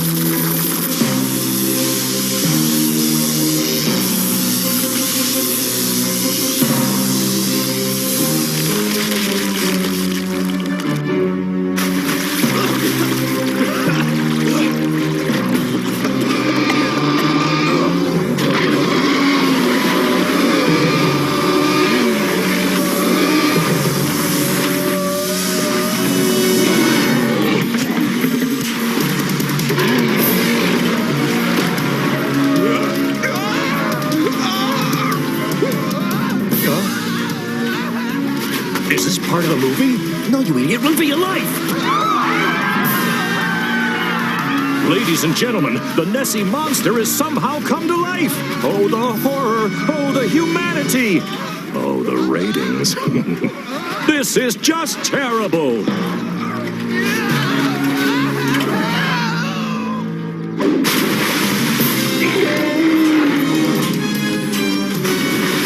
Is this nature's way of saying enough already with the mindless summer movies? Or is it something far more... Hey, where are you going? Oh, boy.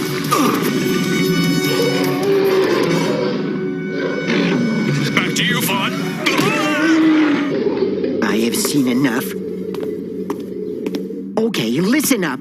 I demand to see the warden immediately. Only I can stop that rampaging monster. Would it help if I said, please?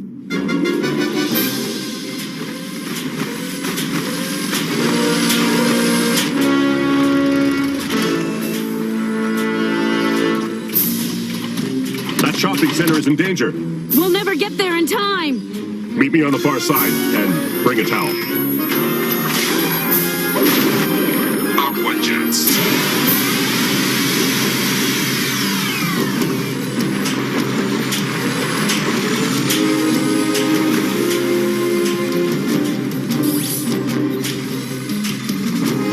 Miner, my readings indicate that the sea beast has been taken over by nanochips.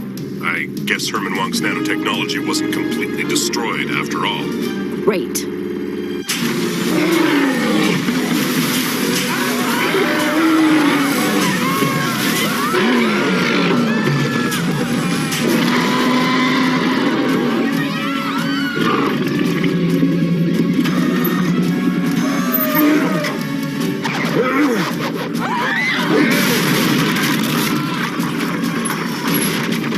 It's time to fish or cut bait. Missile launcher.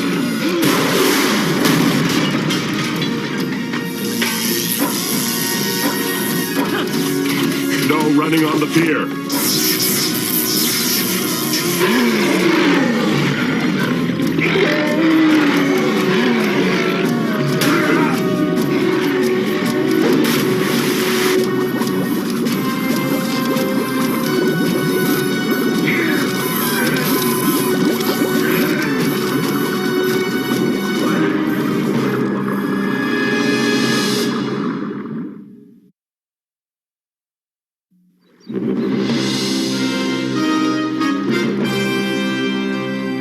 Can you save him, Newmeyer?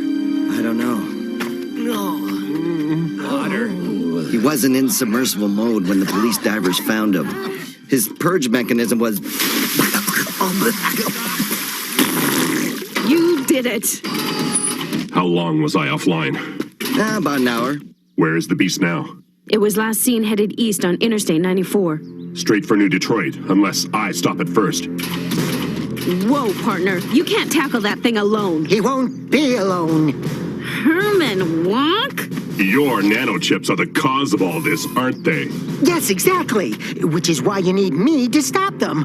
Look, I can use this chip to recreate my Herminator suit. Where did you get that? I thought all those chips were destroyed. Hey, I only kept one. Kind of like a memento. Hey, can I see it? Well, all right. But I want it back. Cool. Come on, Robo-Rooney, what do you say? It'll be just like old times. You and me, shoulder to shoulder, fighting for truth and justice. Interesting suggestion. You can't be serious. Wonk's nanotechnology is unstable. For that matter, so is Wonk. Hang on, Miner. Maybe Wonk is the advantage Robocop needs to beat that thing. No. Wonk shouldn't even be here. He's supposed to be in prison. The warden granted him a temporary furlough. This is an emergency. Oh, and you think that adding a goofball in a cyber suit is going to make things better? Well, after all, he knows more about those nanochips than anybody. Maybe his cyber suit is a more effective way to fight that thing. I don't care. He's a menace, and I don't want him anywhere near me or my partner. I think it's a bit late for that. This is great, isn't it, Robes? Remember, Wonk, you're here as an advisor only. You are to take no direct action. Got it. Whatever you say, pal. So when do we get started? Any second now.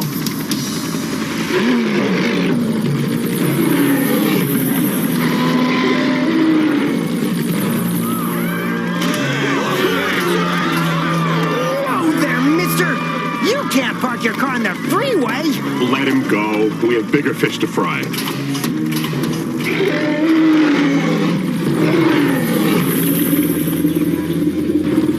Surrender or there will be trouble.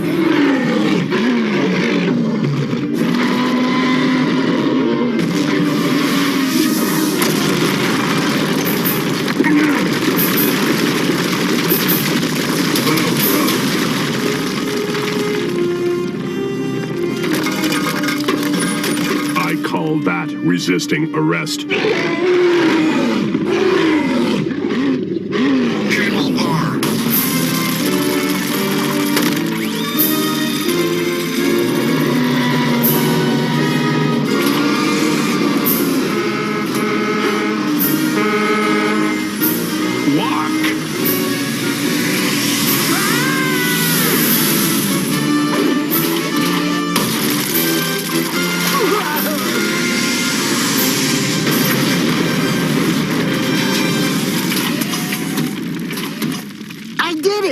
Will this stop those chips? Absolutely. The intense heat will fuse those silicon chips into a useless, lifeless lump. Unless, of course, they get a chance to mutate first. Do you think that you can stop us? Flesh is obsolete! We will destroy you all! Do all your nanochips speak in the royal we? I didn't know they could speak.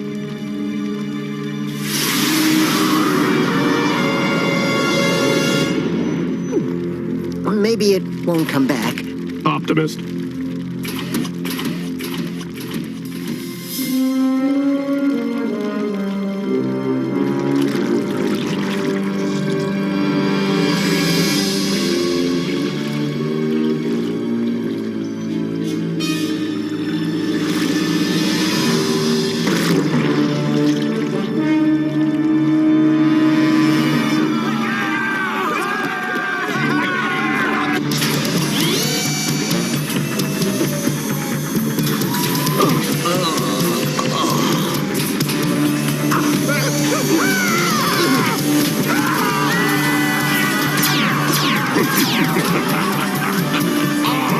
The new models have arrived!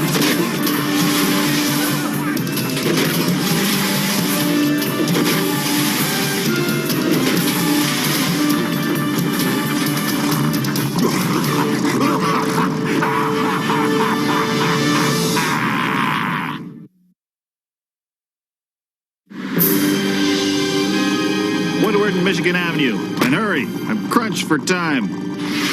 You're crunched, all right.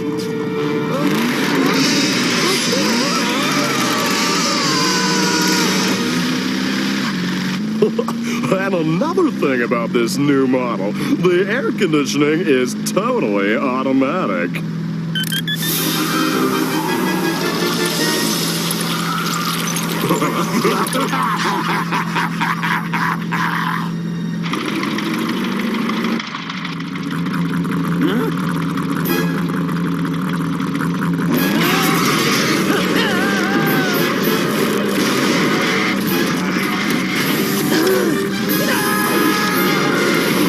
Call your insurance agent.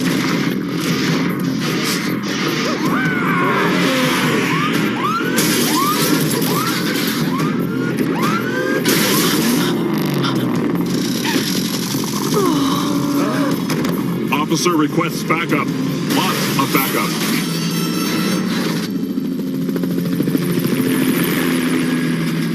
I'll do what I can, Murphy, but this crazy car stuff's happening all over town. You have to let me become the Herminator. 2 Robocops are better than 1. Listen, Wonk. I know Robocop. I've worked with Robocop, and you are no Robocop! Miner's right, Wonk. We can't take the chance of your nano suit evolving into another nano monster. Actually, I've solved that problem.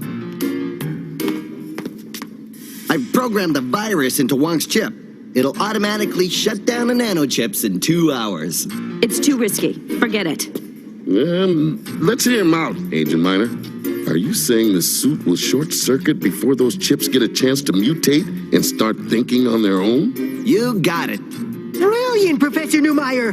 Of course, I was going to suggest that next myself. I'm thinking, okay?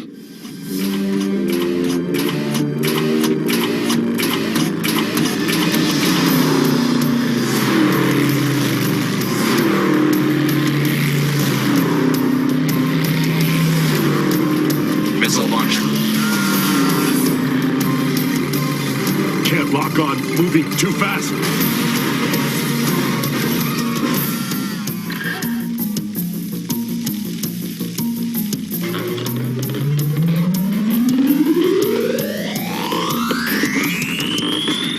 Robester, you call for backup? There are too many cars even for two of us. We have to stop them at the source. Not to worry. With this tracer, I can pinpoint all nanochip activity within a 100-mile radius. Missile launcher. Or we could just go to the factory where all these cars were built. Yeah, well, that works too.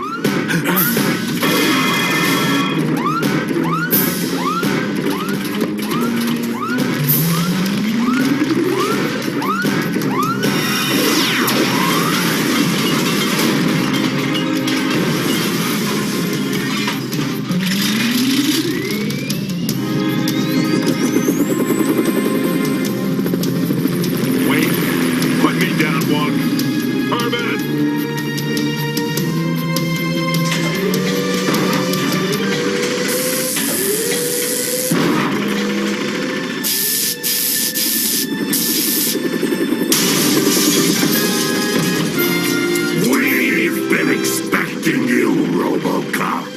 You are a bonus.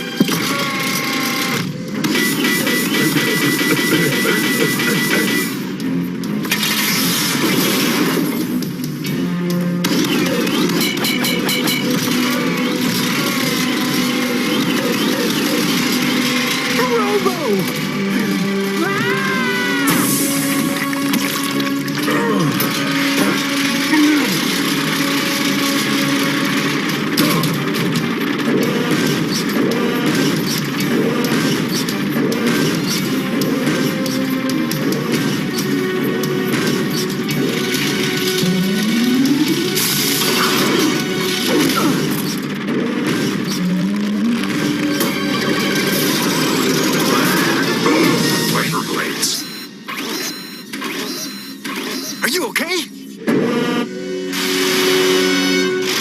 Watch your back.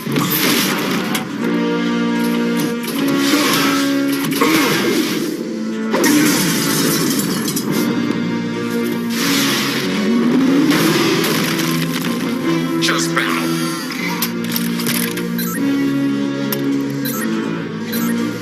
Let's go, Walk. Don't be in such a hurry.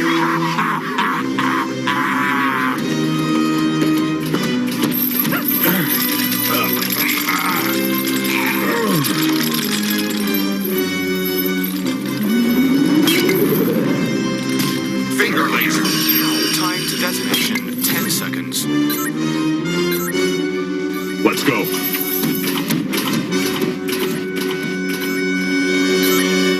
This'll hurt.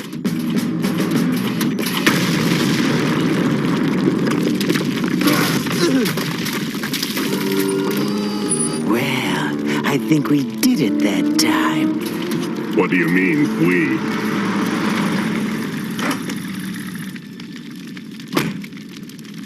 Murphy, you're alive! Hey, it worked! We did it! What do you mean, we?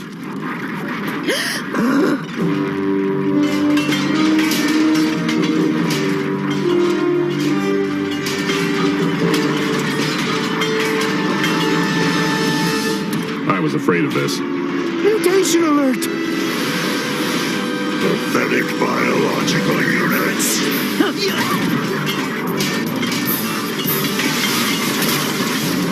It's assimilating all the nanomatter in sight. Don't forget this piece. Robopal? What are you... Ah! You traitor! And after all I've done for Say, this feels good.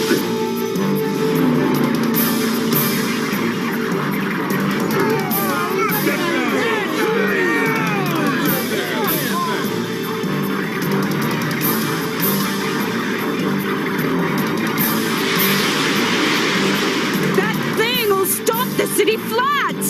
Don't give it any ideas. Welcome to my world. Chess battle. What was that? An alarm clock. And that bell means time's up, nano creep.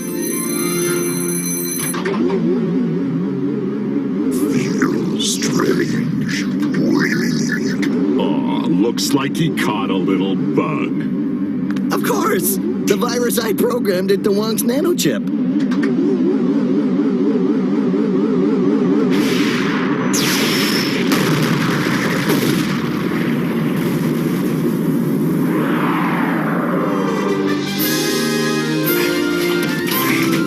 Still mad at me? That's okay. Well, guess we got him that time, didn't we? What do you mean, we? This one was all yours, Herman. Oh, yeah. And don't you forget it, too.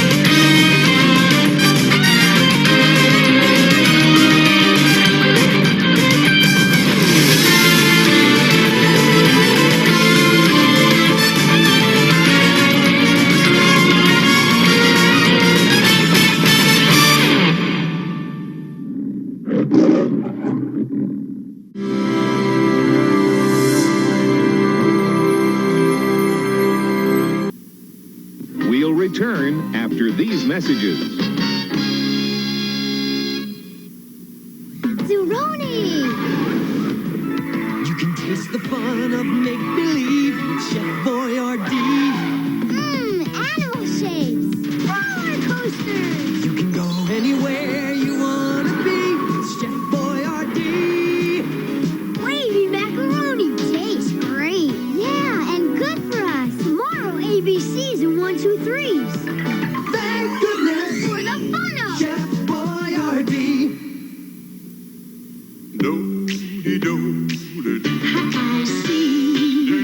I see. It tastes so wonderfully. And all that vitamin C.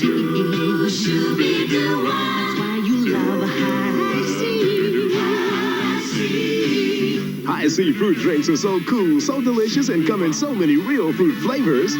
That's why you love High C. I'm not gonna lie. The Herminator sounds too much like the Shermanator from American Pie. What's crazy is finding out the guy who played the Shermanator, who was in a lot of stuff back in the day, they made a big deal because he like left acting. He couldn't get jobs, and he was just like working as a barista. And people were like, oh, or Denise's husband from was it Denise? The older sister's husband from the Cosby Show was working at like Whole Foods. And I'm like, you know what? Sometimes people want to quit and they just want a regular damn job. Shut up. Leave them alone. Hey, that's not nice to say. Yeah. Tell them not be nice. Yeah. So you know what? The only ones that drive me nuts, of course, when they stop doing that and they become professional con guests. I'm not a big fan of that. Even though I'm a con guy, I love going to cons, but the people who, especially when they leave because they can't get any roles anymore, but they're still getting hired to do conventions, and they just keep charging more and more and more. Don't dig on that. That's a jerk move. Jerk move. So, all right. One person I will meet one of these days is before he passes away. I will meet Peter Weller. I will meet Robocop. Or Admiral Marcus from Star Trek Into Darkness. Is what the USS Vengeance, the Dreadnought class starship. Yeah. That's a cool looking ship. I don't care what they say. All right. And as I'm slowly knocking all my stuff off over here. Okay. So we're going from Robocop. Now we're going to Captain Simian. Captain Simian. I love the monkey puns in the names. Like Apes of Wrath.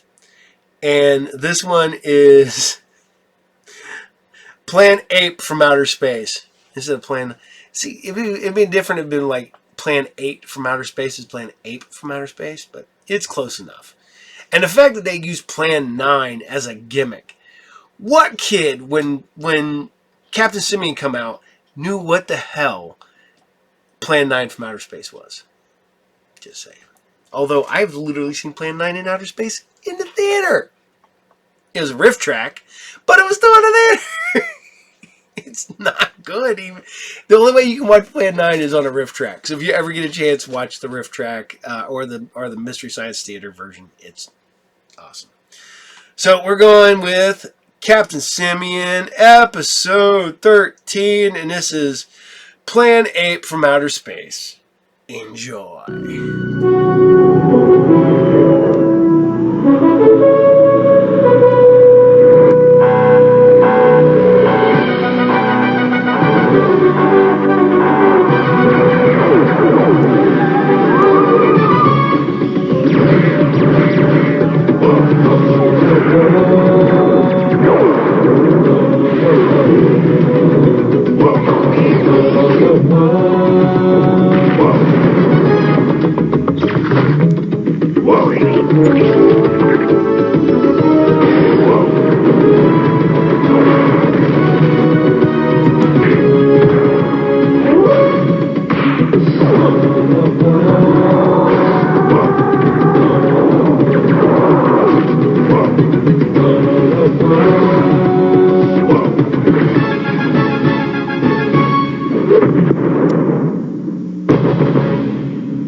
Captain Simian and the Space Monkeys.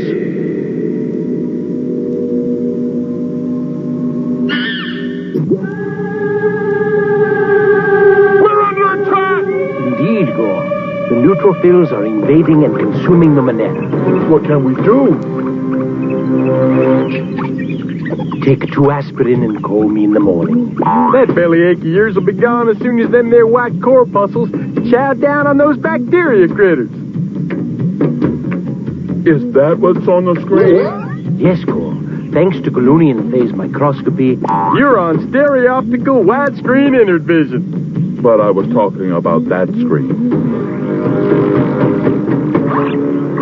Captain, fuel supply is at critical. What? How did that happen? If I recall, your words were, you see the fuel supply as half empty, I see it as half full. That was a joke! I thought you knew enough to refuel at Yeldarb 12. I am sorry, Captain. Until I develop telepathic skills, I am forced to rely on actual communication. Orbitron, how close are we to the nearest fuel depot in this galaxy? You should have thought of that before we left home. Gotta get that thing fixed. Captain, there is something quite odd going on outside the ship. What is it? Scans indicate an entity of unstable electronic nuclei and gaseous elements, a sort of roving electroplasma. Check. Set course to intercept. Captain, and I say this with all respect to your rank, Have you lost your monkey-flipping marbles? Depends on how you look at it. Some would say my marble levels are at half empty, while others would say they're at half full. Or some would say the captain is completely full of himself. My plan is to manipulate the magnetic field so we can siphon off excess thermo energy and refuel the ship. Excellent notion, Captain. Except for one slight detail. That puppy's alive! Red bottom alert! Reverse thrust!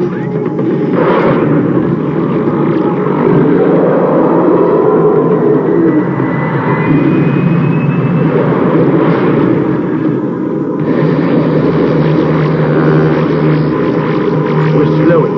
The entity is reversing the fission process, draining our energy to sustain its plasma ionization. In other words, it's sucking the ever-living monkey juices out of us.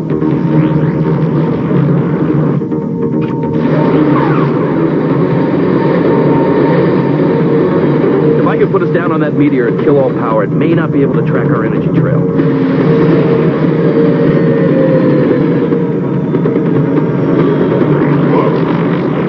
It's working. That big chunky space spook can't see us. I say we ride this baby out of here. Captain, this meteor is being sucked into a wormhole. Then we're going with it. The space shark won't follow us in there. But the wormhole is uncharted. We don't know where we'll end up. If that thing catches us, we know just where we'll end up.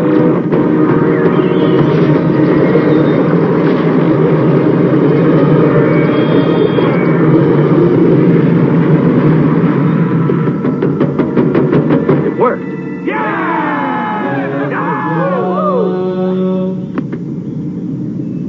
We are lost, Captain. What do you propose we do now? We can scan the area. we can attempt to triangulate our position from the known galaxies. We could just keep going till we find some place. Or we can stop and ask for directions. Huh? There is one constant in the universe. The male mind. And of course, cheese.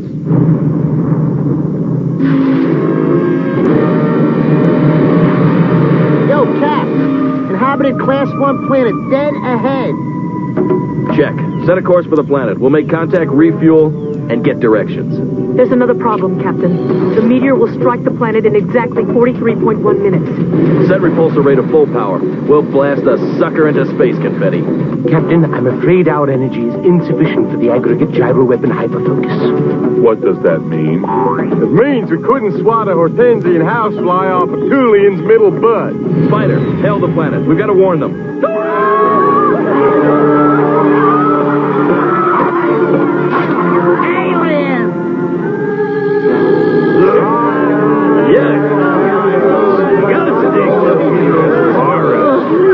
Oy vey. It's the planet of the blind dates. I am Captain Simian of the Primate Avenger. We come in peace and with goodwill. Alu, Jovaden Kerplatz, Adalidi, Kowaptin. What? What is he saying? What do they want? Earth, spaceship approaching. Speedlink, destroy your planet, you lit.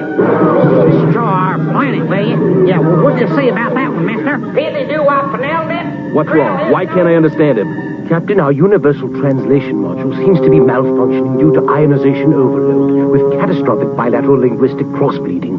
What does that mean? When y'all find out, tell me. This can't wait. I'm going down to talk to them face to face. Captain, wear this portable translator module. It will function as soon as I complete repairs on the main unit. Check. Orbitron, come with me. You like me. You really like me. Aliens are attacking. Blast them out of the sky.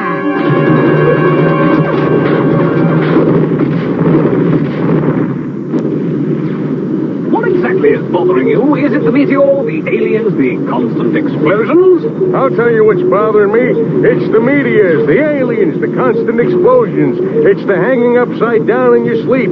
It's the calls for bananas at 3 o'clock in the morning. I can't take it anymore. I'm cracking up. I'm hit. I'm going down. Captain, hold on. We're coming after you. Negative. Do not return fire or follow me until I warn the citizens about the meteor. It's too dangerous.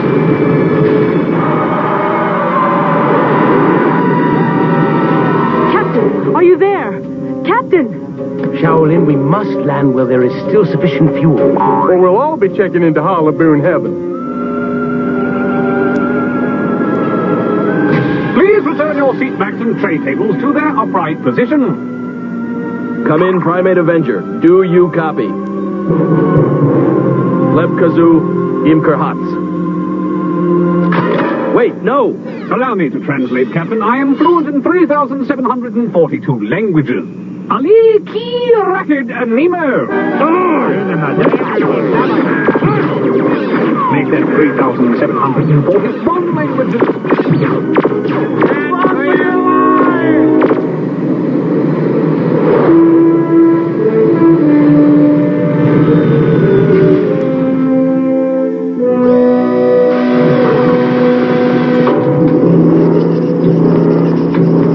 We'll have to stay put until we hear from the captain. If we hear from the captain.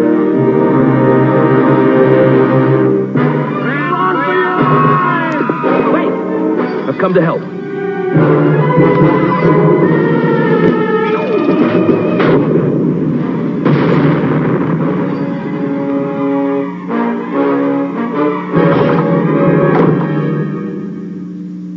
There is signal. Really, truly, all dead.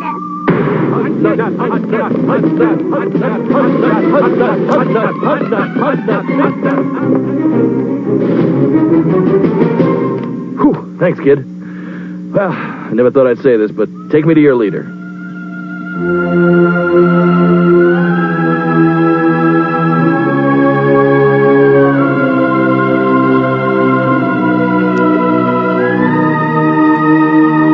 It's the ever-loving motherlode. I'm rich. Do you hear me? Rich!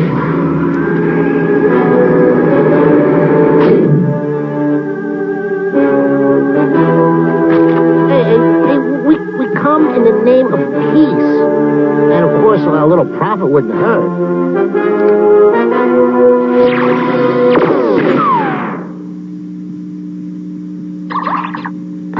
Boy, can I see you outside for un momento?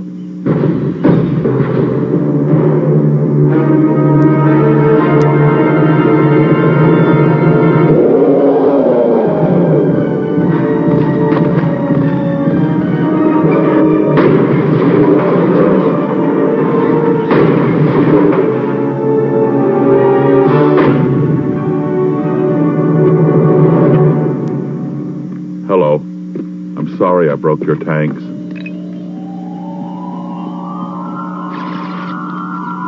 Yuck! They're alive!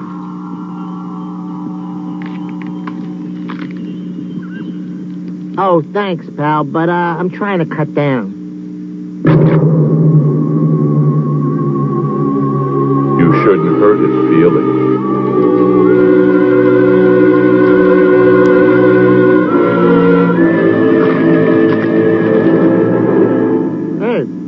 That's good. That's very good. The rich need this so-called lapasoid. He's promising to transport us to his leader. Or he is wondering why his sister makes rude noises.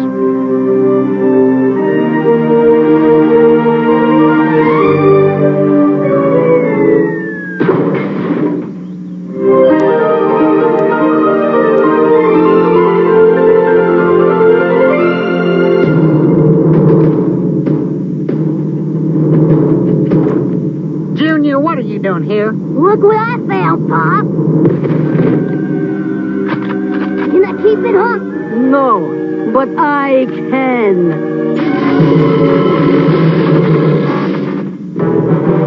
Latu barato nikto.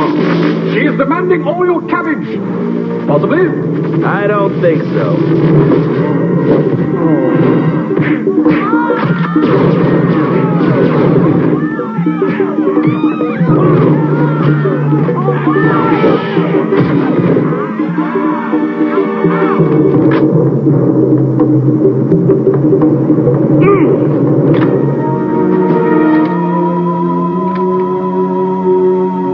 Yes, I'll talk. Big meteor, come down. Boom! General Yacht, we must dissect the alien in the name of science. Yes, Dr. Cliff, but first I shall interrogate it to find out how large the invasion force is. Clef, Gazoo, I'm Kurtles. Move! Good luck. Progress report, Dr. Splits.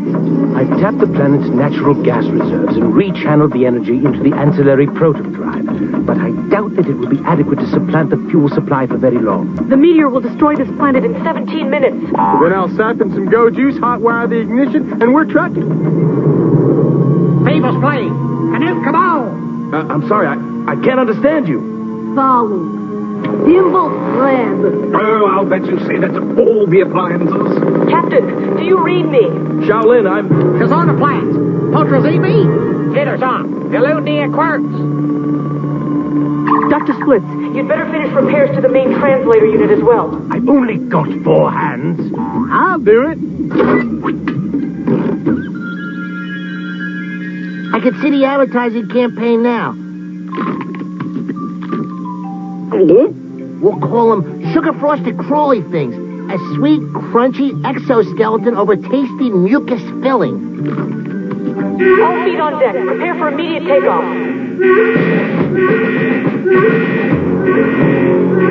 Have your people call my people. Ciao! Hey, I was gonna cut you guys in for a percentage of the adjusted growth.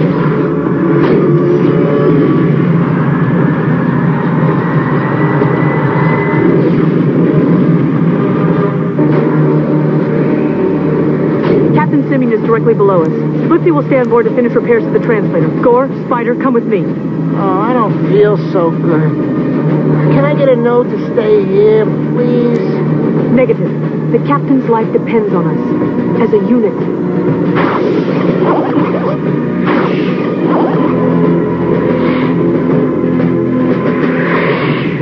Why won't this dang blasted doohickey work? Perhaps a small adjustment of the... Hey, this here's my job. I can't get a thing out of the creature. He's all yours, Doctor. As soon as my hyperprobe is charged, I'll find out your secret, my little alien friend. Oh, no. Lapado's finished. How can I make them understand me? Well, perhaps if you said something other than Monono Lapado Fennec. It's no use. Woo, doggy. She's a sparking and a humming. You big, stupid, ugly blob. You deserve to have your stupid planet destroyed. So, you are planning to destroy our planet. I knew it. The Universal Translator. It's working. No. You don't understand. Let me explain.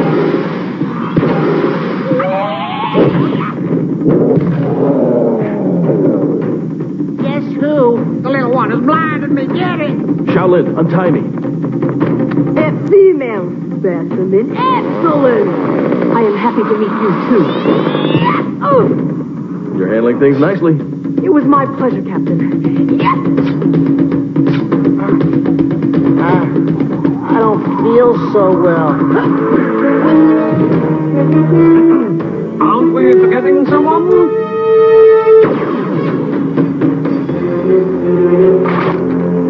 We are no match for your advanced weapons. We surrender.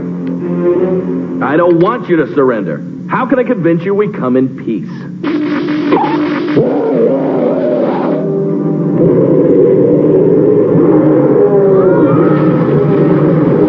Well, that certainly was convincing.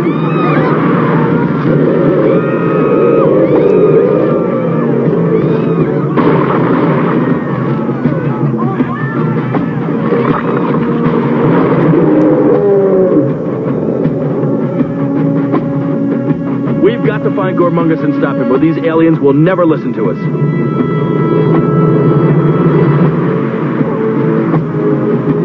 I hate when he does that.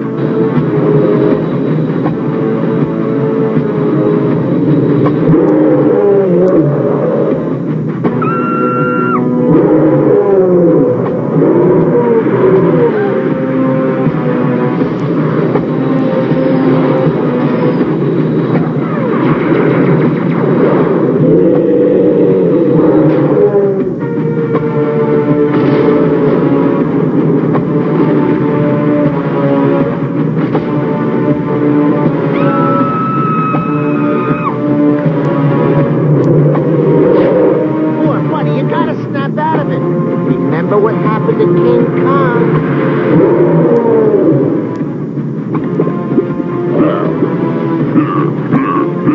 The scrubs are turning into butterflies in my stomach. They used to be for a buck 11 incubator.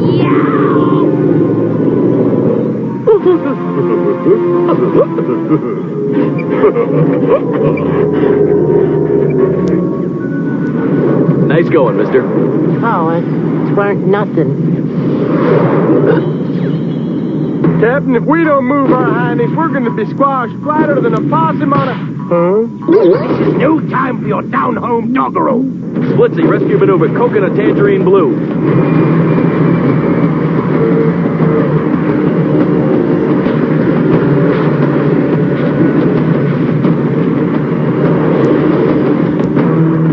The meter's closing fast, Captain. They look the same. That's nice, Gore. We've got to think of a way to save these aliens despite themselves. Captain, what Gore said... I heard him, Shaolin, but I've got to... Captain, you heard, but you did not listen. The white corpuscles defending against invasion. That's it. We're leaving, right? Not yet. I have a new plan. We're going to invade. We are the Space Monkeys! Resistance is useless. Your weapons are useless. Captain, they may actually surrender. You're right. That is, we think your weapons are useless. We must defend the planet. Foul missile. Wipe out them aliens. The meteor is entering the atmosphere, Captain. Set a course directly in its head. Captain, impact in 15 seconds. Emergency peel off on my mark. Peel off!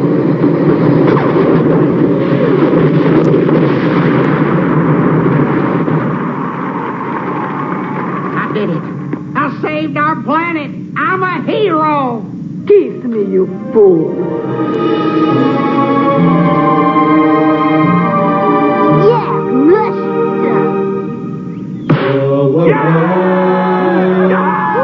Now I gotta figure out how to get rid of these butterflies in my stomach. Can I keep them, Spider? We were finally communicating, Goddess.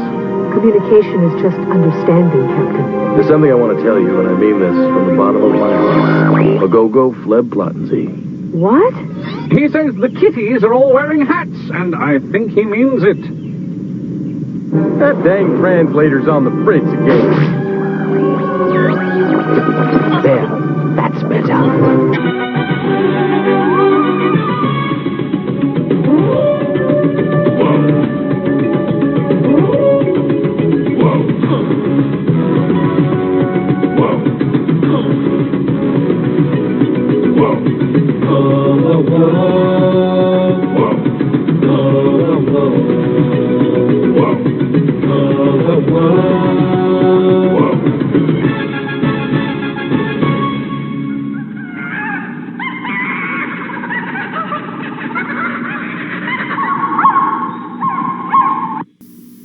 We'll return after these messages. Gleaming in the morning light, home of She-Ra shining bright, Crystal Castle. You put it together, She-Ra so separately, you can pretend. Magic things shine everywhere, cause it has a secret power. Lifted high on her throne, She-Ra saves the world alone. The fate of the world safe in Crystal Castle, Princess of Power. Crystal Castle comes with everything you see here. She-Ra dolls sold separately. New from Mattel. Alan, drink your Ovaltine. It has vitamins and minerals. Oh, do I have to? It's got a new chocolatey taste. I can't get over Ovaltine. It's so delicious now. It tastes fantastic. Wow, it's a whole new scene. I love Ovaltine. I can't get over Ovaltine. I can't get Ovaltine, the whole new taste you won't get over. Also available in sugar-free.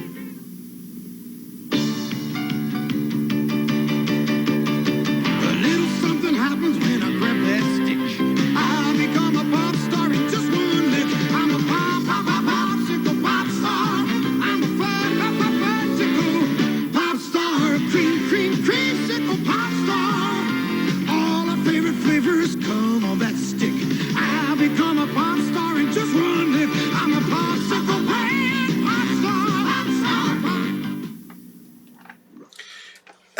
know, this book right here gets no love, and people need to look it up. Sword of the Swashbuckler. I have all the books. I have the Marvel graphic novel. I have all the runs. Then I even got it when Dynamite brought it back badly. I still have it, and they tried, but I still like it, even though it wasn't as good as the original. Swords of the Swashbuckler. If you ever get a chance to read it, check it out. So I hope you like Captain Simian. Because it's space monkeys, man. Come on. Space monkeys. I say it's space monkeys. They're not space monkeys. They're chimpanzees, so they'd be space apes. It'd be Captain Simian and the space apes. Like us, we are a member of the great ape family, along with chimpanzees, gorillas, bonobos, macaques. Yeah, whatever larger... Oh, orangutans. Orangutans, that was the one I was forgetting. So, yeah, those are apes. All right, now we're heading off into some D&D land, because D and freaking D, okay? Gotta love it. Can't say enough about this one. And I will always love Dungeons & Dragons. Even if I can't play it, I still love the whole idea and fun that can be brought to you by Dungeons & Dragons. I still like reading the comics. I still like reading books when I have time. I still work on campaigns that will probably never see the light of day. But I do love Dungeons & Dragons. 40 years of Paul playing Dungeons & Dragons this year. 12-year-old Paul discovered Dungeons & Dragons. 11-year-old Paul discovered the... hold on a second. Young Paul discovered the cartoon. 10, 11-year-old Paul discovered the books. 12-year-old Paul discovered the Endless Quest books and stuff like that. Then 12-year-old Paul discovered the actual role-playing game. Then it went downhill from there. Then it was all the Dragonlance, the Forgotten Realms books, all those. I read tons and tons of those. Oh. And that's why that keeps getting knocked over. It's because you keep bumping it. Whoops. Yep. So who is that? I don't know. Is that Reze? Reze. Is she a bomb devil? Bomb. Yeah. All right. But, yeah, D&D has been there for a huge, huge chunk of my life. And I wouldn't change it for anything. I have some great friends that I consider family because of Dungeons & Dragons. And even though I don't get to see them as much as I like to, they're still my brothers, and I love them to death. Josh and Dante. And I wouldn't change one iota. So, here you guys go. This is Dungeons & Dragons, Episode 9, and this is Quest of the Skeleton Warrior. Enjoy. Hey, look! A Dungeons & Dragons ride!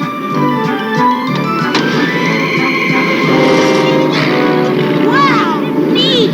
Give me a break. I don't like this! Whoa! What's happening? Oh! Where are we? Look out! Fear not, Ranger. Barbarian, magician, thief, cavalier, and acrobat.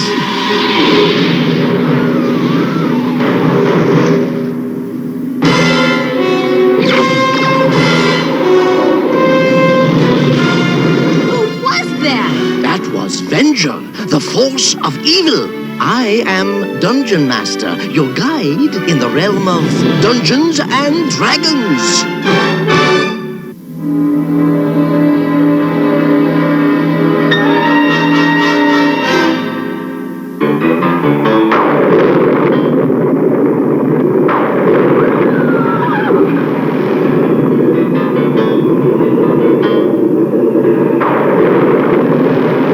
You dare summon me, Decion? Yes, Master. After all these centuries, I have found the circle of power. Is that so? And where might it be? It is forever beyond our reach in the lost tower of the celestial knights. Only one who is pure of heart, one who could be a celestial knight, may enter the tower and survive its test of courage. But since you will never release me from your spell, the circle of power cannot be retrieved. You are wrong, Dekion. I know of 6 young ones who are pure of heart. Perhaps they can be persuaded to enter the tower for you. I knew it. I knew we shouldn't have come this way. Just keep moving, Eric. Moving where, great leader? We're lost. We're lost everywhere in this world, Eric. That's why we have to stick together.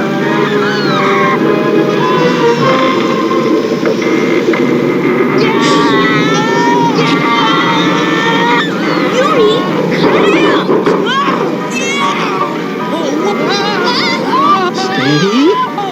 Steady. Steady. Oh, no. Dungeon Master. Greetings, young ones. I have news.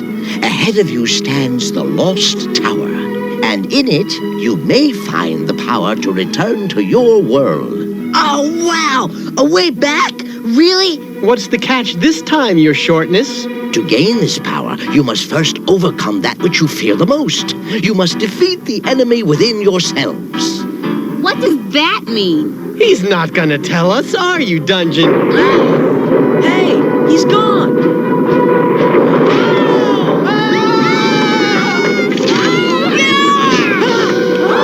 Don't panic, just climb.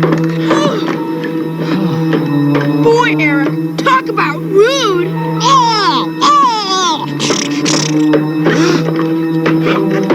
My glasses! Thanks, Sheila. Without these, I can get lost in a closet. Come on, what are you waiting for? You heard what Hank said. Clyde?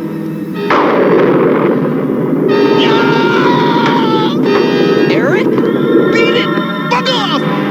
Let me alone! Hold it, mister.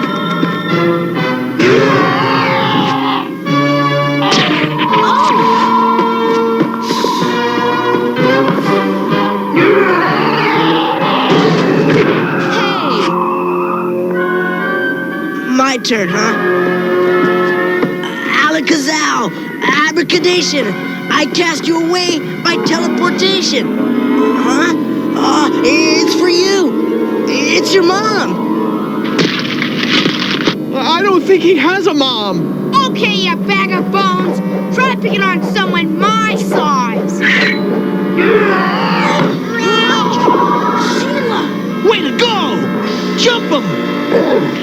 I have no wish to fight. All right. Then what did you grab me for, Bone Brain? I merely wanted to talk. Oh, brother. But the sight of me filled your friend with terror. Me too. Me. Okay, talk. But for now, we'll hold on to your sword. My name is Dekion, and long ago I was a celestial knight. One of a band of mystical warriors. Oh, yeah? What instrument did you play? We roamed the skies, fighting the evil forces of this world. Sure you did. The others are gone now, and I fell under the spell of an evil wizard who turned me into this. Yuck. Only by regaining the circle of power, the celestial knight's most powerful weapon, can I be freed from the spell, but it is locked away in a lost tower, which the spell forbids me to enter. Lost Tower? That's where Dungeon Master said we'd find a way home. Ah, stop her, Hank. I think she actually wants us to help this weirdo. I think she wants to help this guy so we can get home, Eric. Any objections? Well, Whenever you're ready, Dekion. Whenever you're ready, Dekion.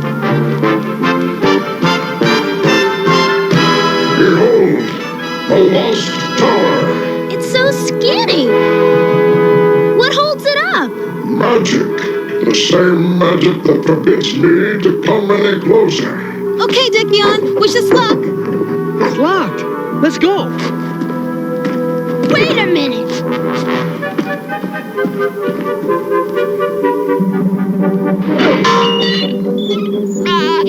That's impossible.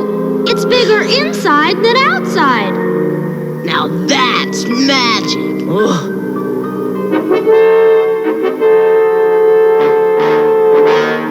I shall wait at the ruins to the east.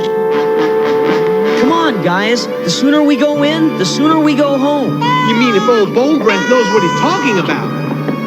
This place gives me the creeps. Yeah, I feel like someone's looking inside my brain. That shouldn't take long. Let's find this circle thing and get out of here.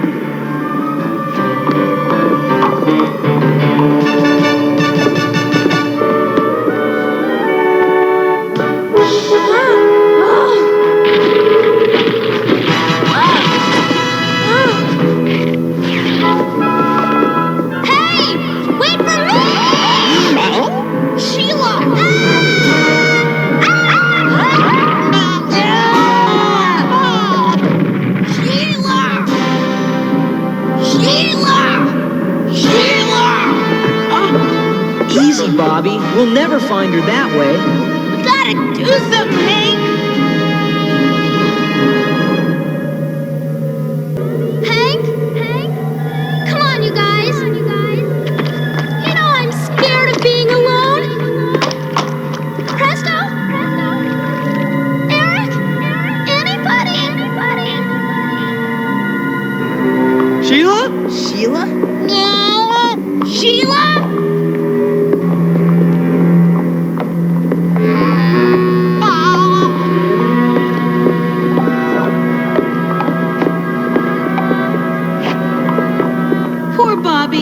You keep an eye on him. I'll look this way.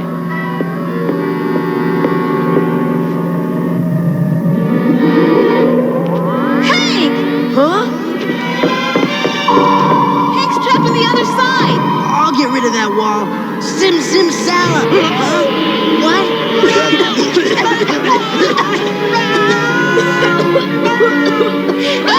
What happened to Eric and Presto? You in that stupid hat. Ow! What genius stuck a tree in the middle of the hallway? Eric, I think the tree's in the right place and we're not. Can't get out that way. I've got to find a way back to the others. Maybe up here.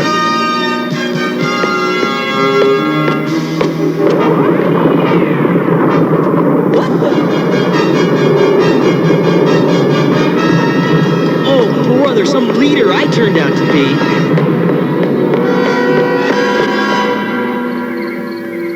I'm sorry if my magic got us into this, Eric. Face it, Presto, you're a first-class nerd.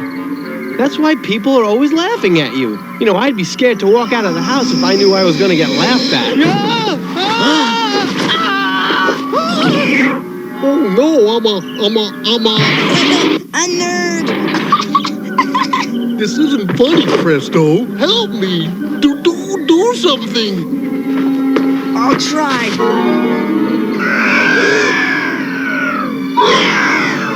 Hey, my glasses. I can't see. Look at the goofy one. Look at his ears. Quit laughing at me. And that one thinks he's a wizard. Eric, what's happening? What's that behind you?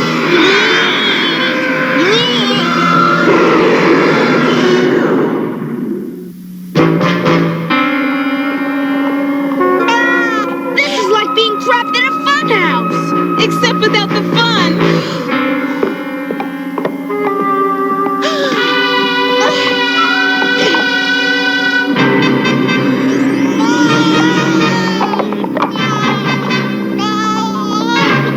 What is it, Uni? Must be something in the mirror.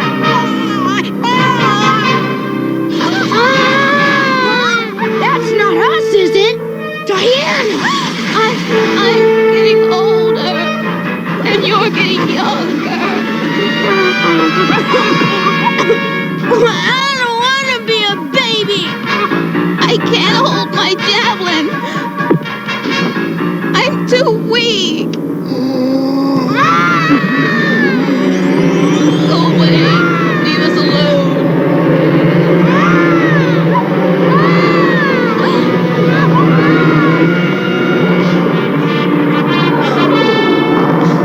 This is like a bad dream. Oh no, and the dream's getting worse.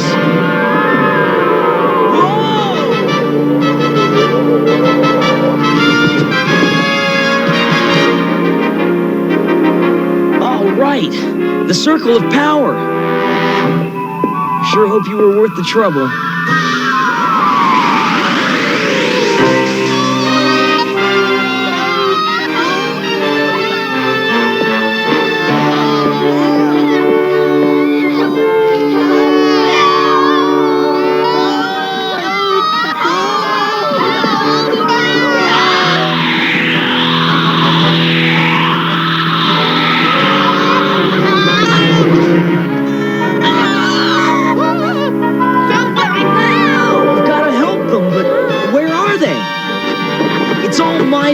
For agreeing to help Dekion, some leader I turned out to be.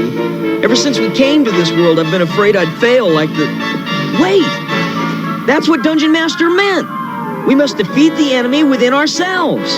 The Lost Tower has been attacking us with the things we each fear the most.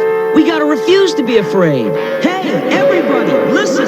I figured it out! We're each being attacked by our own worst fears. We gotta fight back. It's not real.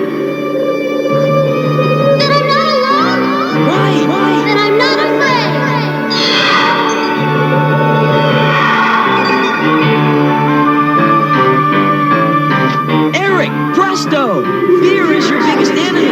Don't be afraid. Was that Hank? Yeah, and he's right. Why should I be scared just because I lost my glasses? Who cares about your glasses? I lost my whole face. Well, maybe I can find it.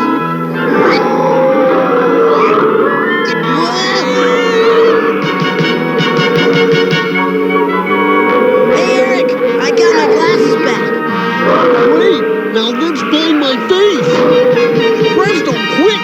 Pull something useful out of that dumb hat like an aircraft carrier. Yeah, Abracadabra, United States Navy.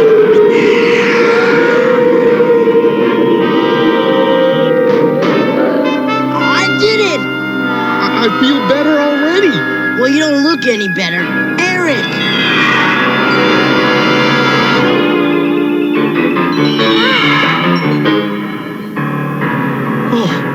I'm never gonna let my face out of my sight again. Bobby! Bobby! Hey, Diana! Can you hear us? Bobby, listen. They want you to be scared. Don't give in to fear. Yeah, you can beat them.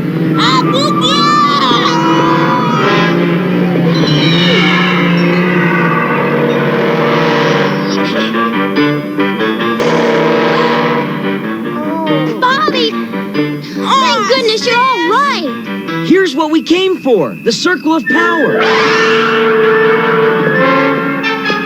Let's go find Dekion. Wait a minute, that's our way home.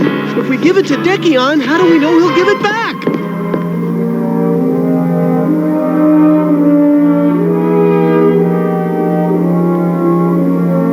Dekion? Have you succeeded? Have you blocked the circle of power? Do not be hasty, Ranger. Dungeon Master! That would be unwise, Dekion. I will allow the young ones to make the choice. But first, they should know the truth. What do you mean? Centuries ago, the battle-weary Celestial Knights were betrayed by one of their own, a young knight named Dekion. Dekion was promised a king's treasure in exchange for leading the knights into a trap. Oh, brother! You mean old Bonehead here is a traitor and a liar? Yes, a traitor and a liar, and I have suffered for it. He's right, Cavalier. evil deeds do return to their source. They always come full circle, and their evil will never end until the circle is broken. Listen, I say we dump old Bonehead and use the circle to get home. I don't know. Dungeon Master, what should we do? Huh? I shall make that decision for you.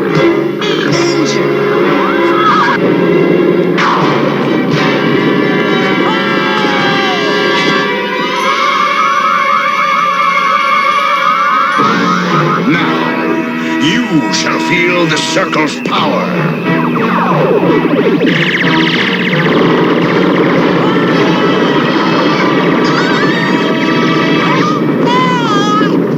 You have what you want, Venger. Release me from your spell. You did not bring me the circle, Dekion. I seized it myself. I owe you nothing.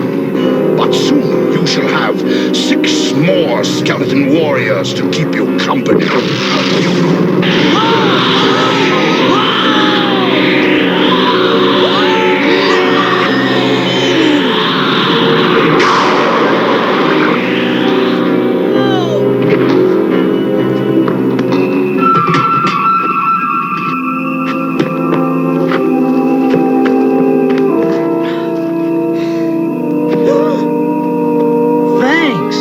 Thanks is mine, my friend.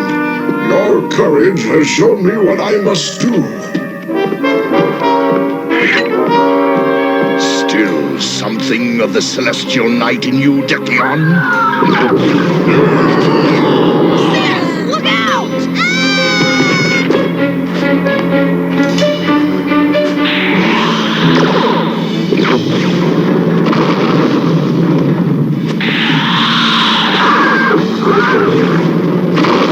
What do we do now? What did Dungeon Master say? Who cares? No, listen. The evil won't end until the circle's broken. That's it.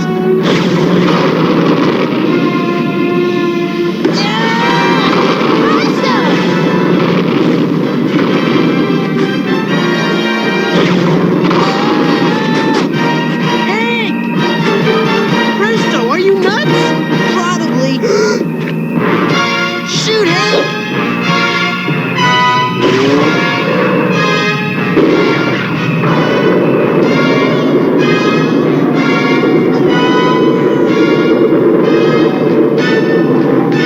You've destroyed the circle of power!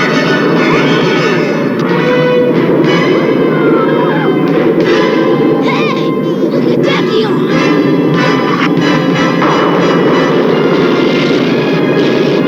what's happening to it?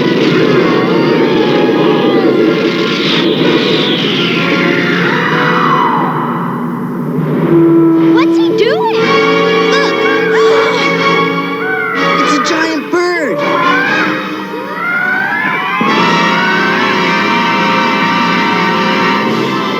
Do not fear. Warbirds attack only evil. Wow! He's gonna ride him! Farewell, my young friends. You have helped me break Venger's evil spell. When I have found a way for you to get back to your world, I shall return. Huh. We'll never see him again. Eric! So long, Dekion, and thanks! I still don't get it. What happened to Dekion anyway? I guess he redeemed himself by taking our side against Venger. That broke his circle of evil and set him free to be a celestial knight again. I'd settle for one night at home again. Ah, what do you know? This place is your home. Stupid unicorn. What you say? I said I like my uniform.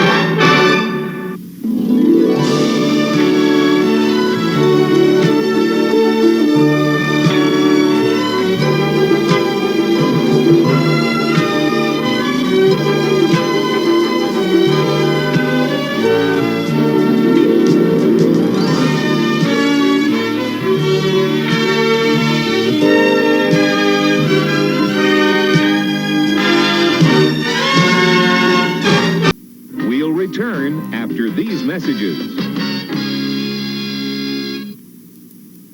You can take a bite, take an alphabet's bite. You can taste a bunch of letters that go crunch. Alphabets, all right. But take care, there's a mad microchip out to get you over there. Flip, how on hip.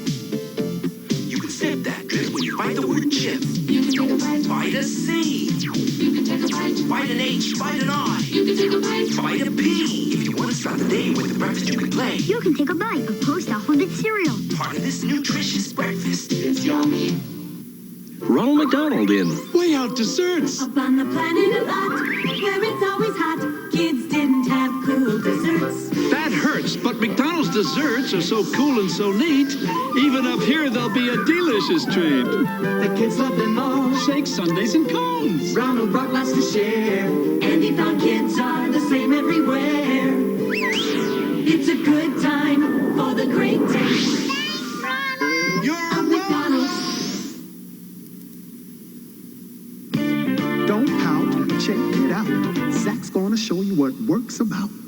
It's the blob, it's the blob. I am the future blob. Without a job, without a job. I am the future blob. What can I do? No need to panic, no need to get scared. You can make the future by being prepared.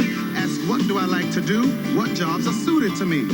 I like to skate. I like to go bowling. But my favorite hobby is cutting and sewing. You can get going, plan a business sewing. It's your job, your future job.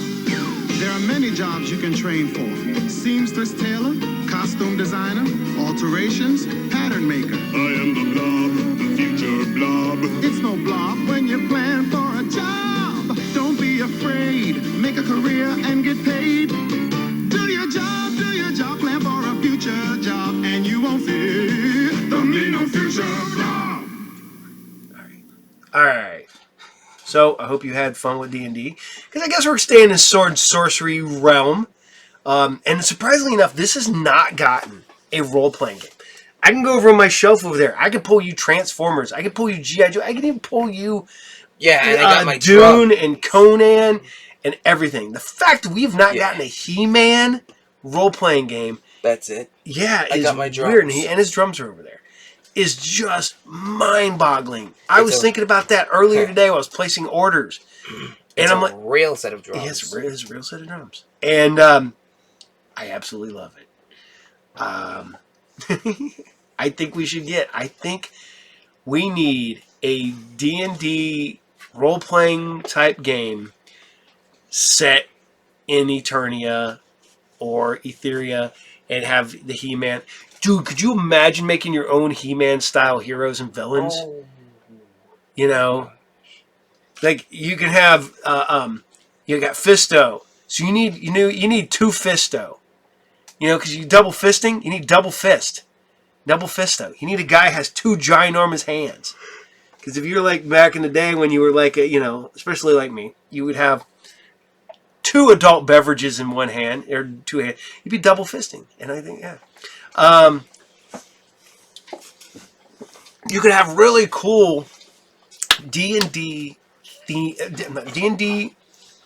campaigns with Masters of the Universe style characters. And that's all I'm saying. That needs to happen. I would totally work on it if I had the time. But I don't. So, alright. He-Man and the Masters of the Universe, Episode 20, Season 2. And this is... hold on a second. Got to put my glasses out. Into the Abyss. Enjoy.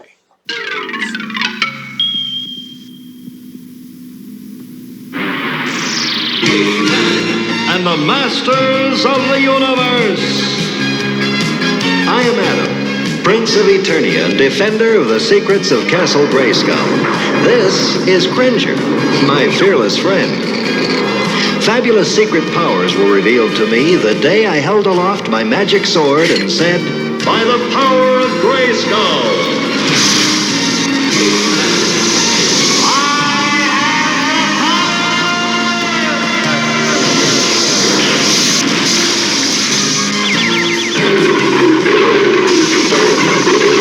Cringer became the mighty Battle Cat. that, and I became HeMan, the most powerful man in the universe.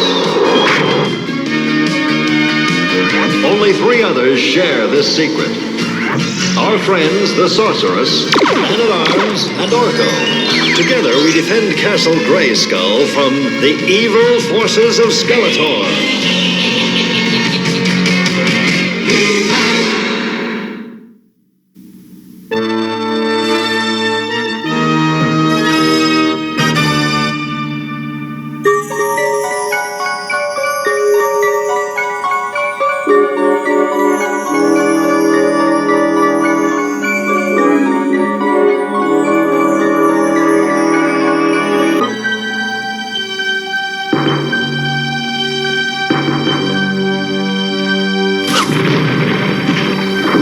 Beastman, you've lost. Never. Get the girl.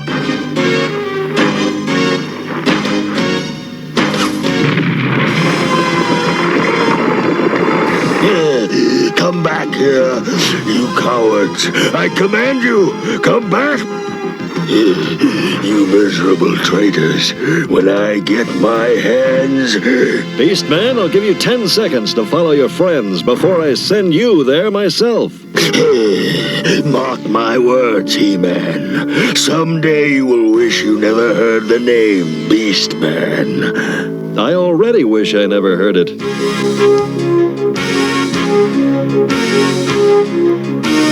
And then He-Man took a step toward Beastman.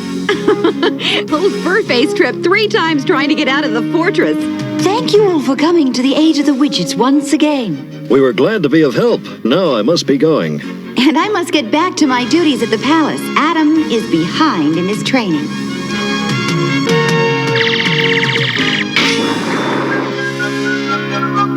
We sure showed Beastman. It'll be a long time before he tries something like that again. You better be careful, Orko. The abyss can be very dangerous. Well, to you maybe, but I can fly. Yes, but there are great winds and mystical forces down there. The source of Grayskull's power is down there.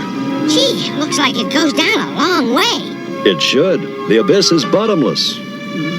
Bottomless? How can something not have a bottom? Actually, the abyss goes to the center of the planet. That qualifies as bottomless in my book. Do you want a rock to drop in the abyss? I promise you, you won't hear it hit bottom. Oh, no thanks. I have my own rock. No, I said rock, not sock.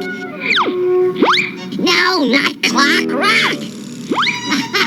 That's better.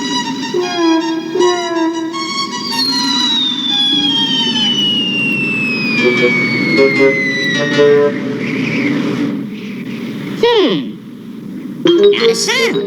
Guess that makes it pretty bottomless. Hey, wait for me! He-Man! Tila!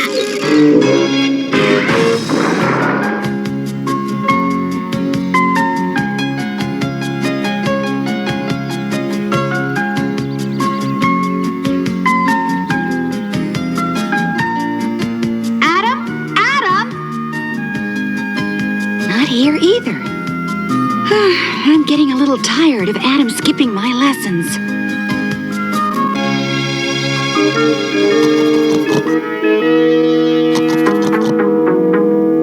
I've been looking everywhere for you. You're supposed to be... I know. I'm supposed to be learning survival skills. Right. So why didn't you meet me 2 hours ago? To tell the truth, Tila, I didn't feel like it. What? You didn't... Look, I know I have a lot to learn. But come on, Tila, can't we have some fun once in a while? Fun? Adam, you can't waste your life just fooling around. There are too many important things to do. Well, that's what I mean. Work. It's all you ever think about. Well, I don't feel like it. But Adam, That will be all, Captain.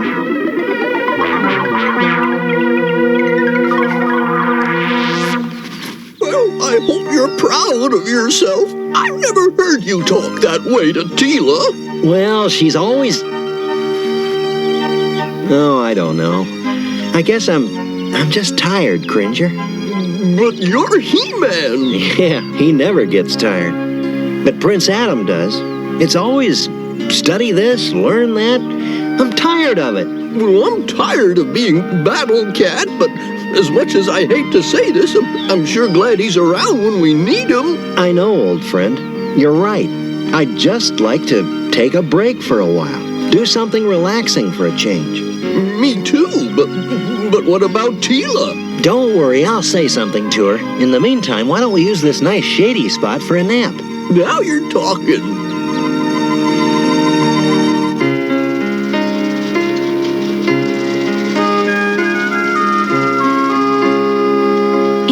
He dismissed me as if I were a stranger. Tila, remember, he is the Prince of Eternia. But we grew up together like brother and sister. And when was the last time you played like brother and sister? Play? We're both grown. And why are you taking his side? I'm not taking anyone's side. Look, Tila, I'm very proud of you and the way you handle your responsibilities. But you've got to loosen up occasionally. Loosen up? Yes. Take a break. The battle at the Widget Fortress has exhausted you. Father, I'm fine. My problem is Adam. Then why not find a way of combining work with fun? Oh, thank you, Father. You've just given me an idea. Gotta run. Kids.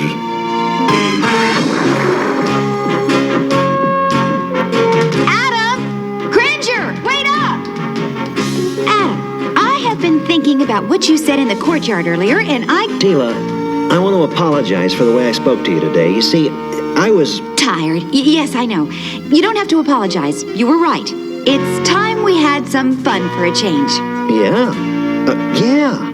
What did you have in mind? Trust me. Now this is more like it. Your picnic idea is just what we needed. Isn't that right, Cringer? Yeah. You said it. Hey, fellas, the fun isn't over yet. What? What's next? Are we going to play a game or something? As a matter of fact, we are. I'm going to hide somewhere in the forest, and you have to find me. Hey, hide and seek. We used to play that when we were kids, remember? Oh, yes, I remember. That's why I brought these. What's this for? In case you get lost. It's a homing device. Yours will be set on send, and mine will be on receive. This will help you find me in case you get hopelessly lost. Oh, don't worry about me. Worry about finding a good hiding place. All right. Now, just give me a head start. Hey, what happens if you get lost? I don't get lost. Want to help me find Tila? No. You just run along and have a good time. I'll just guard the picnic basket for you. Okay, just don't work too hard. Well, I think she's had enough time.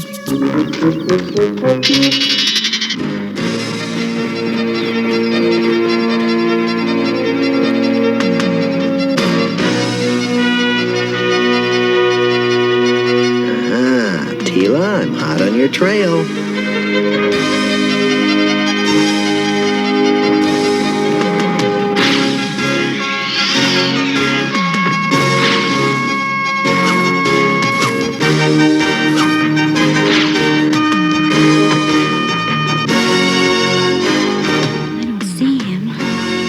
Adam didn't get lost already. Good, Adam. You're getting it. This ought to hone your tracking skills. Good, he's on his way. What was that? Oh, now who might you be? Oh, aren't you the cutest thing? What's your name, little fella? I think I'll call you Pookie. What do you think? Do you like the name Pookie? Very good, Adam. You found me. But now you have to catch me. I'll catch you all right, and this time no head start. It was nice meeting you, Pookie. Bye.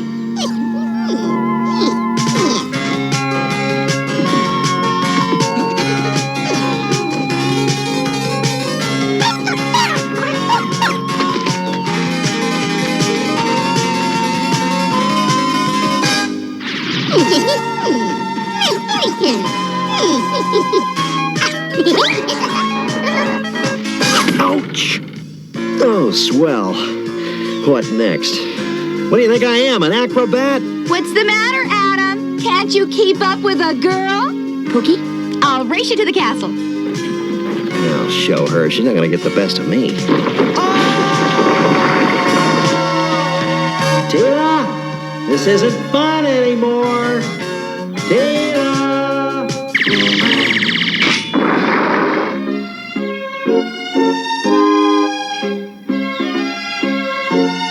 Well, Pookie, you did a better job of following me than Adam did.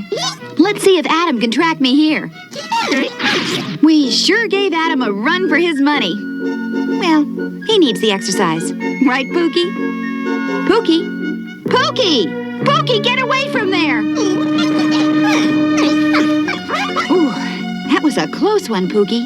You could have fallen over that edge. Well, yes, you must be careful.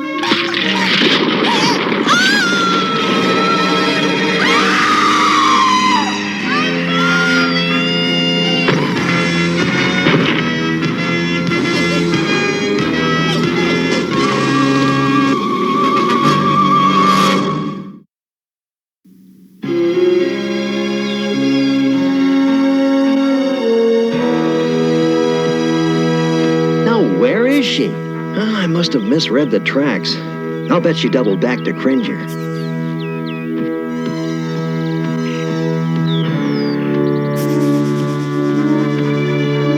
Tila?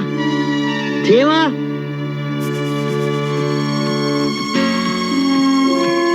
Gosh, she's not here either. Cringer, didn't Tila come back here? Oh, hi, Adam. Tila? No, I haven't seen her. I thought for sure she'd be here. She probably went back to the palace. Well, it doesn't seem like her to leave like that. Well, she probably got hungry. Say, isn't it almost dinner time? Almost. Maybe you're right. I guess she's getting back at me for giving her a hard time yesterday.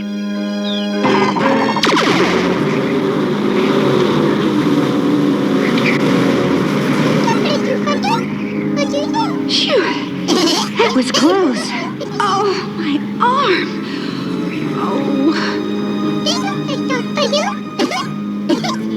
Oh, Pookie, you're all right. Oh, I can't say the same for myself. I think my arm is broken. Adam! Adam! Oh, it's no use. Adam doesn't even know where I am. All right, come on, Tila. Pull yourself together. Think. Stay cool now. Oh, how are we going to get out of this one? Oh, wait! The homing device. I'll just switch this to send, and maybe Adam... No, he won't be on receive. Besides, this transmitter isn't very strong, and I have no idea how far we fell. No one knows where we are. I can't climb out with this arm, and what am I going to do? What am I going to do?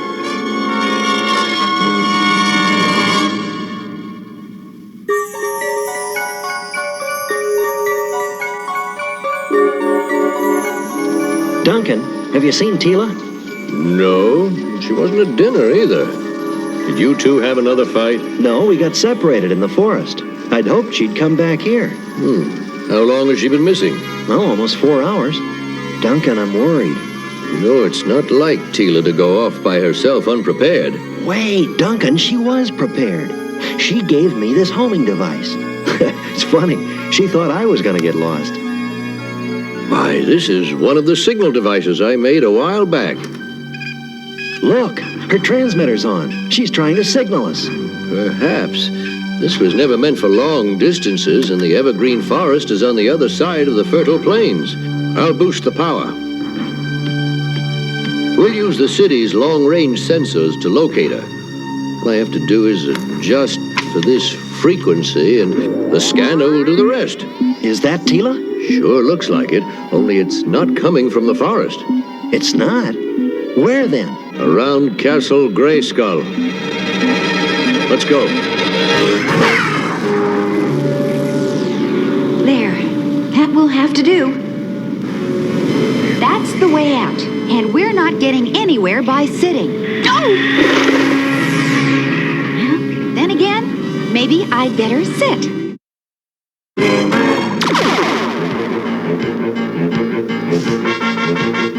I don't get it. The source is right here, but it indicates the transmitter is still far away. Which direction? North, east, or... No direction, just here. I don't get it. Duncan, come here. I think I found something. What is it, Adam? Tila's footprints. Are you sure? Well, I should know them. I tracked her through the forest before. What are those marks? This break is fresh. That means Tila came this way. It looks like she slid. Not over the edge. Oh, no. Not Tila. Oh. Prince Adam, Man-at-Arms, what brings you? What's wrong? I sense great sadness. It's Tila. Something's happened to her.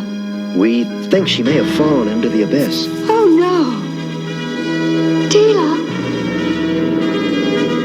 Tila. Tila. Tila. Mother? I feel my mother. She's alive. Adam, Duncan, Tila's alive. Alive? How? Where is she? She's down in the abyss. Very far down. Oh, Adam, she's hurt. Tila's hurt? I'm going after her. No, wait. He won't get very far. There are very strong updrafts. That means we can't use the sky sled to go down there. We must climb down. And I know someone better suited for the task. That's strange. I wonder what... By the power of Grayskull!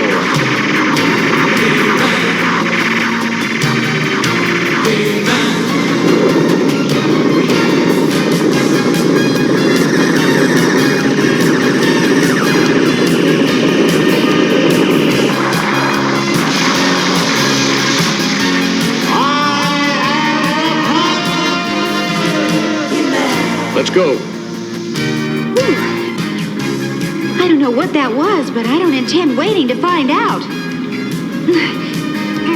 If I can just get to that rock up there. The rocks on the other side are a lot easier to climb than this wall. Watch out for formations like that last one. You'll never know when one's going to kill you.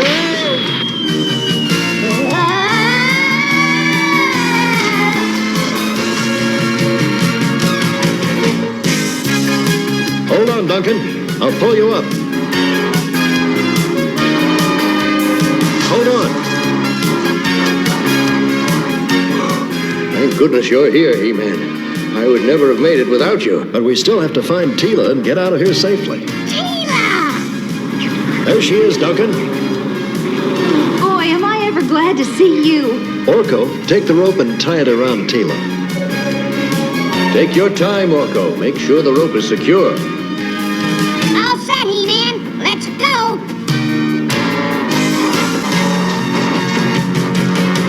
Oh, HeMan, I didn't even think you could get me out of here.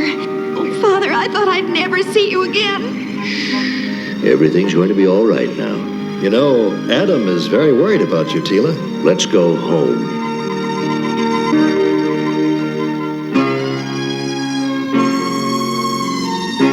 Just a little more. At last. Oh, what a climb. I don't know about you, but I could sleep for a week. We'll have you home in no time. You know, the strangest thing about this whole experience is my mother. Your mother? Well, I don't know how to explain. You're the only parent I've known.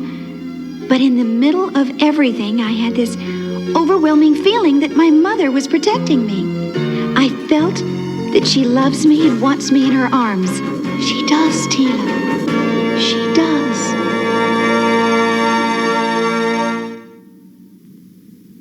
Tila learned two extremely important lessons today. She learned it's just as important to play as it is to study and work. But it's also important to take the time to learn the rules for playing safely. Right, Duncan. Tila wandered too far away. And when she ran into trouble, there was no one around to help her or to go for help. So when you play away from family or friends, make sure someone knows where you are at all times.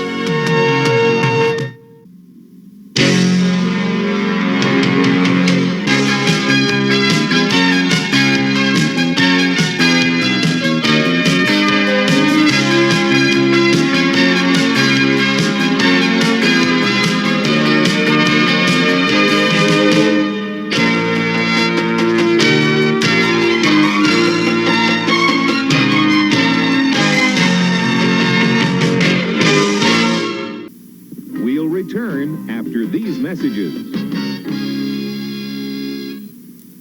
Hey, Mac. That's Toucan Sam. Whatever, Mac. I took a wrong turn last night. I'm starved. Where can I grab some breakfast? Your wrong turn was right. Fruit flavors will satisfy your appetite. Come follow my nose. He's got to be a shortcut. It always knows. Kellogg's Fruit Loop cereal with natural orange, lemon, and cherry flavors. Part of this complete breakfast with a full day supply of vitamin C. Want more? Sure, Mac. Fill her up. It's a jungle out there. Alone with Fruit Chewy Newton's cookies. Janie. New Blueberry Newtons. I know you've got the Newtons. New Cherry Newtons, too. And you're in the closet. So Fruit Chewy. Okay, you're not in the closet. You want them for yourself. Which leaves only one place. Delicious Newton's cookies. Fig and apple, too. So Fruit Chewy. You want them for yourself. Can we talk money?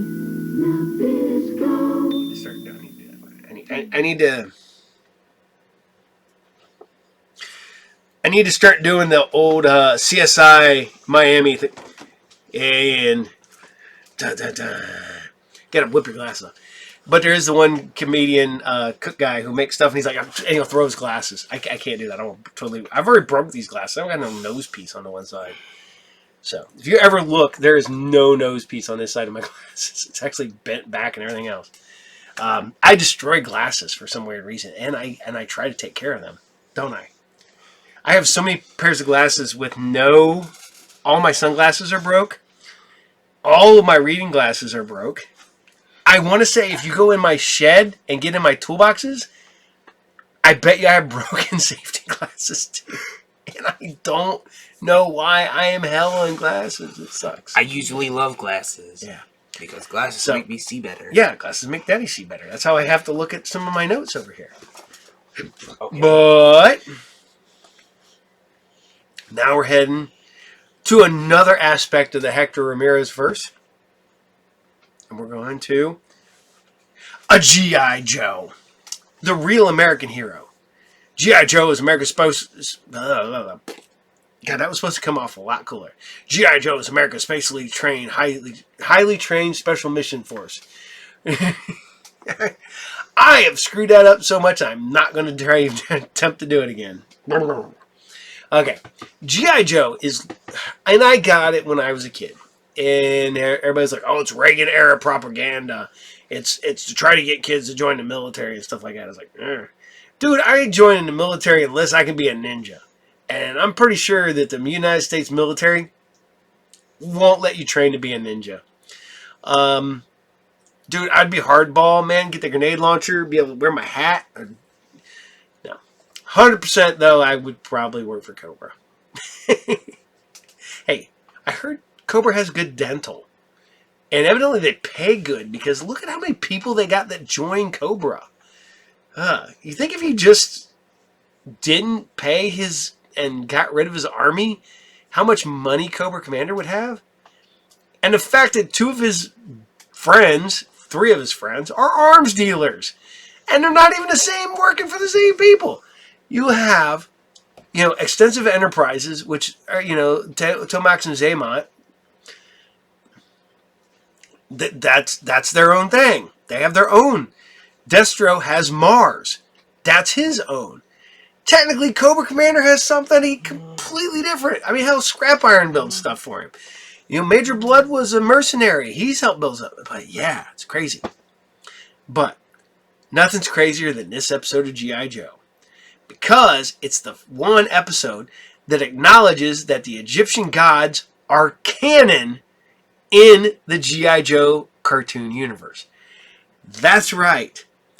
Set, Osiris, Ra,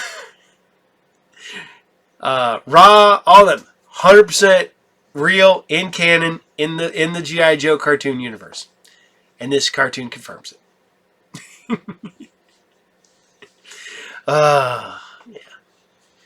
Yeah, I'm going to tell you this. I love this episode. It's so weird that somebody thought, you know what kids will love? United States military and Egyptian gods fighting it out. I still love this episode, so I don't know what the hell happened. So here you guys go. GiJoe episode 41, and this is Gods Below. Enjoy. Yo, Joe! He'll fight for freedom wherever there's trouble. GiJoe is there. GiJoe, American hero. GiJoe is there. It's GiJoe against Cobra, the enemy, fighting to save the day. He never gives up. He's always there, fighting for freedom over land and air. GiJoe, GiJoe is there. GiJoe is the code name for America's daring, highly trained Special Mission Force. Its purpose, to defend human freedom against Cobra, a ruthless terrorist organization determined to rule the world. He never gives up, he'll stay till the fight's won. GiJoe will dare. GiJoe, American hero. GiJoe.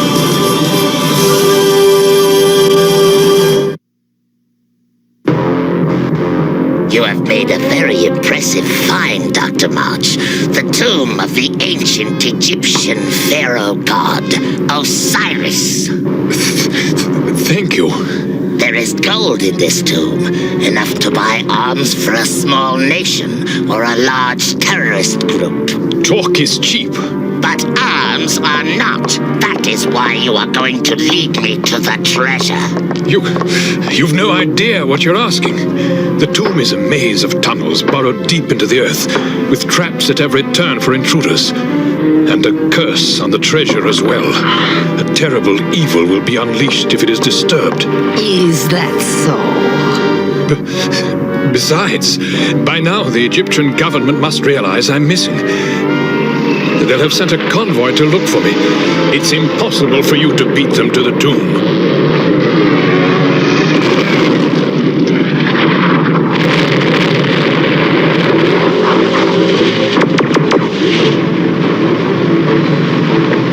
For Cobra, nothing is impossible. Shall we proceed to the treasure, Dr. Marsh?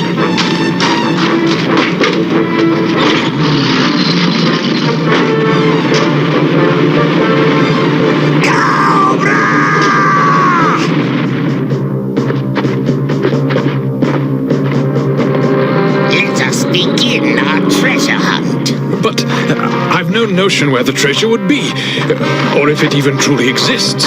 Pray that it does, and that you can find it. Your life depends on it, Doctor. Let's give those yahoos the surprise of their lives. Now!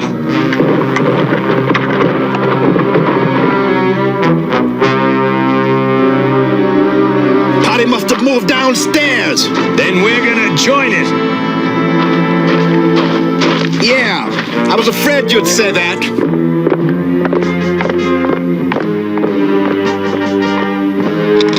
Is this wise, Commander? What if the Joes reach the treasure first? Then we seize it from them.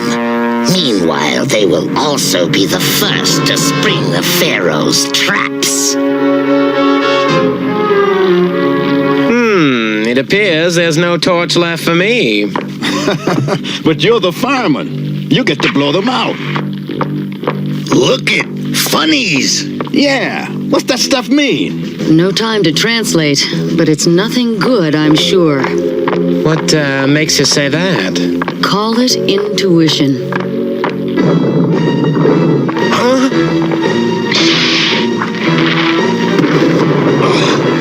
Oh, some intuition you got there. Enough already! My ears are ringing! On your feet. Back the way we came before we're sealed in. Watch out for that stone. It could be booby-trapped.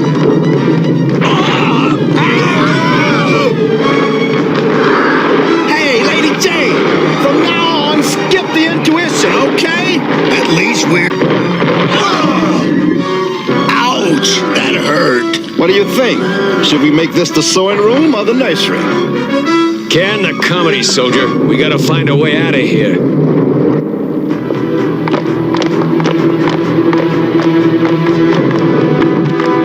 Somehow, I don't think this is it.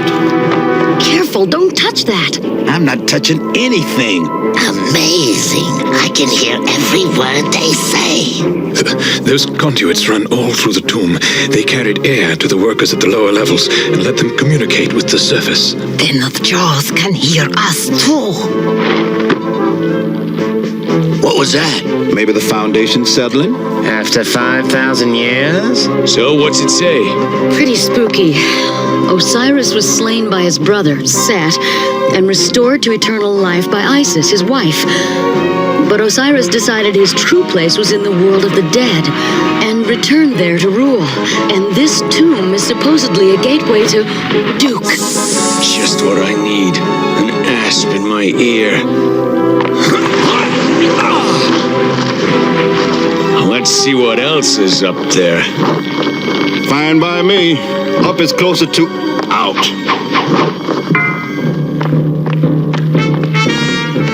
Which way now? Eeny, meeny, miny, mo. Catch a cobra by the toe. Cobras don't have toes, Bazook. We'll try this one. Then again... Duke. You want to go this way? We go this way.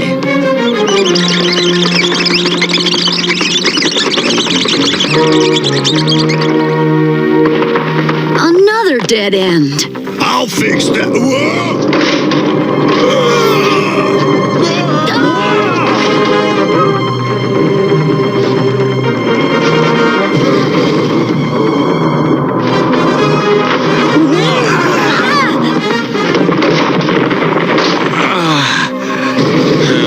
Did it. No way out. Alas, you can lead me no farther. Cobra Commander, where is he? I don't know. It's kind of dark. And you'll be a terrible nuisance if you escape that chamber. So I have no choice but to bring some sunshine into your lives.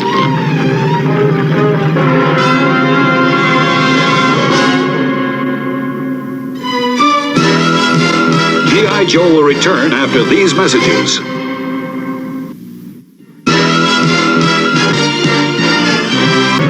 What a way to go.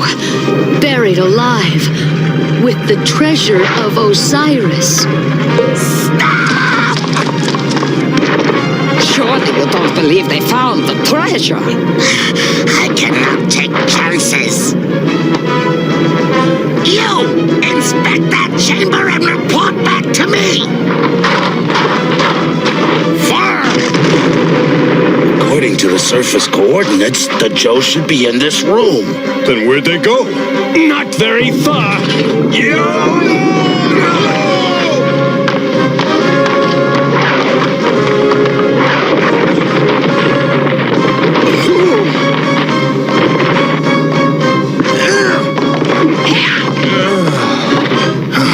Thank you, Lady J. What's going on? Shh! I'm trying to listen.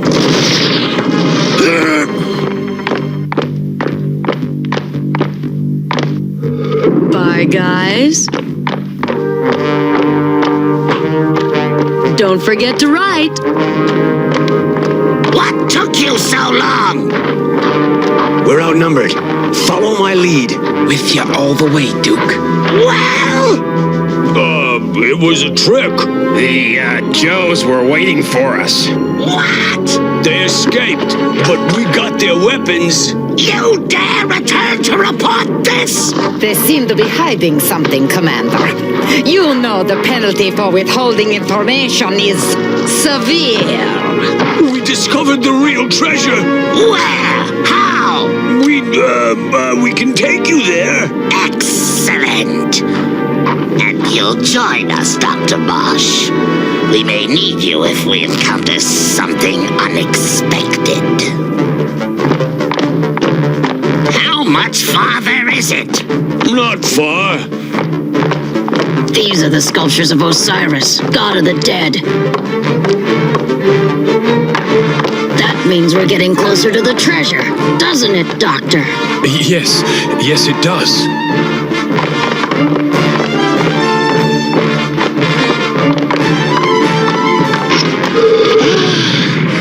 Thanks, Doc. Now, lead us back to the surface. I'll try. Cobra Commander! Oh, we were afraid we'd lost you. Enough! My patience is at an end! Where is the treasure? Over there! There? My treasure is there! Why did you say that? It's gotta be somewhere, don't it? I see no treasure! Through there in the far chamber. It's mine! It's mine!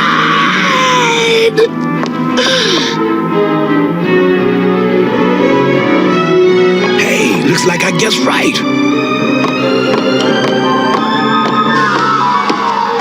The crown of Osiris!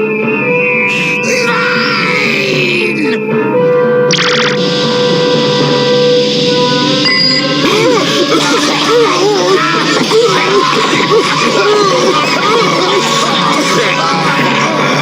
Traitors! Okay, let's get Marsh back upstairs and radio headquarters to pick up Cobra Commander and friends. Ugh, how do they breathe in these things? Alpine, we're sinking. Thanks for the bulletin, Beetle Brain. I think we hit bottom. Are you all right? Yeah, I think so. What the blue blazes? Who comes under the court of Osiris? Who seeks entry into the realm of the dead? G.I. Joe will return after these messages. Now, back to G.I. Joe. Speak. Are you foes of Osiris, sent by my evil brother, Set? Never met the guy. You lie! All men know of Osiris's eternal war with Set. I shall force the truth from their lips!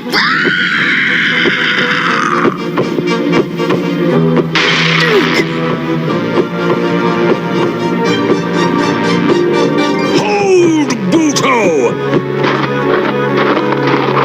The laws of this tribunal must be observed. Their hearts must be weighed. Mine's about 6 pounds. Can I leave now? Alpine, shut up! Their hearts must be weighed in judgment. If you are found worthy, you may pass on into the valley of eternal life. And, if we're not? Then you are mine. Amam devours the hearts of those who fail the test. Marsh, can this be on the level? I don't know how else to explain it. They seem to be what they claim. The ancient gods of the Egyptians. Creatures of eternity!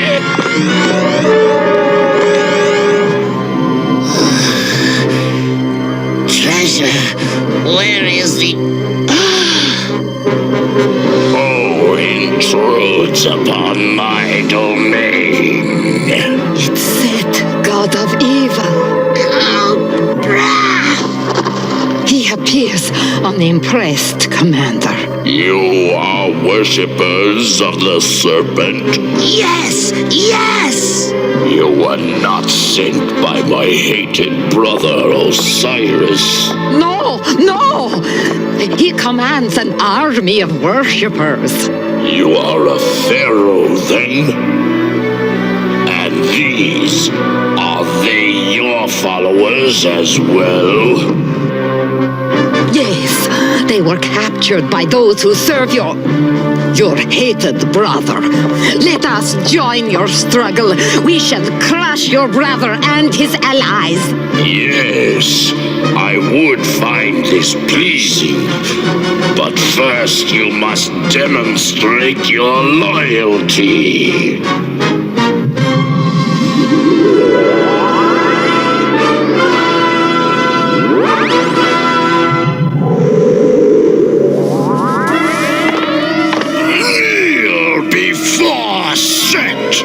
Lord of evil and darkness!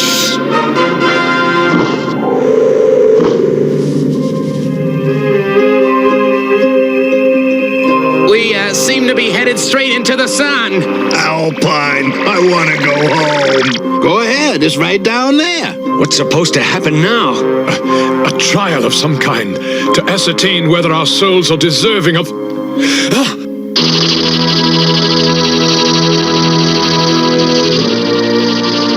I am Maat, guardian of the universal law, and this is my father Amen-Ra, eldest of the gods. It is we who shall judge you. How? What do we have to do? Survive, and if your hearts are worthy, you shall. The mighty one, the fiercest of his daughters. Come again? Sekhmet, the destroyer. I thought you said we were supposed to survive.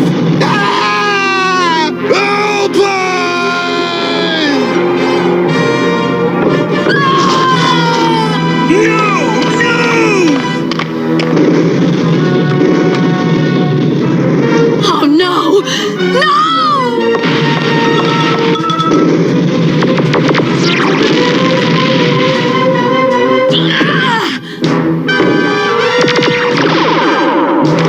Stop!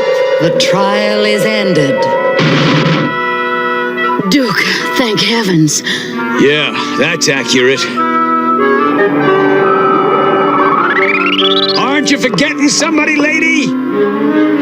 Nice, birdie. So what's the verdict, sister? Did our hearts make weight? Each of you risked your safety for the sake of your friends. We judge you worthy. My knees ache. When will our loyalty be proven? You have shown yourselves to be true worshippers of the serpent. Yes, I would say so. Have you a plan to attack Osiris? Yes, give us this tomb's treasure. We will amass an army to obliterate your brother and his followers. It shall be done.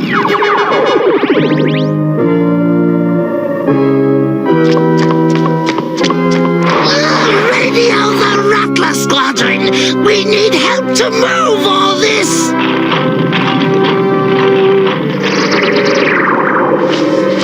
The mortals have returned from judgment. It is time for their final crossing into the realm of souls. I don't know how to break this to you, but we're alive. Just ship us back upstairs, okay? That is not possible. When you chose to enter this chamber, you left the land of the living behind. Anubis will ferry you across the river of the dead. Go, and may you know peace for all your days. Well, maybe we can jump ship. Come on.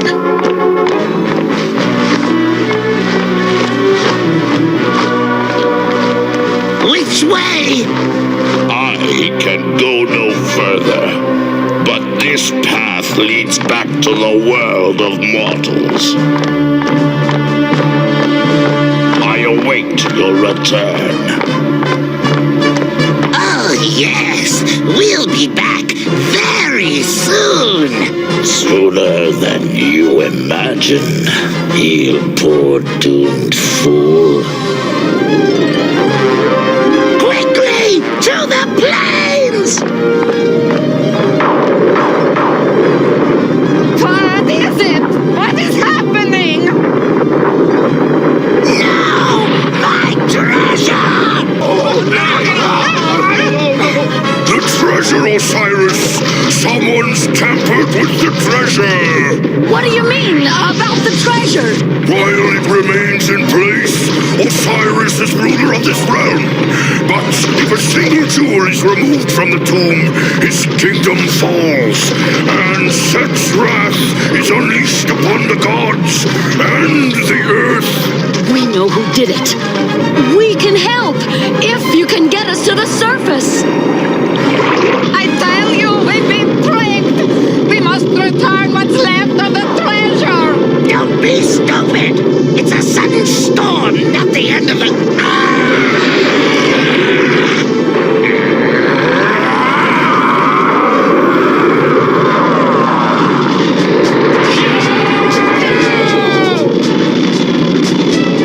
Bring it down! Fire!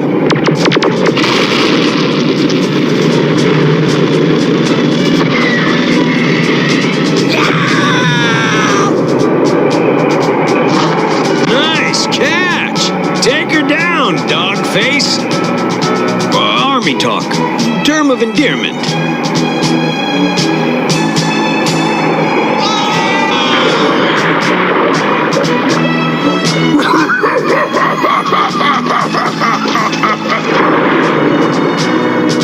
He did that on purpose, you know. Perhaps Anubis realized it wasn't our time to make the journey. Personally, I think he took offense at Dogface. Yeah, well, tough. Bow wow. G.I. Joe will return after these messages.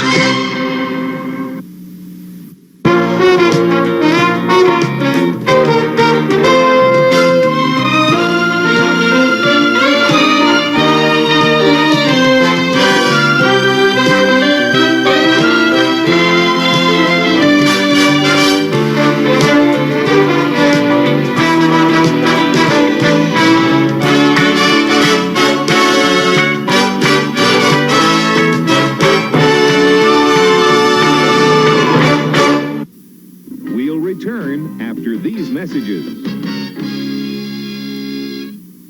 You can pretend. Stealing powers where she's at. A very wild but pretty cat. That's Catra. And here's lovely Frosta. True blue friend of She-Ra. Dolls each sold separately. When Catra shows her catty side, Frosta can freeze her in stride. The fate of the world's in the hands of these beautiful girls. Princess of power. Catra and Frosta dolls each sold separately. She-Ra doll also sold separately. New from Mattel.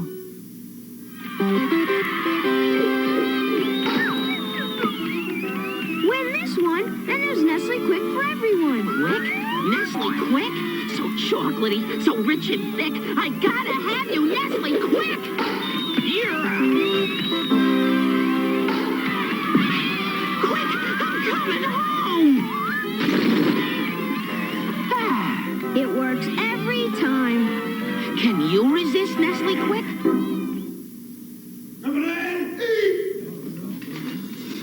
Super golden crisp. Rocks in the box, rolls in the bowl, and the taste is solid gold.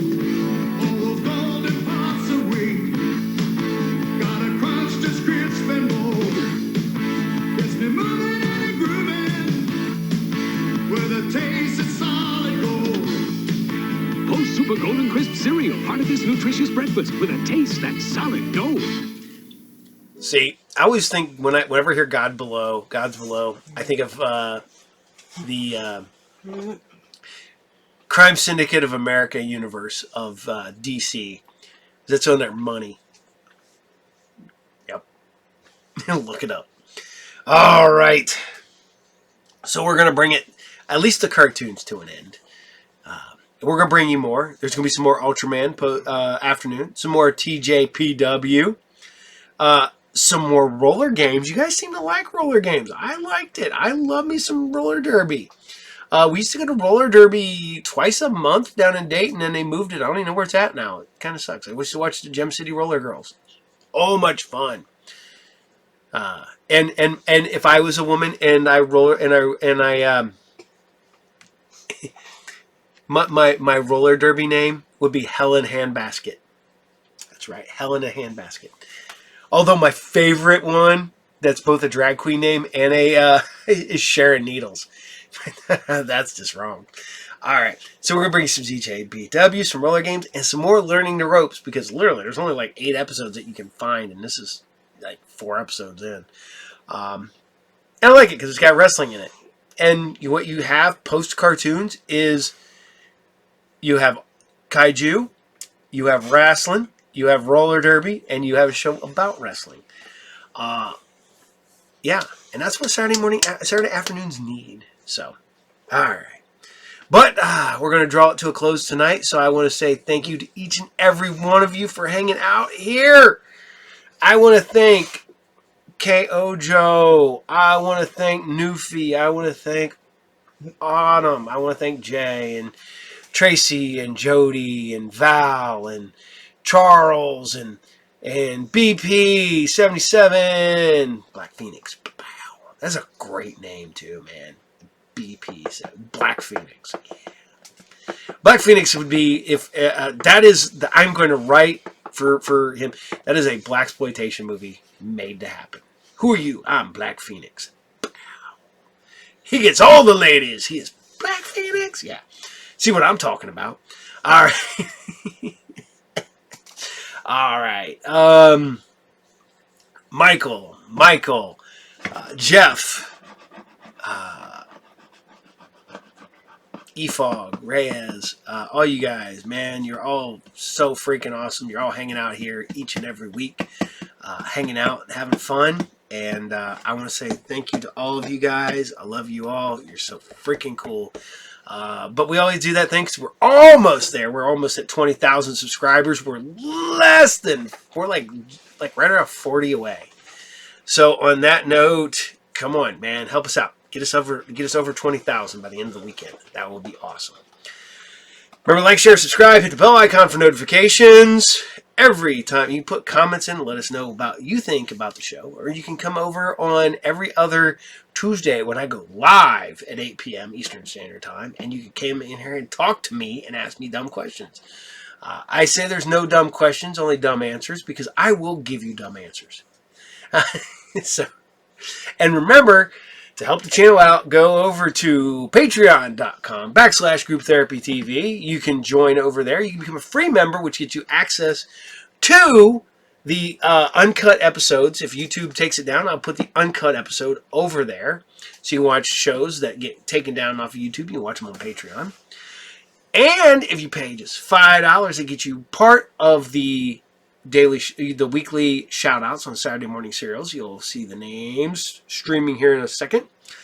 And that gets you access to the only Saturday morning serial show with a bonus at the end of a show that I cannot air on the YouTubes. You get that as a $5 member.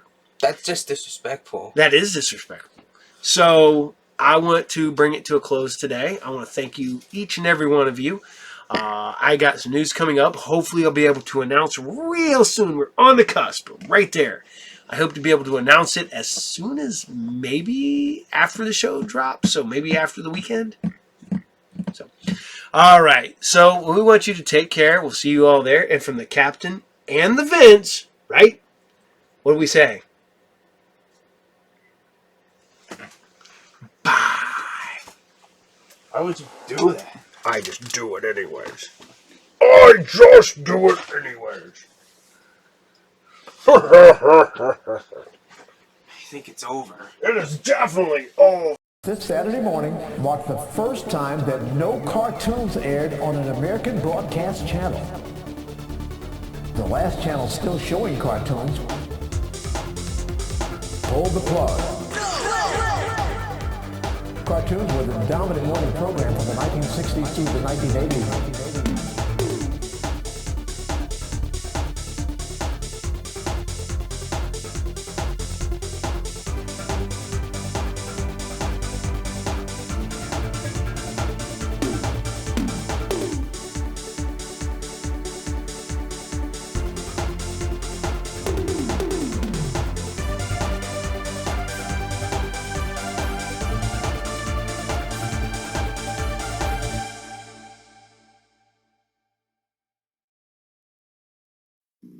Fighter and Buck Rogers. Okay, Kane, get ready to fight. Meet Kane and the Draconian Marauder. You'll never catch me. Planes need assembly. Each plane and action figure sold separately. There's Twiki. Get the robot. You can pretend he's being chased by Draco, Tigerman, and the Draconian Guard. Calling Buck Rogers. Help! Buck Rogers, Twiki, Draco, and Tigerman. Each sold separately by Mego. Mattel's Battlestar Galactica collection. You can imagine the Imperious leader commands the Cylon Centurion to capture Daggett. Make Daggett lead us to the human. You can imagine Daggett fears Ovion, the enemy with insect arms. Lieutenant Starbuck. Yes, Commander Adama. Prepare for secret mission. Each figure sold separately. Daggett, Imperious leader, Cylon Centurion, and Ovion. Each figure sold separately, not for use with other Battlestar Galactica toys. New from Mattel. お互いにおっといきなりあったありましたね。お紙服は張り返しません。そしてゴングです。セミファイナルインターナショナルプリンセス選手権試合30分一本勝負。チャンピオン伊藤真希対チャレンジャー紙服ゆきの一戦。これ長野さん、普段の紙服だったら間違いなく張り返してましたよね。いやだから今伊藤の表情が返してこないんだってちょっと戸惑いの表情になりますよね。ちょっと気になるのは上福選手療養明けなんですよね。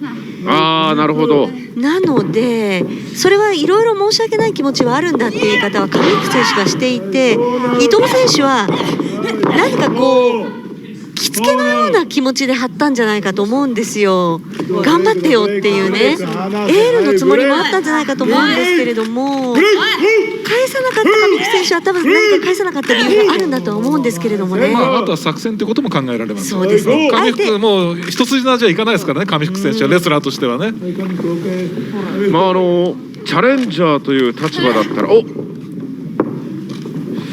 何かどうやらこれ谷さん上福選手も思うところがありますね。でもやっぱ上福さんが何を考えてるんだろうっていう作戦なのか、それかやはりいろいろ想像でしか語れませんけど親友だからなのかちょっとだからいつもの上福とは違いますもんね。違います。お前俺これもっと来いよ、おい来いよ、おらおいもっとやってみろよ。なんでしょう、そのチャンピオンとチャレンジャーのこの一戦に対する、気迫の差というものがちょっと出てしまってるんでしょうかね。なんかまだ躊躇があるということなのか体が動かないということなのかは分かりませんけれども、これはいいですね。これが出た来ましたね。これはね、この串刺しドロップキックはね上福ゆきデビュー時から使い続け磨き上げてきた一発です。銭が取れますね。この長い足ですから。さあ狙ってくるか、一気に勝負を仕掛けるか。フェイマサー決まらずドロップキック。フェイマサーを防除されても焦りません。フェイマサー対策は考えなきゃいけないとは言ってたんですよね、伊藤選手。考えてきましたね。ちょっとね、でも長野さん、仕掛けは早かった気がします。そうですね。でも今伊藤場外にエスケープしたってことは流れを一回リセットしたいっていうところですよね。伊藤選手ただちょっとこう笑みを浮かべてるんですね。よしよしみたいなところもあるかもしれないですよね。今の上福の姿勢にね。谷さんもっともっとチャンピオンとしては伊藤としては熱いものが欲しかったんでしょうかね。でもやっぱり今の戦いっぷりを見てると紙服にも熱いものはしっかりありますよね。目ついた。いいですよ。あら来た。こういうとこです。こういうとこいいんですよ。そういうの全部使ってってほしい。あとビッグブーツも見たいですね。いいですね。普段は高飛車なねファイトですからね、紙服の持ち味はね。こういう意地悪な紙服選手を見るとなんかホッとします。今ちょっと伊藤ちゃんも笑みを浮かべましたね。いつも通りのね、そういうところが今日はむしろ見たいですね。こうでなくっちゃ。ましてやね、谷さん、チャレンジャーですからね。チャレンジャー、友達だけどチャレンジャーですから。ベルトを取る、奪う立場ですから、もう何が何でもという気持ちでないと。わあ、これ今鉄柱ですね。今のは痛い。このリングのね四方をねしっかりと支柱として支えている非常に重くて硬い鉄柱、そこにぶつけていきました。本当にね、大の男のレスラーでも一人で担ぐの結構大変ですからね、あの鉄柱は。ちょっと待ってないです。これ完全に後楽園ホールのねむき出しのフロア。うわ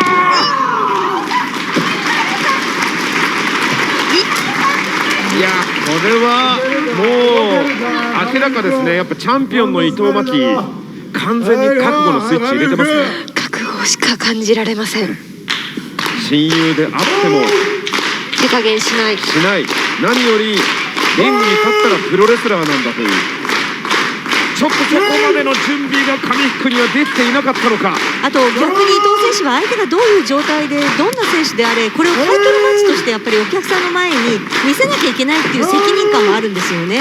というかそれは当たり前のことで、市場を挟んだらダメです。リング上に見てるお客さんに関係ないですからね。何かまだ心にわだかまりしこりのようなものがあるのか紙服。そこに容赦なく襲いかかるチャンピオンの伊藤真希。いや、ちょっと一方的な展開になっています。伊藤スペシャルいっちゃいますよ。伊藤スペシャル。ボストンクラブですね。逆指固めに行きました。しかもこれポジショニングまずいですね。リング中央ですよ。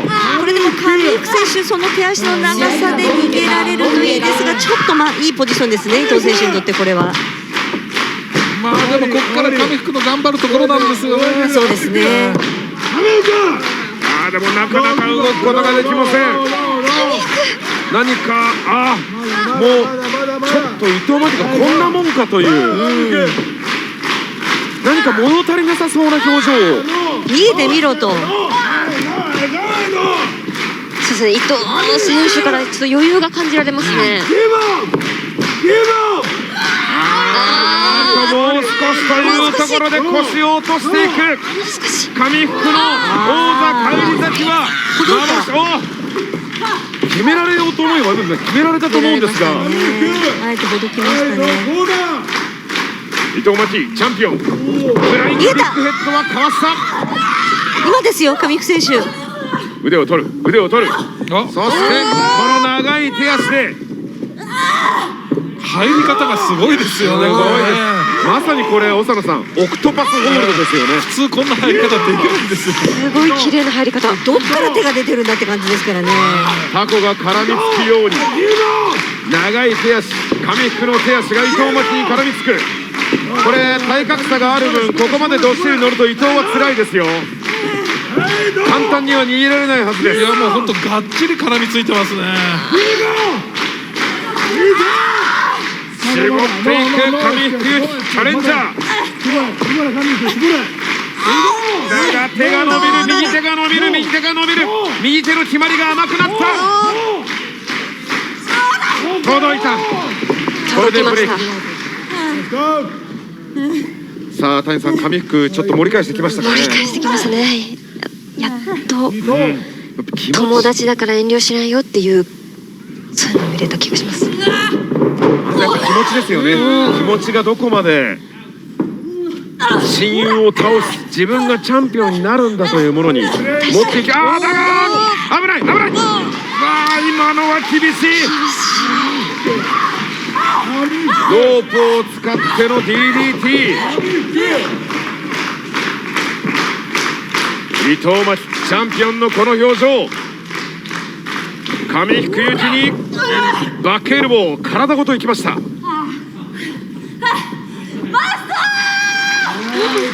して伊藤のスイング DDT、スペルデルフィン式。ワンで返した。ワンで返した。返した。ちょっとでも今ワンで返されて伊藤選手が嬉しそうでしたよね。おって来た来た。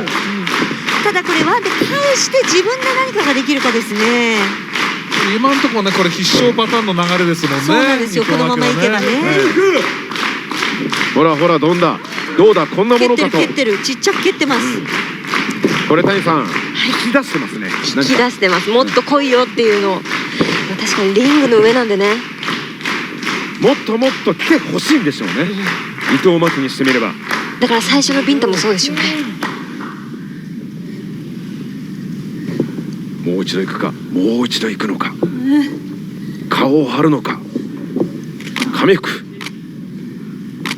あった。ここで来た。紙服ゆきが張り返した。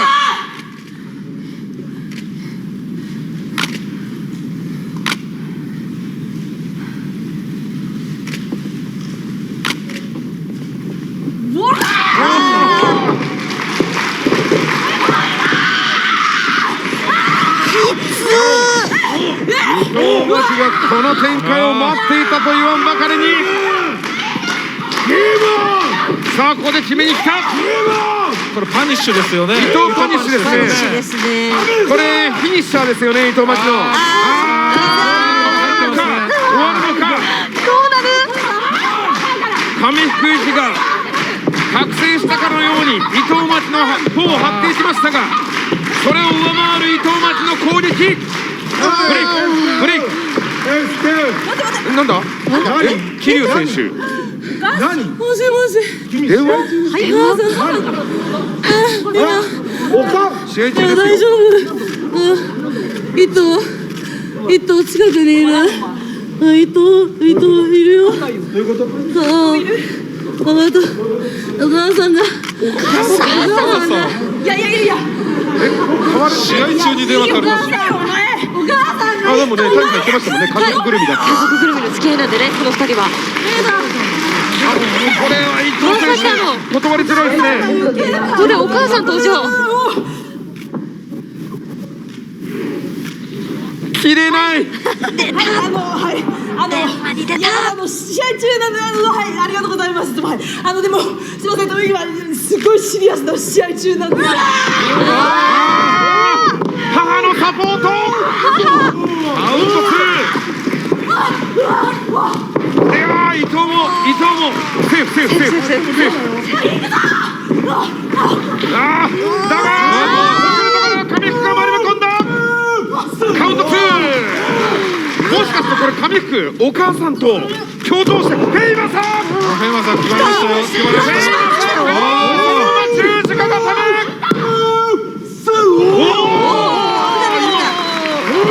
今返した。スリーじゃない。試合は続いています。続いてる。なんだ。おお。ついて、これはがっちりと固まっている。切り返した。伊藤が。今度は伊藤が上。カウント2。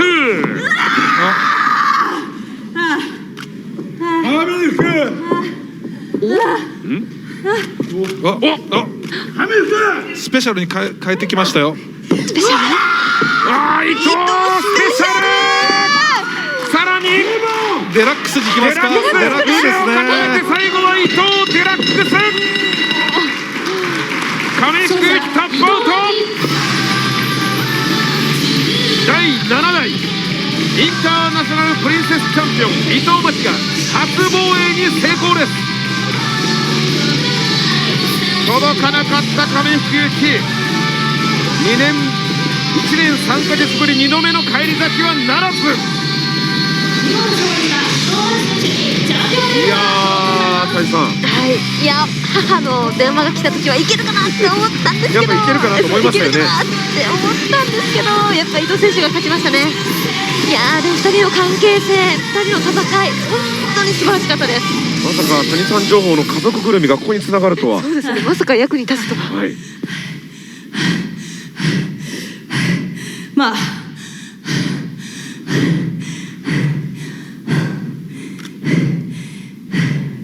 よく逃げなかったよ。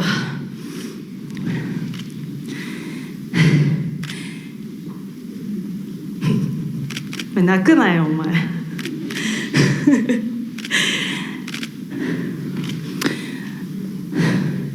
まあまた何回でもやろう。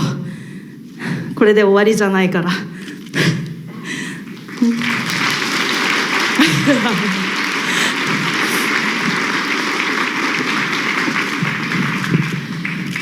Hey, Miss International Champion Maggie. Here's one thing I want to tell you. That is, 伊藤は一番可愛くて大事で本当に応援してる友達。これからもよろしくお願いします。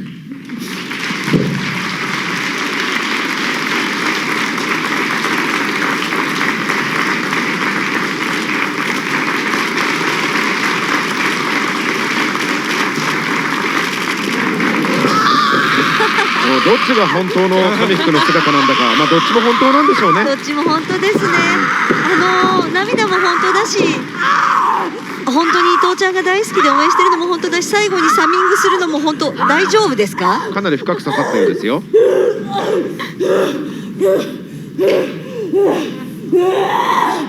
あ、涙引いてますね。よかった。これはこれで伊藤さんです。怒ってる。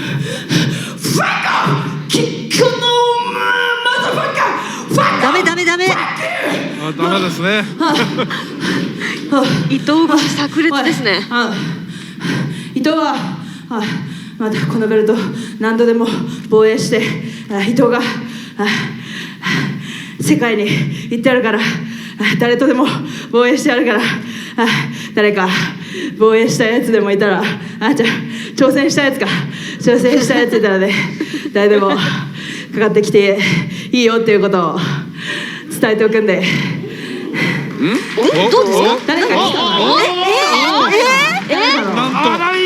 の？ちょっと新井選手？さて谷さん、新井さんですよ。私の後輩新井選手がこの不敵な笑みを浮かべながら、あら、伊藤さんの前に出てくるのはいい。来ましたよ。リングに上がった。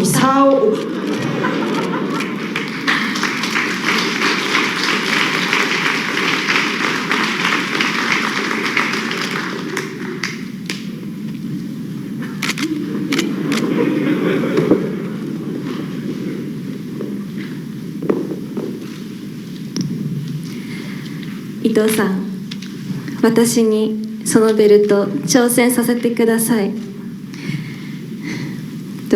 デビュー戦の時、伊藤さんは私に何年かかってもいいから伊藤真希を潰しに来いと言ってくれました。私は今が伊藤真希を潰すタイミングなんじゃないかと思って自信を持ってここに来ました。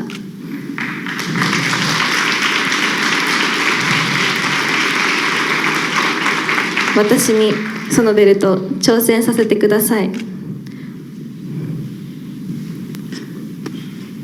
3月19日両国国技館、伊藤真希 VS 新井由紀。やる？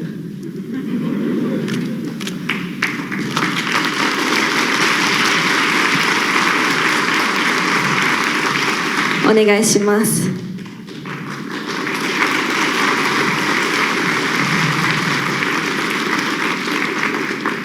新井由紀、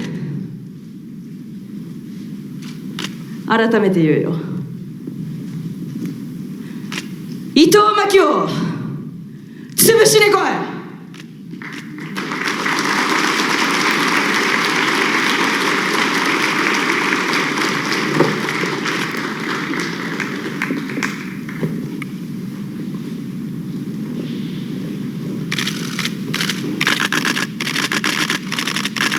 ベルトを中心に並び立つ新井選手の姿が見られるなんて、このタイミングで。いやー、来ましたね。ついにこの時が来てしまいました。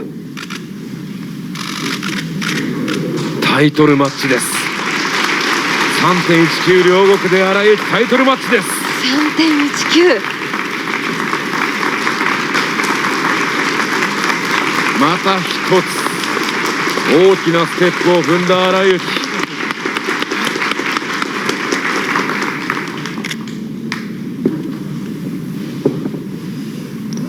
いやなんかモテるね今日は。はい3月19両国国技館皆さん、見たいものが見れると思うんで楽しみにしといてください。それじゃあお久しぶりに行きますか。世界一可愛いのは伊藤ちゃん、ありがとうございました。いやもう谷さんも感情追いつかないんじゃないですか。ちょっと追いつかないけどやっぱでも新井選手を見てきて素晴らしいなって思いました。ここまで早く這い上がってきたのはすごいなって思うので 3.19 ちょっと私も楽しみです。タイトルマッチ勝てばチャンピオンですよ。ベルトを取ることになるのか、それとも伊藤が伊藤選手のタッグパートナーチーム12ミリオンの山下優が何かすごく嬉しそうな表情で伊藤のことを見ていました。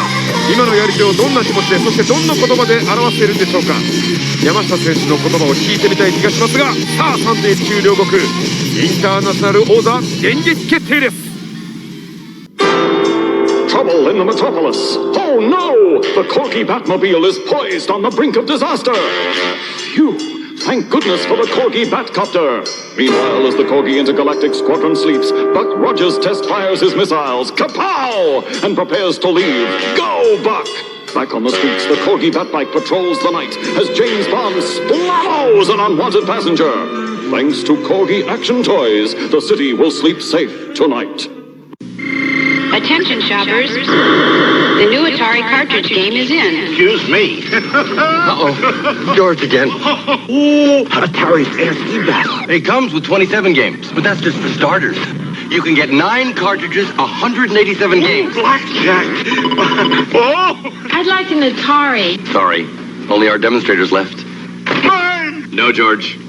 Mine. The new video computer system by Atari. More games, more fun.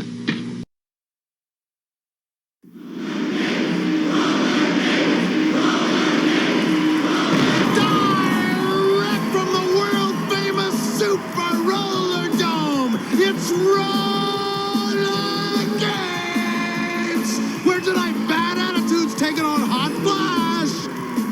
Will the Monster Man sabotage Kahuna on the Wall of Death? Can Sly Fox find a new hairdresser? Will Ms. Georgia Huss meet her match before she becomes Gator Bates?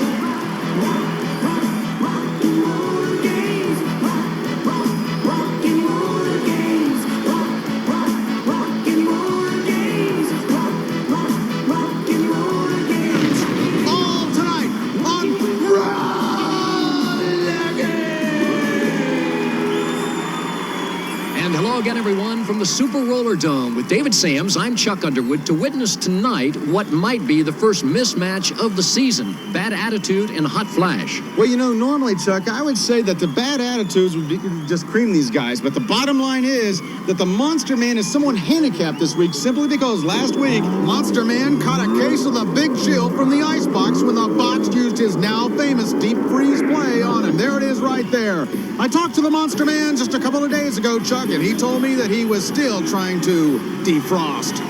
Well, now entering the dome and dressed in a color that'll blister the eyeball is Hot Flash with its manager, the well-fed Juan Valdez Lopez, to whom life is a banquet, literally. No doubt about it, he is an established international playboy, a millionaire many times over. And you know, Chuck, some people refer to him as the Brazilian Donald Trump. He's been dubbed El Fabuloso because of the lavish parties that he throws on his yacht. Hot Flash is a new team in the league, David.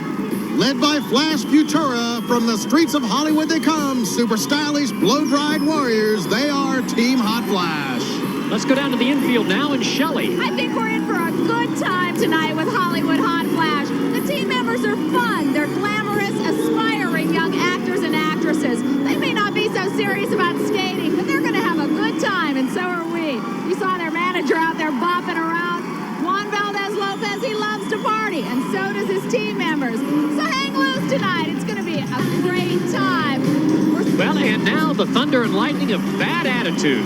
The a team that actually prefers to get up on the wrong side of the bed, likes to be served burnt toast. And their manager is tempestuous Georgia Haas, who probably will leave the Dome tonight with more bruises than her skaters. And one of those skaters is right there. He is the Monster Man, the biggest thug in all the league. He specializes in administering attitude adjustments that sometimes causes real havoc amongst the opposing players. This week, he's skating on a wounded ego, Chuck, because, as I mentioned before, last week, he was devastated when the Icebox just humiliated him in front of a worldwide audience of millions, and he deserved it. Well, wounded ego and clearly bruised belly, because that was the target as the Monster Man hit the deck last week, and tonight's going to be facing Flash Futura. Well, Flash versus the Monster Man, two very different styles here. For one thing, Flash is a gentleman, a true human being, while the Monster Man is a rodent, a track rat with a sadistic bite. Now for the rules of roller games. 4 periods between skaters. The men will start the first period. The ladies skate periods 2 and 3, and the men come back in the 4th. Only the guys in the helmets can score. They're called the jetters. On this first lap, they have to pass all opposing players and then head up the jetway. That's Bulldog Scott Casto getting in the 2-point range. Likewise, Kahuna, Jerry Reese behind him. And over the jet jump, they also get 2 points. Now they go for individual players. They'll try to pass opponents, and here's where the rear blockers are key. Number 1 is the Monster Man, Bernie Jackson. It's his job to prevent Kahuna from passing. But Kahuna cuts beneath him nicely to get a single point.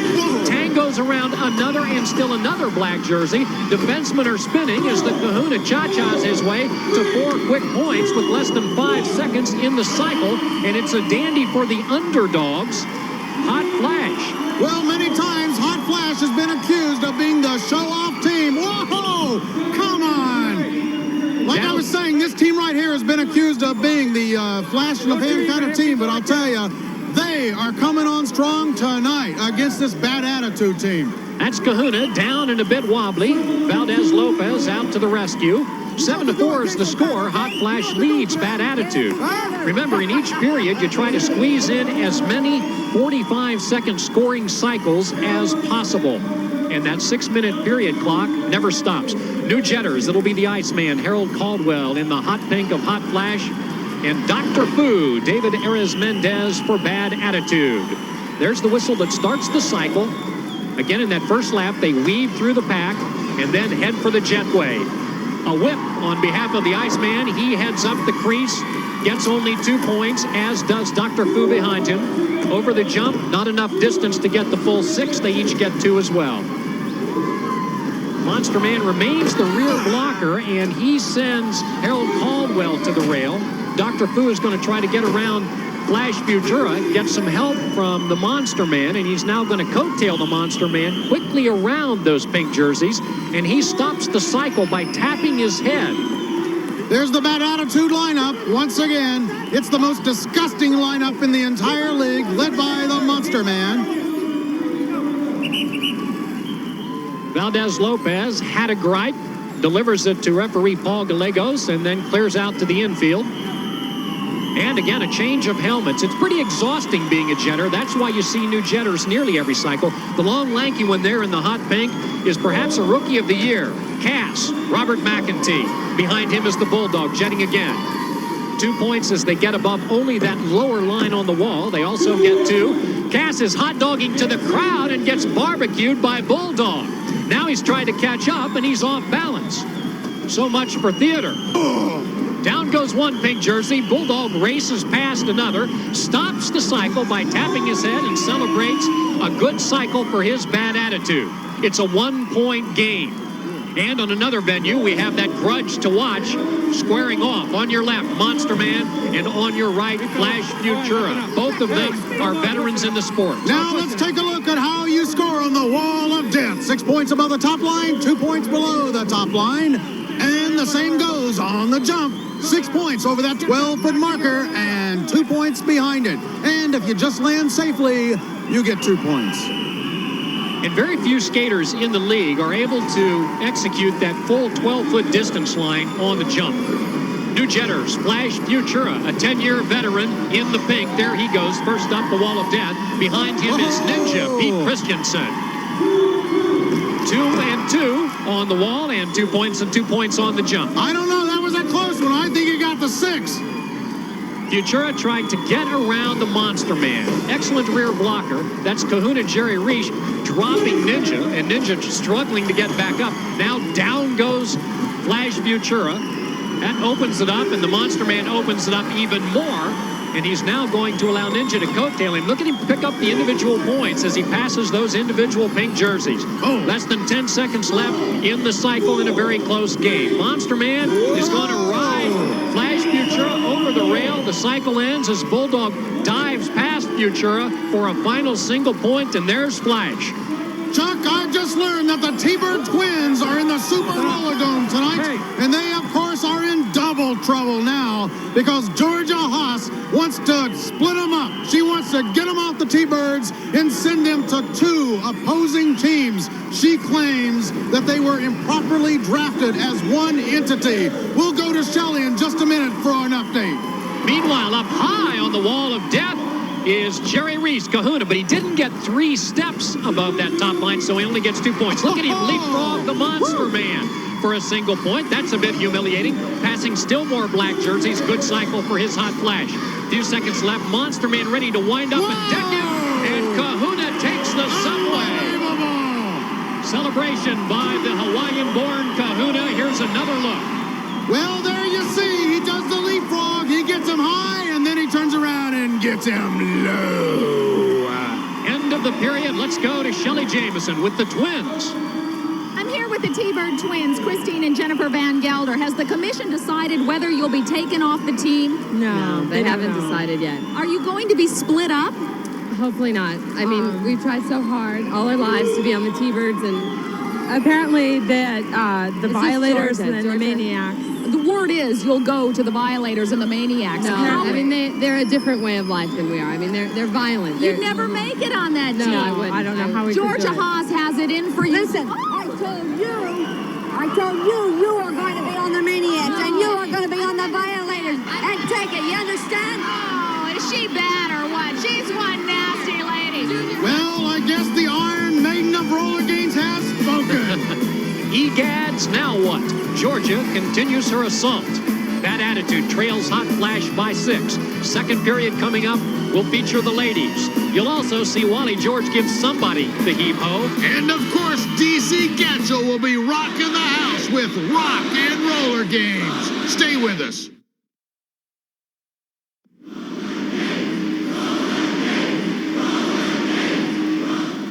Well, if you want proof that it is indeed a wide world of sport, here is a close look at Hot Flash. Meet Juan Valdez Lopez, a true legend in his own mind. Wait till you get a load of us, huh?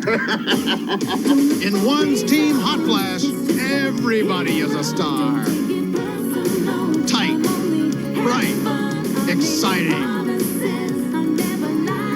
Hot Flash is on fire. On the track and off the track. There is nothing that these players lack. They're totally on fire. This team is pumped up and pressed to kill and spill. They give their opponents a workout they'll never forget. Hot action, hot stuff, Hot Flash. And among the hottest of Hot Flash is skater and singer Tammy Hansen. And a very disappointed young lady tonight because she was to appear at halftime, but... That witch Georgia Haas on Bad Attitude, she threatened to give me an attitude adjustment if I got out there and sang during halftime. And I think it's really unfair. You know, I don't need that. I mean, this is my big break, and I'll be back. Back in the Super Roller Dome, we begin the second period of play with Hot Flash leading Bad Attitude 34-28. Ladies up. And the first jetters will be sassy Gina Valadares for Hot Flash. And behind her as they head for the jetway, Hot Rod Margaret Christopher. 2 points for Valadares, but look at Hot Rod. 6 on the wall of death, and both ladies get 2 across the jet jump. Now they're going to jockey for the individual points, trying to pass those individual opposing players. Chuck, Georgia Haas ought to be fed to the Gators. I cannot believe that once again she has been able to get those evil claws of hers into another young victim. Just as she has done to those poor T-Bird twins. I can't believe it. They ought to throw that woman into the Gator pit. She may have destroyed Tammy Hansen's career. Well, there are the teammates of Tammy Hansen, Hot Flash, which now, because of an excellent wall performance by Hot Rod Christopher of Bad Attitude, trails by 3. Coming up here for it. Let the skaters argue, okay? Shut up! There's no reason for you to be up here, huh? You have no business saying that to me. Listen, Like, none whatsoever. you just stay off the track and let the skaters stay on the track. Yes, I'm I'll yelling. get up here if I want to, and You will everybody not. else will stop You me. just wait and see, lady. Throw her to the Gators! Throw her to the Gators! That won't work. She's the only person in the league the Gators refuse to bite. Too bad. Take a look tonight at Patsy Delgado, the big mouth Latin Spitfire, and the beautiful Irish Mary. Irish Mary's teammate going up the wall of death is Party Patty Frazier. Behind her, the brat in the black, Lyle Morris. Each skater gets 2 points on the wall and 2 on the jump.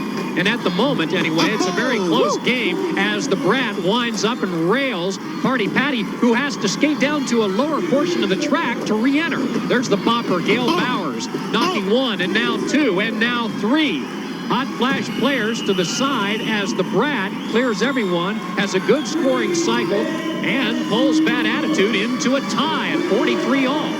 Take a look at number 2 there. That's Lyle Morse, known as the Brat. And Chuck, her great-grandfather was Samuel B. Morse, the inventor of the telegraph. I don't know where her family went wrong. Again, new jetters. There is Hot Rod Margaret Christopher passing Irish Mary Monahan. She didn't get 3 steps above that top line, so both ladies get only 2 points on the wall and 2 on the jump. Hot Rod tries to nail Irish Mary, but gets it in return. She's on the concrete. That's the Latin Spitfire, Patsy Delgado, for a second time, and now a third time, dropping Irish Mary, who says surely there has to be an alternate route. Down for the 4th time. Clock running down in the cycle, and the Latin Spitfire doing an excellent job of preventing Irish Mary from scoring any additional points. They never give up out there. In this game, the objective is the same for the ladies as the men, as are the rules. Patsy Delgado celebrating and then being clubbed by the Sly Fox, Vicky McEwen. Don't touch the referee, Delgado. You say me one more time, you're going to end up a cheerleader out there. You won't be safe. Like I said, she has a big mouth.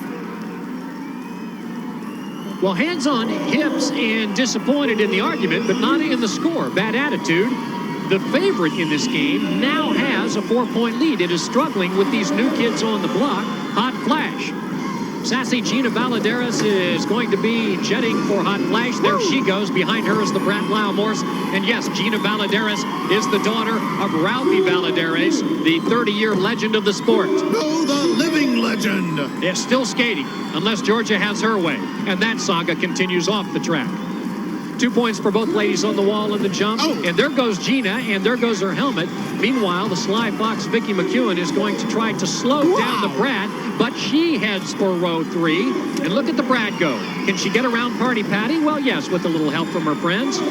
The brat is one of the better ones back on the main concourse. Doesn't ever do especially well on the wall or the jump, but she is gangbusters on that main concourse, as we all just witnessed.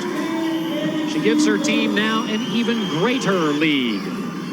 But don't give up on this Hot Flash team. They are so close tonight. Look at that score, 59-51, as it is revealed on our LA Gear scoreboard.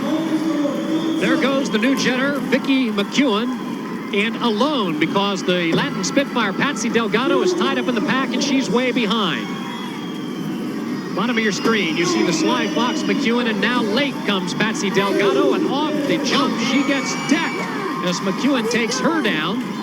Georgia yelling at her own player. There's the bopper, Gail Bowers, getting bopped by McEwen. Then she goes after the tank, Marnie Smith, and drops her.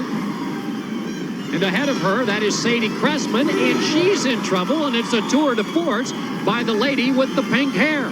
She gets a final whip and a second whip and now a third. But will it be enough time with no time remaining in the period? No, to pass any additional players. Nicely done by Vicky McEwen. Here goes. Tongues are wagging and fingers are pointing, and Don Lastra's trying to break him up.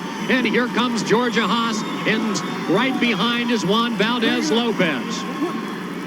Haas, what are you doing on the track? I am just standing here. You don't stand on the track. I'm standing here. You're not even allowed up here. You know better now. Listen up. You keep it up, lady. Well, Lastra seems to have him calmed down. She's doing her job too. What the hell are you doing, huh? He blows his whistle to try to start the play again. But the ladies aren't done. Oh, there they go. McEwen kicks Patsy and then kicks Georgia. Time has run out, by the way. This is going to be the end of the period. Give Hot Flash another 5 points for that one. Well, you can tell what the crowd thinks of her. She hates TV cameras. Yeah, and you can tell what she thinks of our cameraman.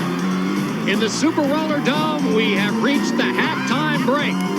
Bad Attitude leads Hot Flash, but now only by 5 points. And coming up, DC GiJoe performs Rock and Roller Games.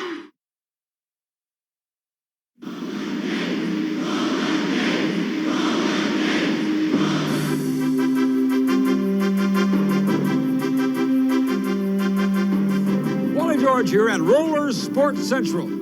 Well, friends, that troublemaker Ms. Georgia Haas is at it again. Can you believe it? She's been saying for a week that she would create havoc in the T-Bird camp. She says that the T-Birds improperly drafted both the twins as one player. And further, she's registered a grievance with the league, stating that Ralphie cannot skate if he is to be inducted into the Hall of Fame.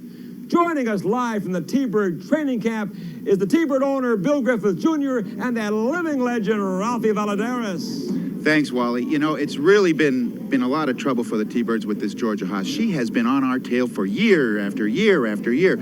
She has constantly gone after my amigo Ralph. Now she's going after him once again, trying to deny him Hall of Fame status. And now she's trying to go after the two girls that Ralphie has worked with personally to try and really come up and live up to the T-Bird way of living. And that's the twins. And now we're in jeopardy once again. Well, as far as the twins are concerned, I know, Bill, that with the Violators and the Maniacs, the twins will not even get a chance to skate, knowing those two, Ms. Georgia and that other jerk. As far as I'm concerned, I would like to go out in style, you know, but the most important thing at this moment is that these people do not get away with what they're trying to do with the T-Birds. I couldn't agree with you more, Ralph. Wally, there's only one thing that we can say as T-Birds, and that is we will keep on trucking. Well, I think we got the message. Thank you very, very much. And now it's time for my roller beef.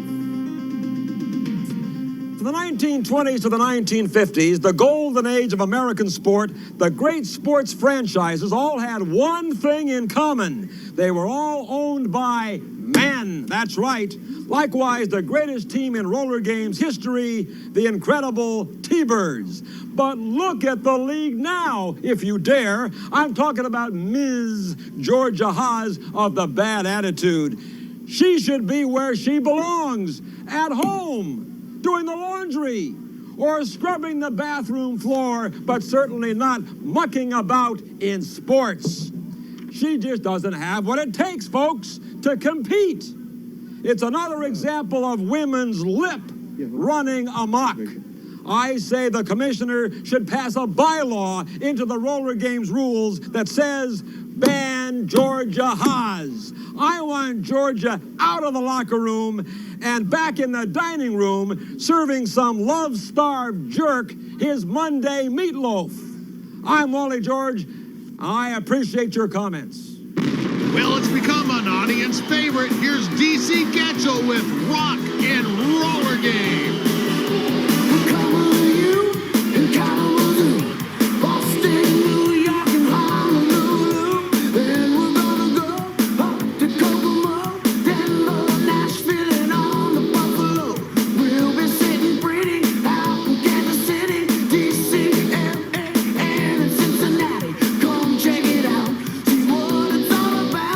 Rockin' with roller games.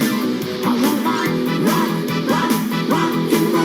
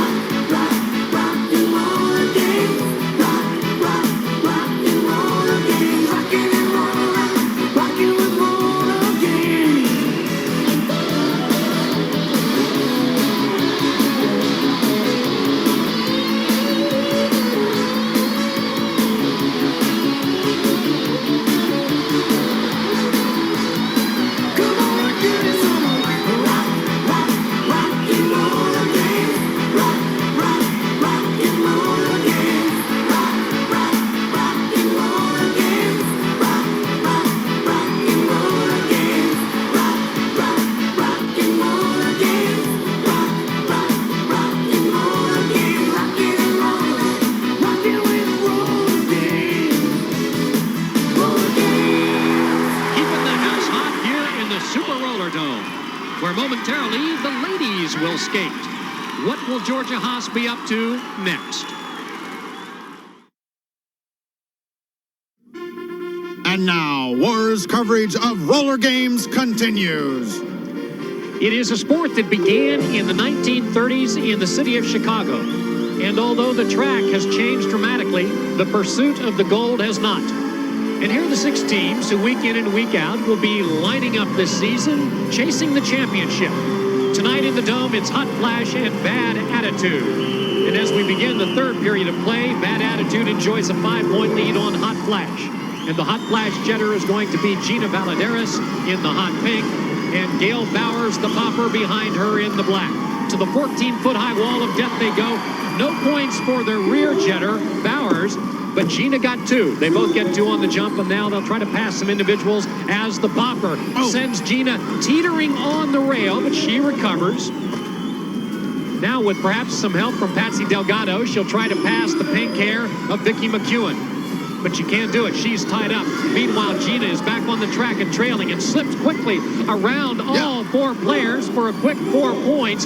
Time running out in the cycle, but now we see an official saying, no, he's not going to give Gina those 4 points, and we're not sure why. We'll have to check it. Come on, it's another conspiracy against the Valadares family. There she is. There you see Gina Valadares, the daughter of the living legend, Ralphie Valadares.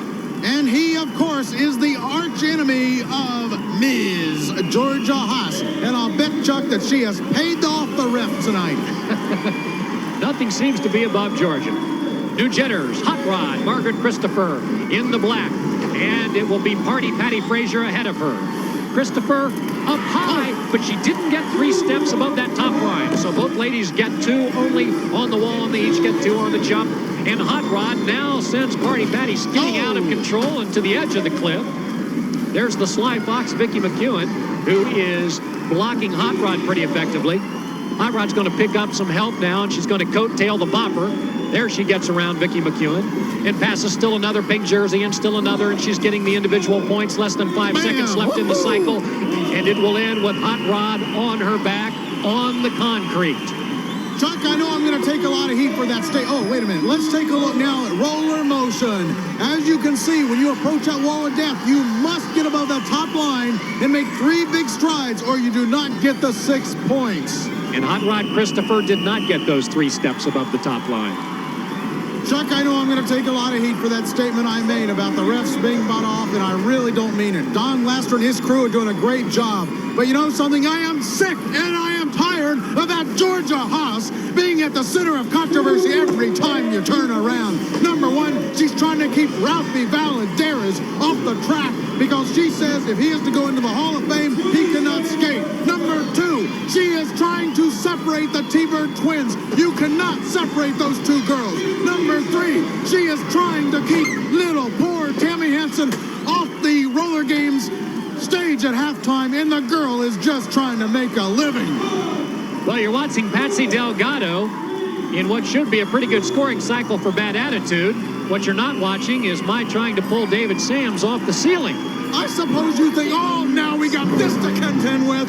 Sudden death overtime, another controversy in the league. This has divided the league in half, as we saw just a couple of weeks ago in sudden death overtime. A devastating blow by the T-Birds when the Violators, Gator Skater, knocked the T-Bird Gator Skater into the alligator pit and brought a new definition to sudden death overtime, and it was devastating.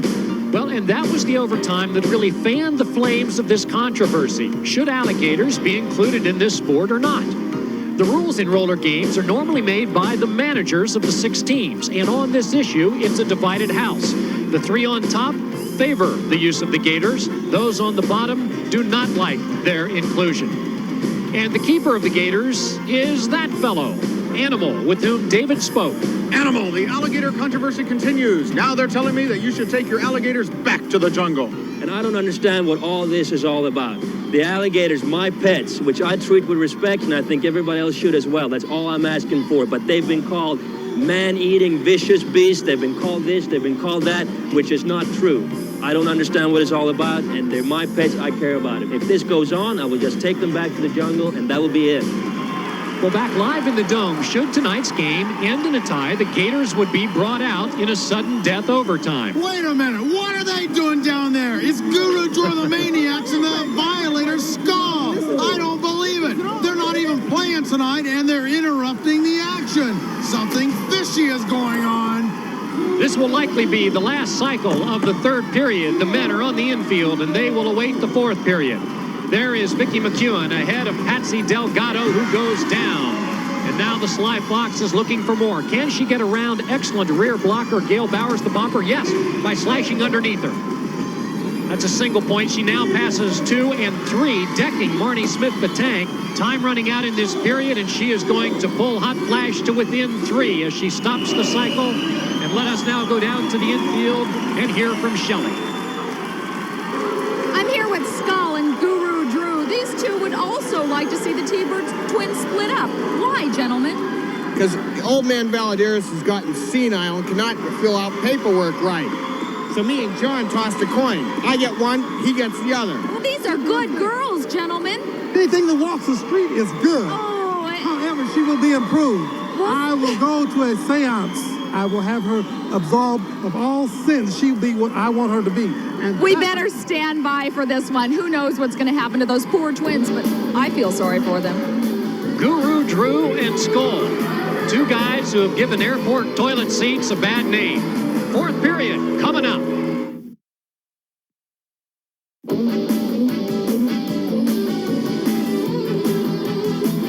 With David Sams, this is Chuck Underwood from the Super Roller Dome, where Hot Flash and Bad Attitude begin the fourth period with only a 3-point spread between them. Bad Attitude is up, and its jetter is going to be Dr. Fu in the black helmet, and he will be trailing pretty boy Ben Newberg. You've heard of the Valley Girls of California? Well, Ben Newberg is a Valley boy. Both he and Dr. Fu get 2 points on the wall of death. They both get 2 on the jump. And now the jousting begins as they approach those rear blockers. Monster Man drops Newberg. And that's Jerry Reese Kahuna in the pink, who is rear blocking Dr. Fu. This is a tough cycle for the Jetters. They're paying a big price. Monster Man doesn't even move when he throws that big right arm. Under 5 seconds left in the cycle. And down goes Dr. Fu, and neither Jetter gets a single point when they come off the jump and return to the main concourse. So it remains a 3-point game on the LA Gear scoreboard. And on the infield, Juan Valdez is hot, claiming a late hit against his Hot Flash by Bad Attitude. I think he was absolutely right. When the score is this close, you cannot afford bad calls. I'll give you a $100 fine for mouthing off to me. You don't do that, Juan Delgado Garcia, whatever your name is. Now get on with your game. Well, scolded, the youngster is throwing a temper tantrum that's registering on the Richter scale. I'll check with Cal State to see what the measurement was. I think it was about a 7 or 8, Chuck. Now he's reading the entire act to Georgia Hots as the skaters resume with Bad Attitude leading Hot Flash 86-83. And the Jetters are going to be long and lanky Cass, number 3, 6'4", only 160 pounds. Oh, and they're going to give him 6 on the wall. That was a tough call. And 6 more on the jet jump. He just barely surpassed that 12-foot distance line. And now the Monster Man hammers him, but back he comes for more. There's the Bulldog, who never made it up the jetway. He got entangled. He's now trying to make up points, so he sends Cass sailing. Gets some help from the Monster Man. He's going to coattail the Monster Man. Oh, whoa! And down goes Splash Futura. 4 seconds left in the cycle. Can he pass still one final pink jersey? Bam. No! That is an illegal block, and that certainly is illegal, as Kahuna seems fed up with this rough treatment that Bad Attitude has administered throughout the game. Kahuna, one of the nice guys of the sport, is celebrating as he's about to be sent to the penalty pod. That was definitely a late hit, and that was too. The Bulldog is down. Don Lastra is wrestling away Kahuna. You go ahead, boy. In the box. Go stand over there like that. Now there you heard it, in the box. That means in that penalty pod. And there goes Kahuna. I think Kahuna, that stands for the boss. I think he was remembering the days that he played football, Chuck, in Hawaii. Yep, born on the island of Oahu. There is the Bulldog, and like any Bulldog, he's licking his wounds. Well, iron bars do not a prison make, and the Kahuna spirit, at least, is not in the penalty pod. And he is watching Flash Futura as the lead jetter up high. The Monster Man, Bernie Jackson, behind him, got none on the wall. They're going to give 6, however, to Flash. And 6 also for Flash on the jump. He just got 3 points. He's having an extraordinary cycle. There is a 4th back on the main concourse. And Hot Flash, the underdog, is exploding here late in the 4th period. The cycle ends. Monster Man, despite the clumsiness of it, gets 3 quick points for rolling over the pile. He tried to knock Flash off course, but they're going to give Flash 3 as well. 116-95 on the LA Gear scoreboard. Hot Flash with a whopping lead late in the game. Bad Attitude might be in big trouble as Flash and the Monster Man exchange barbs. And for the 3rd week in a row, it looks like the Bad Attitude is going to go down in defeat. Monster Man, with the left haymaker, drops Flash Futura. Out comes Juan Valdez Lopez. Out comes Georgia Haas. It's the battle of the bellies. And Juan Valdez Lopez won that one. Now he's telling Monster Man what for. Don Laster orders him to the infield. You understand me, you strut the hives? That man will take care of you anytime you want, fella. You just made him the day. Harumph. Yeah, right, lady. Bad Attitude, with perhaps only 2 cycles left in the game, trails by a whopping 21. But there you see Dr. Fu scoring 2 on the wall in the jump. And in the middle of that pile is Harold Caldwell, the Iceman, tied up. He didn't even get to the jetway. So Dr. Fu is making hay. He has passed the pile once, gets him again as the Monster Man unloads on everybody. He stops the cycle, and in a rarity, Hot Flash has gone 45 seconds without a single point, while Dr. Fu has gotten a total of 12 for his team, and it's now only a 9-point game, and the clock is moving. Dr. Fu consistently among the top 10 men in the league in terms of total points scored and total cycles skated. Totally exhausted, but he's going to have to jet for this final cycle. He keeps the helmet on. Dr. Fu's in his 7th year in this sport. Flash Futura is trying to get out of the pack, but he can't again. Dr. Fu this time skips the jetway. He's going to try to just get individual points. Not again! He gets around Flash Futura. That's a single point, and then the pile for 3 more. And here he comes again. And Flash misses again. Dr. Fu exhausted. He can barely get up. They're throwing this game away! Like a bunch of misguided kangaroos, Hot Flash is hopping and missing, and Dr. Fu, shaking his head, exhausted, has just now tied the game. Can he get another point? Bam! Yes! Bad Attitude has the lead by 1 and by 2, and only 5 seconds remain. Dr. Fu was kicked in the head. Time's going to run out. Bad Attitude has come from behind and defeated Hot Flash. A devastating blow to the Hot Flash team. They've worked so hard tonight. And Georgia Haas is smiling. How rarely you'll see that. I hate that woman.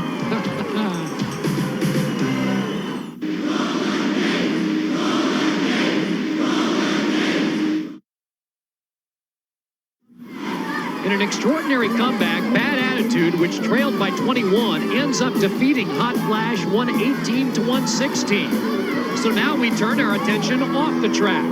Will Georgia Haas be able to prevent Ralphie Valadares from skating? And can she split up the T-Bird twins? Here's David. So, how do you feel about this controversy surrounding the league right now? A major controversy, the twins and Ralphie. It is very unfortunate for Senor Rafael.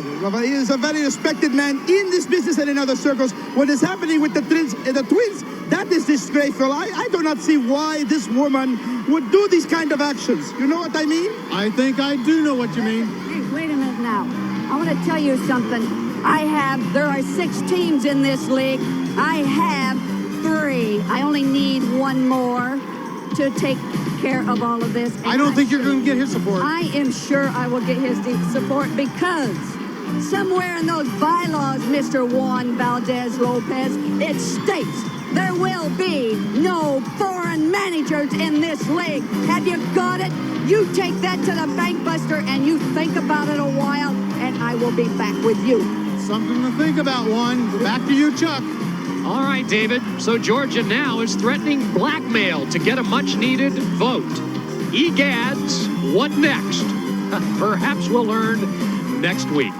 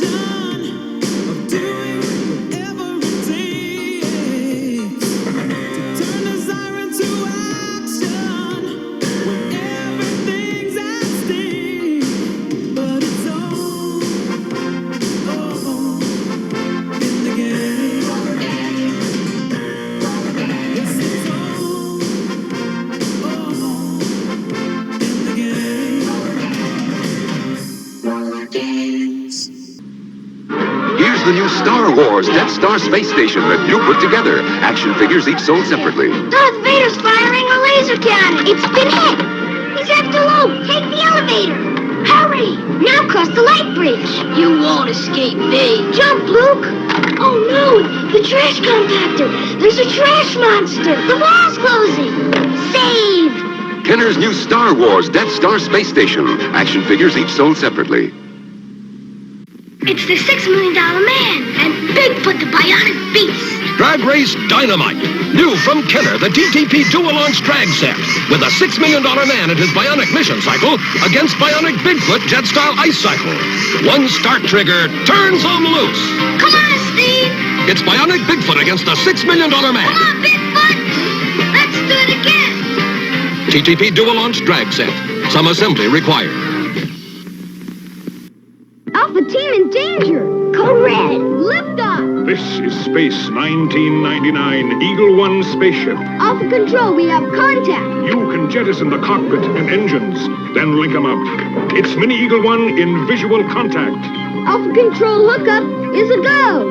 And their Eagle 1 rescue phase is complete. Eagle 1, Roger and out. Space 1999 Eagle 1 spaceship comes with 3-inch figures. Assembly required. You from Mattel. Imagine you enter the world of the Shogun warriors. They're on the move. There's Raideen with delta-wing missiles, Dragoon with a star shooter, and Mazinga with a rocket launcher. The Shoguns. Imagine you command them to defend freedom, protect justice, and challenge evil. The Shoguns. They're ready to strike when you are. Shogun warriors, Mazinga, Dragoon, Raideen, equipped with their own gear, each sold separately from Mattel. A $6 Million Man Bionic Mission Vehicle. Assembly required. Steve's ready. Check TV scanner. Uranium's gone. Steve will find it. He better fly there. Eject fuel tanks. 1, 2. There's the uranium. Start the winch. He's got it. $6 Million Man Bionic Mission Vehicle. New from Kenner. $6 Million Man sold separately.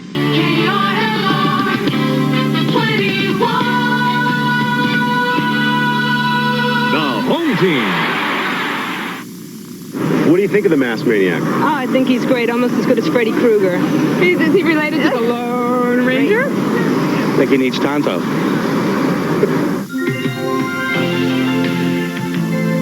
Meet Robert Randall, hard-working teacher. This sort of viciousness shouldn't be allowed. This is professional wrestling. Dedicated vice principal. Oh, no! I think he's going to hit the Masked Maniac. And devoted father, who moonlights as a professional wrestler. My father's an animal. This is my other job, and these are my friends. But you both got to keep this a secret. Sometimes bring us down, pin our hope to the ground, but we can work it out. 'Cause giving in is oh so hard, but love is an day where there's a will, there's a way. Now if we only knew how, learning to rock, learning to laugh and feel, learning to fight through these years that bring us closer together, learning to rock, learning the first golden rule, knowing that anything is possible. 'Cause nothing's gonna keep us from, nothing's gonna keep us from learning to rock. The nutrition in Kellogg's Mini Wheats helps keep me strong and limber, but the kid in me loves the broth side as much as chopping timber! Now Kellogg's Frosted Mini Wheats makes room for something new. New bite size, shredded wheat nutrition, great taste too. Now even more fit on a spoon. The shredded wheat nutrition helps me keep the beat, but the kid in me finds the tasty frosting knocks me off my feet. Kellogg's Frosted Mini Wheats, original and new bite size. My new tub made of fiberglass was installed by men made mostly of dirt. Using a liquid cleanser? I guess I have to. Bet you'd like to use Comet. I love to use Comet. But see this label? Abrasives may scratch. But this label says safe as a liquid. I wouldn't bet on it. I would. Today's Comet has no harsh abrasives, so it's safe, it's tough, It's beautiful. Today's Comet, regular or lemon fresh. Safe as a liquid, tough as Comet. Anything new about Bisquick? Well, yes and no. Same great homemade taste? Yes. Happy kitties? Yes. Happy families? Yes. Cholesterol? No. New Bisquick. Now with no cholesterol. Come on in for a meal with real cheese appeal. It's Tuna Helper Cheesy Noodles. Noodles, real cheese in the sauce, and your tuna turn into a delicious meal. Tuna helper, make a great meal. With real cheese appeal. Greg's deal is your steal. Fairway Chevrolet's Greg Heinrich made a deal with GM at the Chevrolet National Convention in Las Vegas. Greg bought all 200 display cars, trucks, and vans for below factory prices. Fairway saved thousands of dollars and is passing it on to you. Now, you can save thousands on these 1989 cars, trucks, and vans. Executive models at below factory prices. Such a deal, such a steal. At Fairway Chevrolet, Greg's deal is your steal.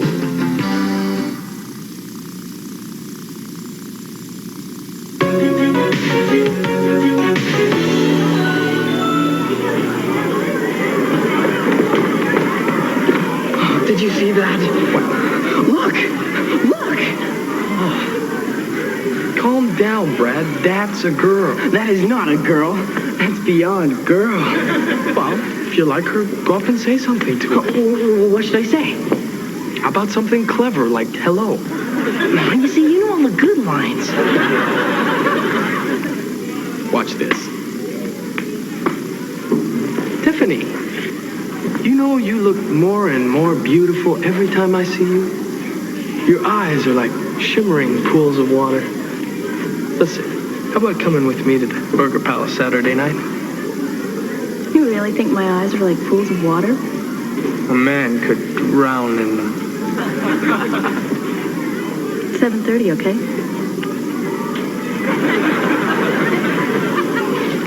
I don't believe it. She bought it. Nothing to it. Just pick out a feature and add water. Lakes, pools, oceans, ponds, it all works. Hi, Brad. Hi.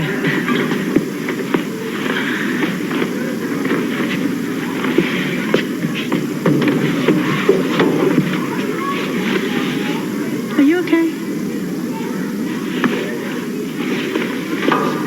Do you want something? Nice talking to you.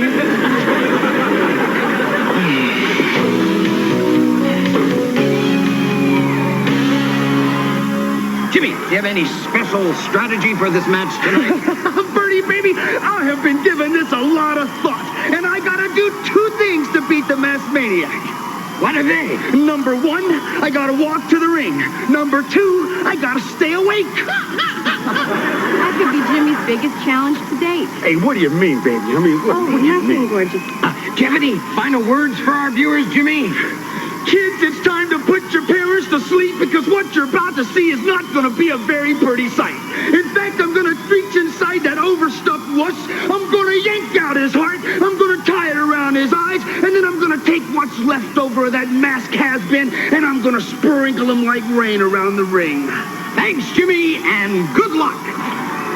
Hey, Maniac, you should hear what Jimmy Garvin's been saying about you out there. Scared of me, huh? No, he says wrestling you is like wrestling someone in a coma. I mean, he's only beaten me a few times. A few times? I've only been doing this for 6 months. It took you guys a year and a half to learn how to play marbles. Maybe I shouldn't be telling you this, but I overheard the strategy Garvin's going to use on you tonight. What? He's going to kill you. You guys don't think I can beat Garvin? Well, you found us out. Well, we'll see who's laughing after the match. Oh, calm down. You said it yourself. You're new to this. It took me just 3 years to figure out how to hit the mat without killing myself. Yeah, it took me that long to figure out how to put on my athletic supporter. Well, it's not going to take me that long because I'm going to be mean and I'm going to be aggressive. And I'm going to win. Checkmate. I win, girls. And here's the Masked Maniac, folks, striding into the ring. He looks angry and ready for a fight.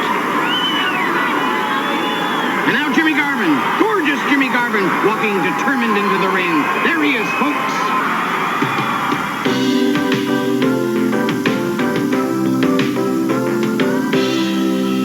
So you went up to this girl, tried the water thing, and got no response? Nothing. You tried lakes, creeks, ponds? I tried every liquid known to man.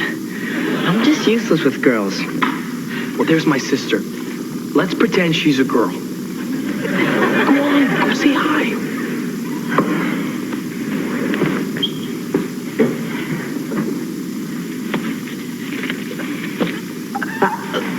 Oh, I know. I blew it. What a dumb thing to do. Well, you never know. Some girls might react to... Let's face it, there's no use. I'm totally hopeless. Look, you're not hopeless. You just need the advice of an expert. Oh, you'd help me? Well, for the full effect, you'll need my video. Oh, fantastic. Hey, let's watch it. No, Brad, there's no video. Hey, look, the masked maniac is wrestling Jimmy Garvin. Great. The maniac has Jimmy by the sore leg and gives him a power drop. Ooh, that's gotta hurt. The maniac is fighting like a man possessed. The maniac grabs that sore leg again. He's dragging Jimmy to the ropes, and he's leaping high in the air, doing a board breaker. The referee is trying to stop him. Well, there's another. Fans, that move has been outlawed since the early days of wrestling, when the Prince of Humility ended the career of 7 champions by breaking their legs in the outlawed CWA. Okay, fans, I can't believe this. The maniac has Jimmy's left leg again and is driving that knee into the canvas with power stomps.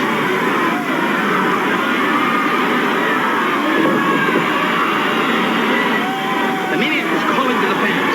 He's clearly not going to let up on Jimmy. The maniac must have seen that interview Jimmy did before the fight, and he's showing Jimmy how to stay awake the hard way.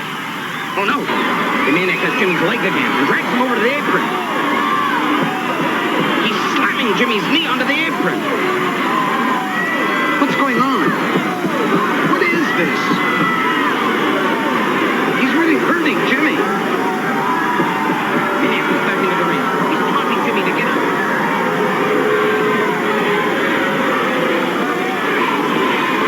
Struggling to his feet.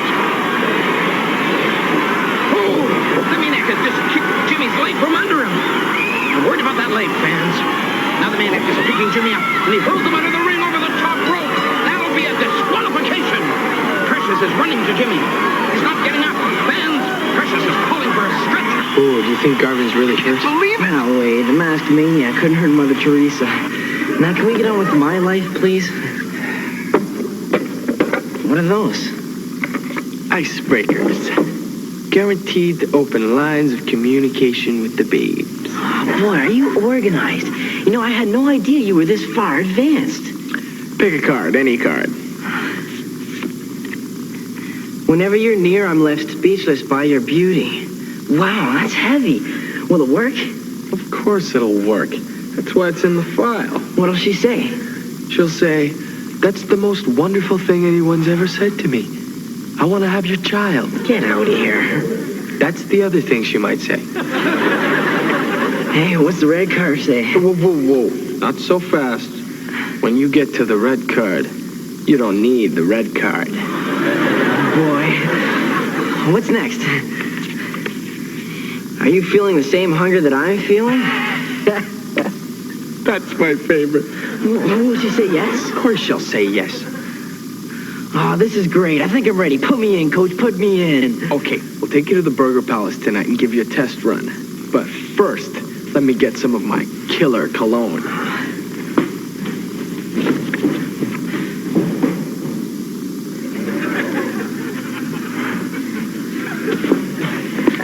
Ellen.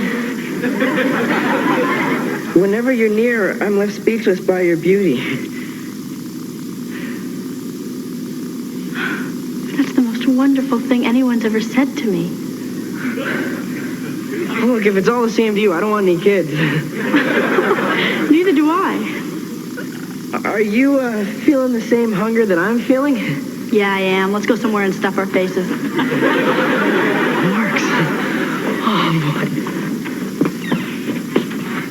Okay, Brad, hold your breath and splash a handful of this on. Brad.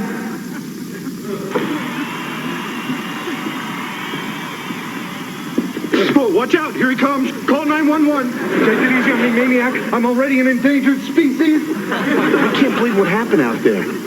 I wanted to win so bad, I didn't care what I did. Hey, don't worry about it. Garvin will look great with a limp. You want to knock off the jokes? They took him to the hospital. What if he's really hurt? Hey, that's what the fans come to see. Even if it is illegal, you throw him over the top rope. It was like I was a different person. But you are a different person. You're the masked maniac. Yeah, but I lost control. I mean, I didn't want to hurt Jimmy. I'm going to go find out how he's doing. Hey, you're a pretty sentimental guy for an assassin. Yes, I'm calling about a patient. Yeah, gorgeous Jimmy Garvin. No, I'm not his wife. I'm a friend. Yeah, the masked maniac. Hello? Hello? Oh, good, you're back. Is Jimmy okay? Oh, yeah, real fine. He looks just great in that hospital bed. I'm sorry about tonight. You should be. The doctor said he may never wrestle again.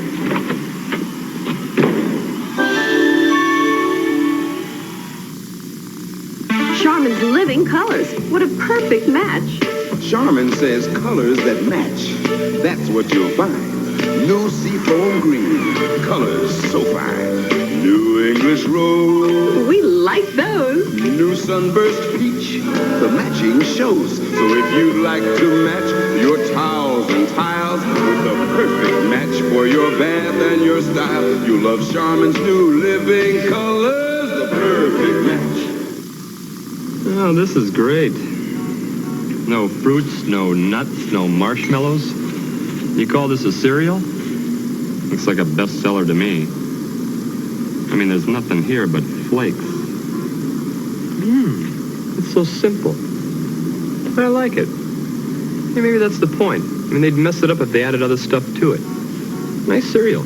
Kellogg's Cornflakes. Cornflakes? Taste them again for the first time. What's the secret to Pop Secret microwave popcorn? Perfect popcorn popped under perfect conditions. Pop Secret leaves very few unpopped kernels. Pop Secret from Betty Crocker. It's the only way to pop. If buttery rice is nice, what could be better? New buttery rice tuna helper. Yes! Fluffy rice, butter sauce with your tuna and butter make a meal the whole family will enjoy. New buttery rice tuna helper. Make a great meal. Pizza Hut, making it great. With Pizza Hut Pairs, now 2 delicious medium pan pizzas bubbling with cheese, just $10.99. Add toppings, $1.29 each, covers both pizzas. Making it hot, making it twice. Getting it fast and loving the price. Now America's favorite pizza is making a great deal. 2 medium cheese pan pizzas, only $10.99. Add toppings, $1.29 each, covers both pizzas. Pizza Hut, making it great. One of the best reasons for hiring Ed Bernstein's law office to handle a personal injury case is how well he prepares his clients for depositions and trials.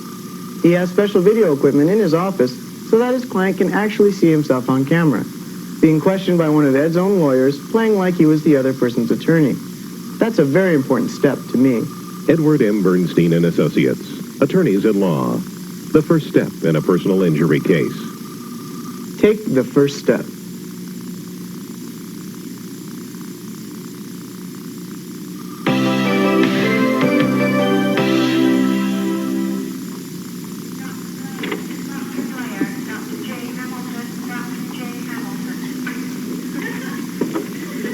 Hey, Jimmy, how you doing, buddy?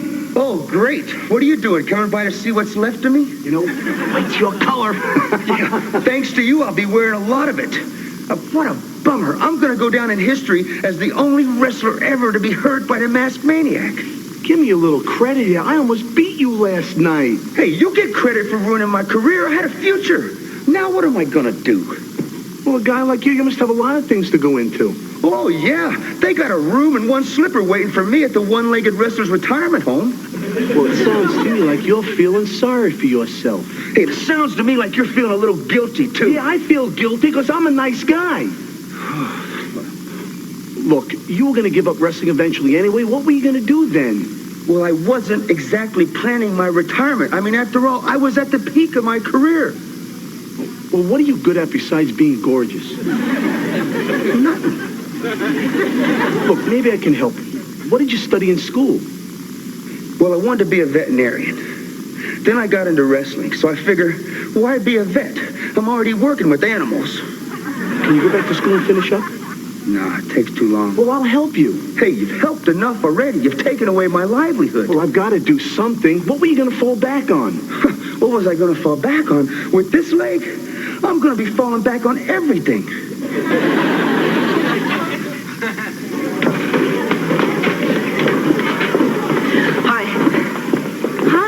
Oh, good. You're still talking to me. Sure, I'm still talking to you. I had a wonderful time last night. Yeah, so did I. You know, it was the most memorable night of my life. I'm so glad I got my dad to videotape our walk home. You're funny. That's one of the things I enjoyed about last night. But I liked you much better once you started acting like yourself. You know, spilling your soup, tripping over your chair, getting lost on the way to the bathroom. I wasn't lost. I was confused between muchacho and muchachas. Muchachas is girls. Now I know that. Can I carry your bag? Sure, if you want. You know, I'm really kind of glad you like the real me. Why were you saying all those dumb things? Well, I was trying to impress you. Why would you think I'd be impressed by a bunch of insensitive compliments? Well, I was told it was surefire material. Who would tell you something like that? I'd rather not say. You know, that sounds like something my brother would say. Gee, is it ever dry in here? I don't believe it. My brother's been tutoring you to hit on me? He didn't know it was you. He was talking about girls as a species. And you listen? Well, the kind of guy who gets lost in the woman's bathroom will listen to just about anybody. I don't believe Mark. I did. You know, I've seen him in action. Girls fall all over him. Oh, really? Why don't we show your teacher just how well you've done? Why don't we give him a little graduation present? Ellen, these stuffed peppers look terrific. What's in them? Stuff. That would have been my guess. Now, how would you know? You haven't touched yours. And don't tell me you're stuffed. Huh? I'm just not hungry. No, Dad, those lips have never said those words. I've got something to talk to you about. I'm not going to wrestle anymore. Tonight's my last match. Great! Stuffed peppers all around. Dad, you almost won the other night. You almost had a streak going. 1 in a row. I crippled somebody last night. Jimmy Garvin may never wrestle again. That could just as easily have been you. I'm glad you're quitting. I can afford to quit. I mean, I've got my teaching. Garvin's got nothing. I understand, Dad. Mark? I don't think I can live on a teacher's salary.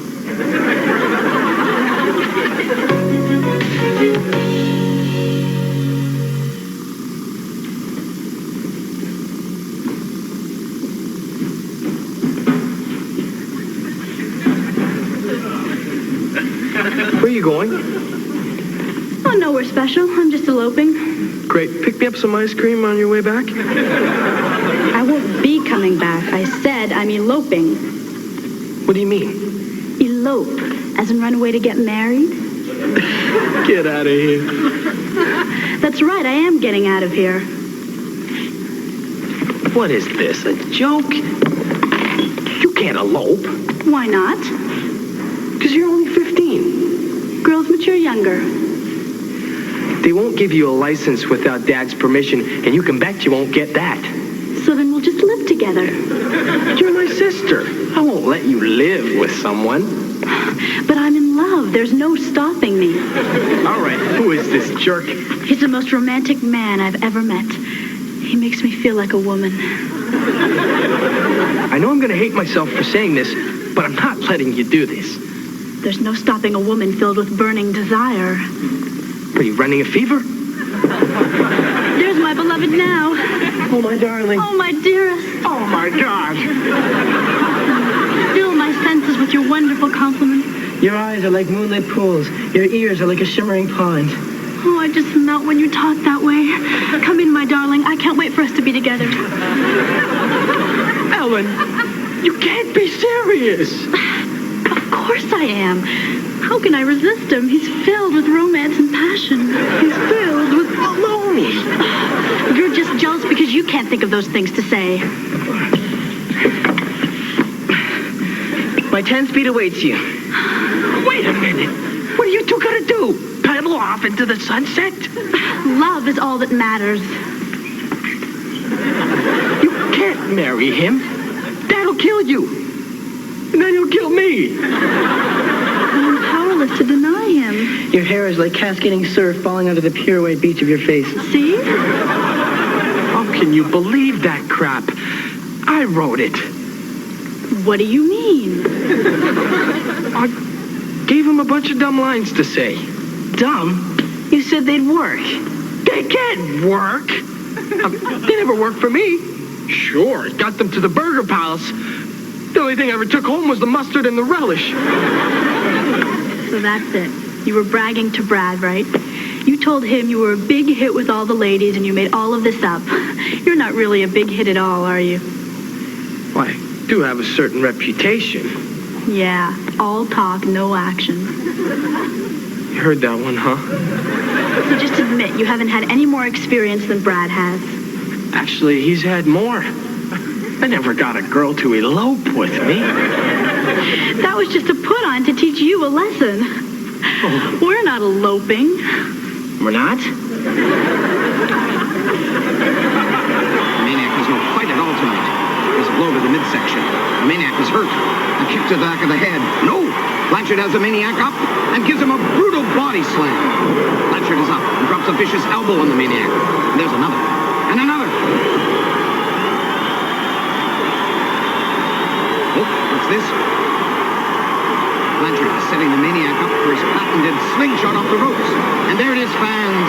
It's all over for the Maniac. And the fans are going wild. We've never seen them cheer Tully before. Hey, Maniac, they tell me you're quitting wrestling. That's right.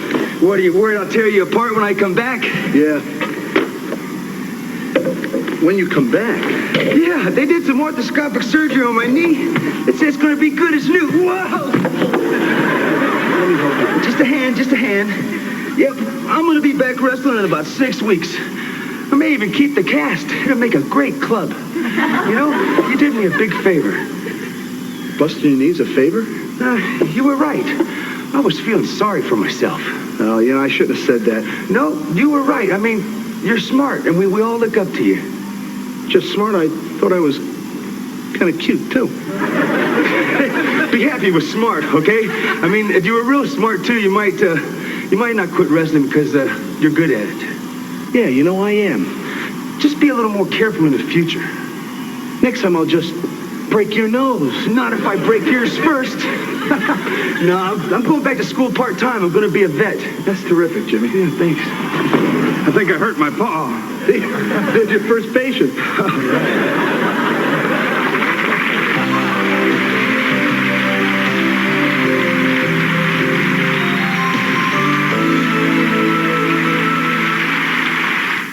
Morning, class. Another day begins. That's the implication. Mr. Reeves, you're late. There's a lot to be learned. A Milky Way and a friend. Good things that never end. Failing my class. No grades, no football. You can't do this to yourself. You have to try a little harder. Milky Way, helping you. I'm gonna give it my best shot. Through your day. I rock all across the country and wherever I go, I see people getting healthy. Yeah, there's something they know. They know that milk's got the vitamins and protein too. So get some milk in your health kick, whatever you do. Come on and kick, health kick with milk. Come on and kick, health kick with milk. America's favorite health kick, milk. Get on a health kick with milk. Oatmeal Raisin Crisp. Taste what they've done to my oatmeal. Taste what they've done to oatmeal. Oatmeal? Oatmeal. Oatmeal. Taste what they've done to oatmeal. Oatmeal Raisin Crisp. The nutrition of whole grain oats and crispy flakes. Get the goodness of oatmeal. Tastes crispy. I taste raisins and almonds. Isn't that a little brown sugar I taste? Taste what they've done to oatmeal. You gotta taste it. I gotta eat. There's something over there. Can't get anywhere. Just down the road away. Anytime, any day. It's what's happening next. It's where West meets West. Cross cities, buck stick, bumping. Taco Bell at your order. I'm starved. Make a run for the border. Get away with our Mexican pizza for just $1.99. Now at Taco Bell.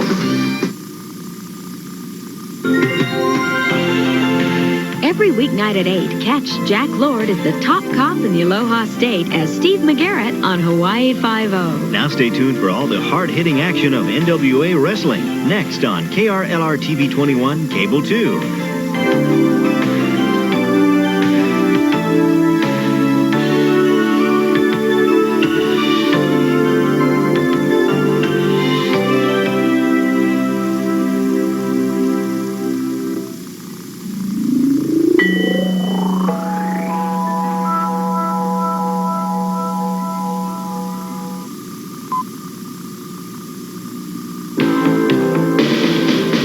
You have to be able to make it on your own. But to make it off the ground, you need a whole team behind you. Aim high, Air Force. Has this ever happened to you? What a mess. This shirt and blouse have had it. Or have they? Now there's a simple way to deal with the most difficult stains. DD7, a super concentrated formula that removes stains but won't harm fabrics. Now where's the ink? Delicate silk? Incredibly clean. Tar, iodine, blood, rust. DD7 gets rid of them all. Dull gray window shears restored to like new whiteness thanks to a soak in DD7. Imagine this is your washing machine. Dye from a red sock, ink, iodine, a little DD7, and goodbye to unwanted stains. Order DD7 today for just $14.95, or we'll double your order for only $5 more. That's 2 tubes for only $19.95. Have your credit card ready and order now. Use your credit card and call toll-free 1-800-223-2622, or send $14.95 or 2 for $19.95 plus $4 shipping to DD7, Post Office Box 7140-A, Buffalo Grove, Illinois 60089.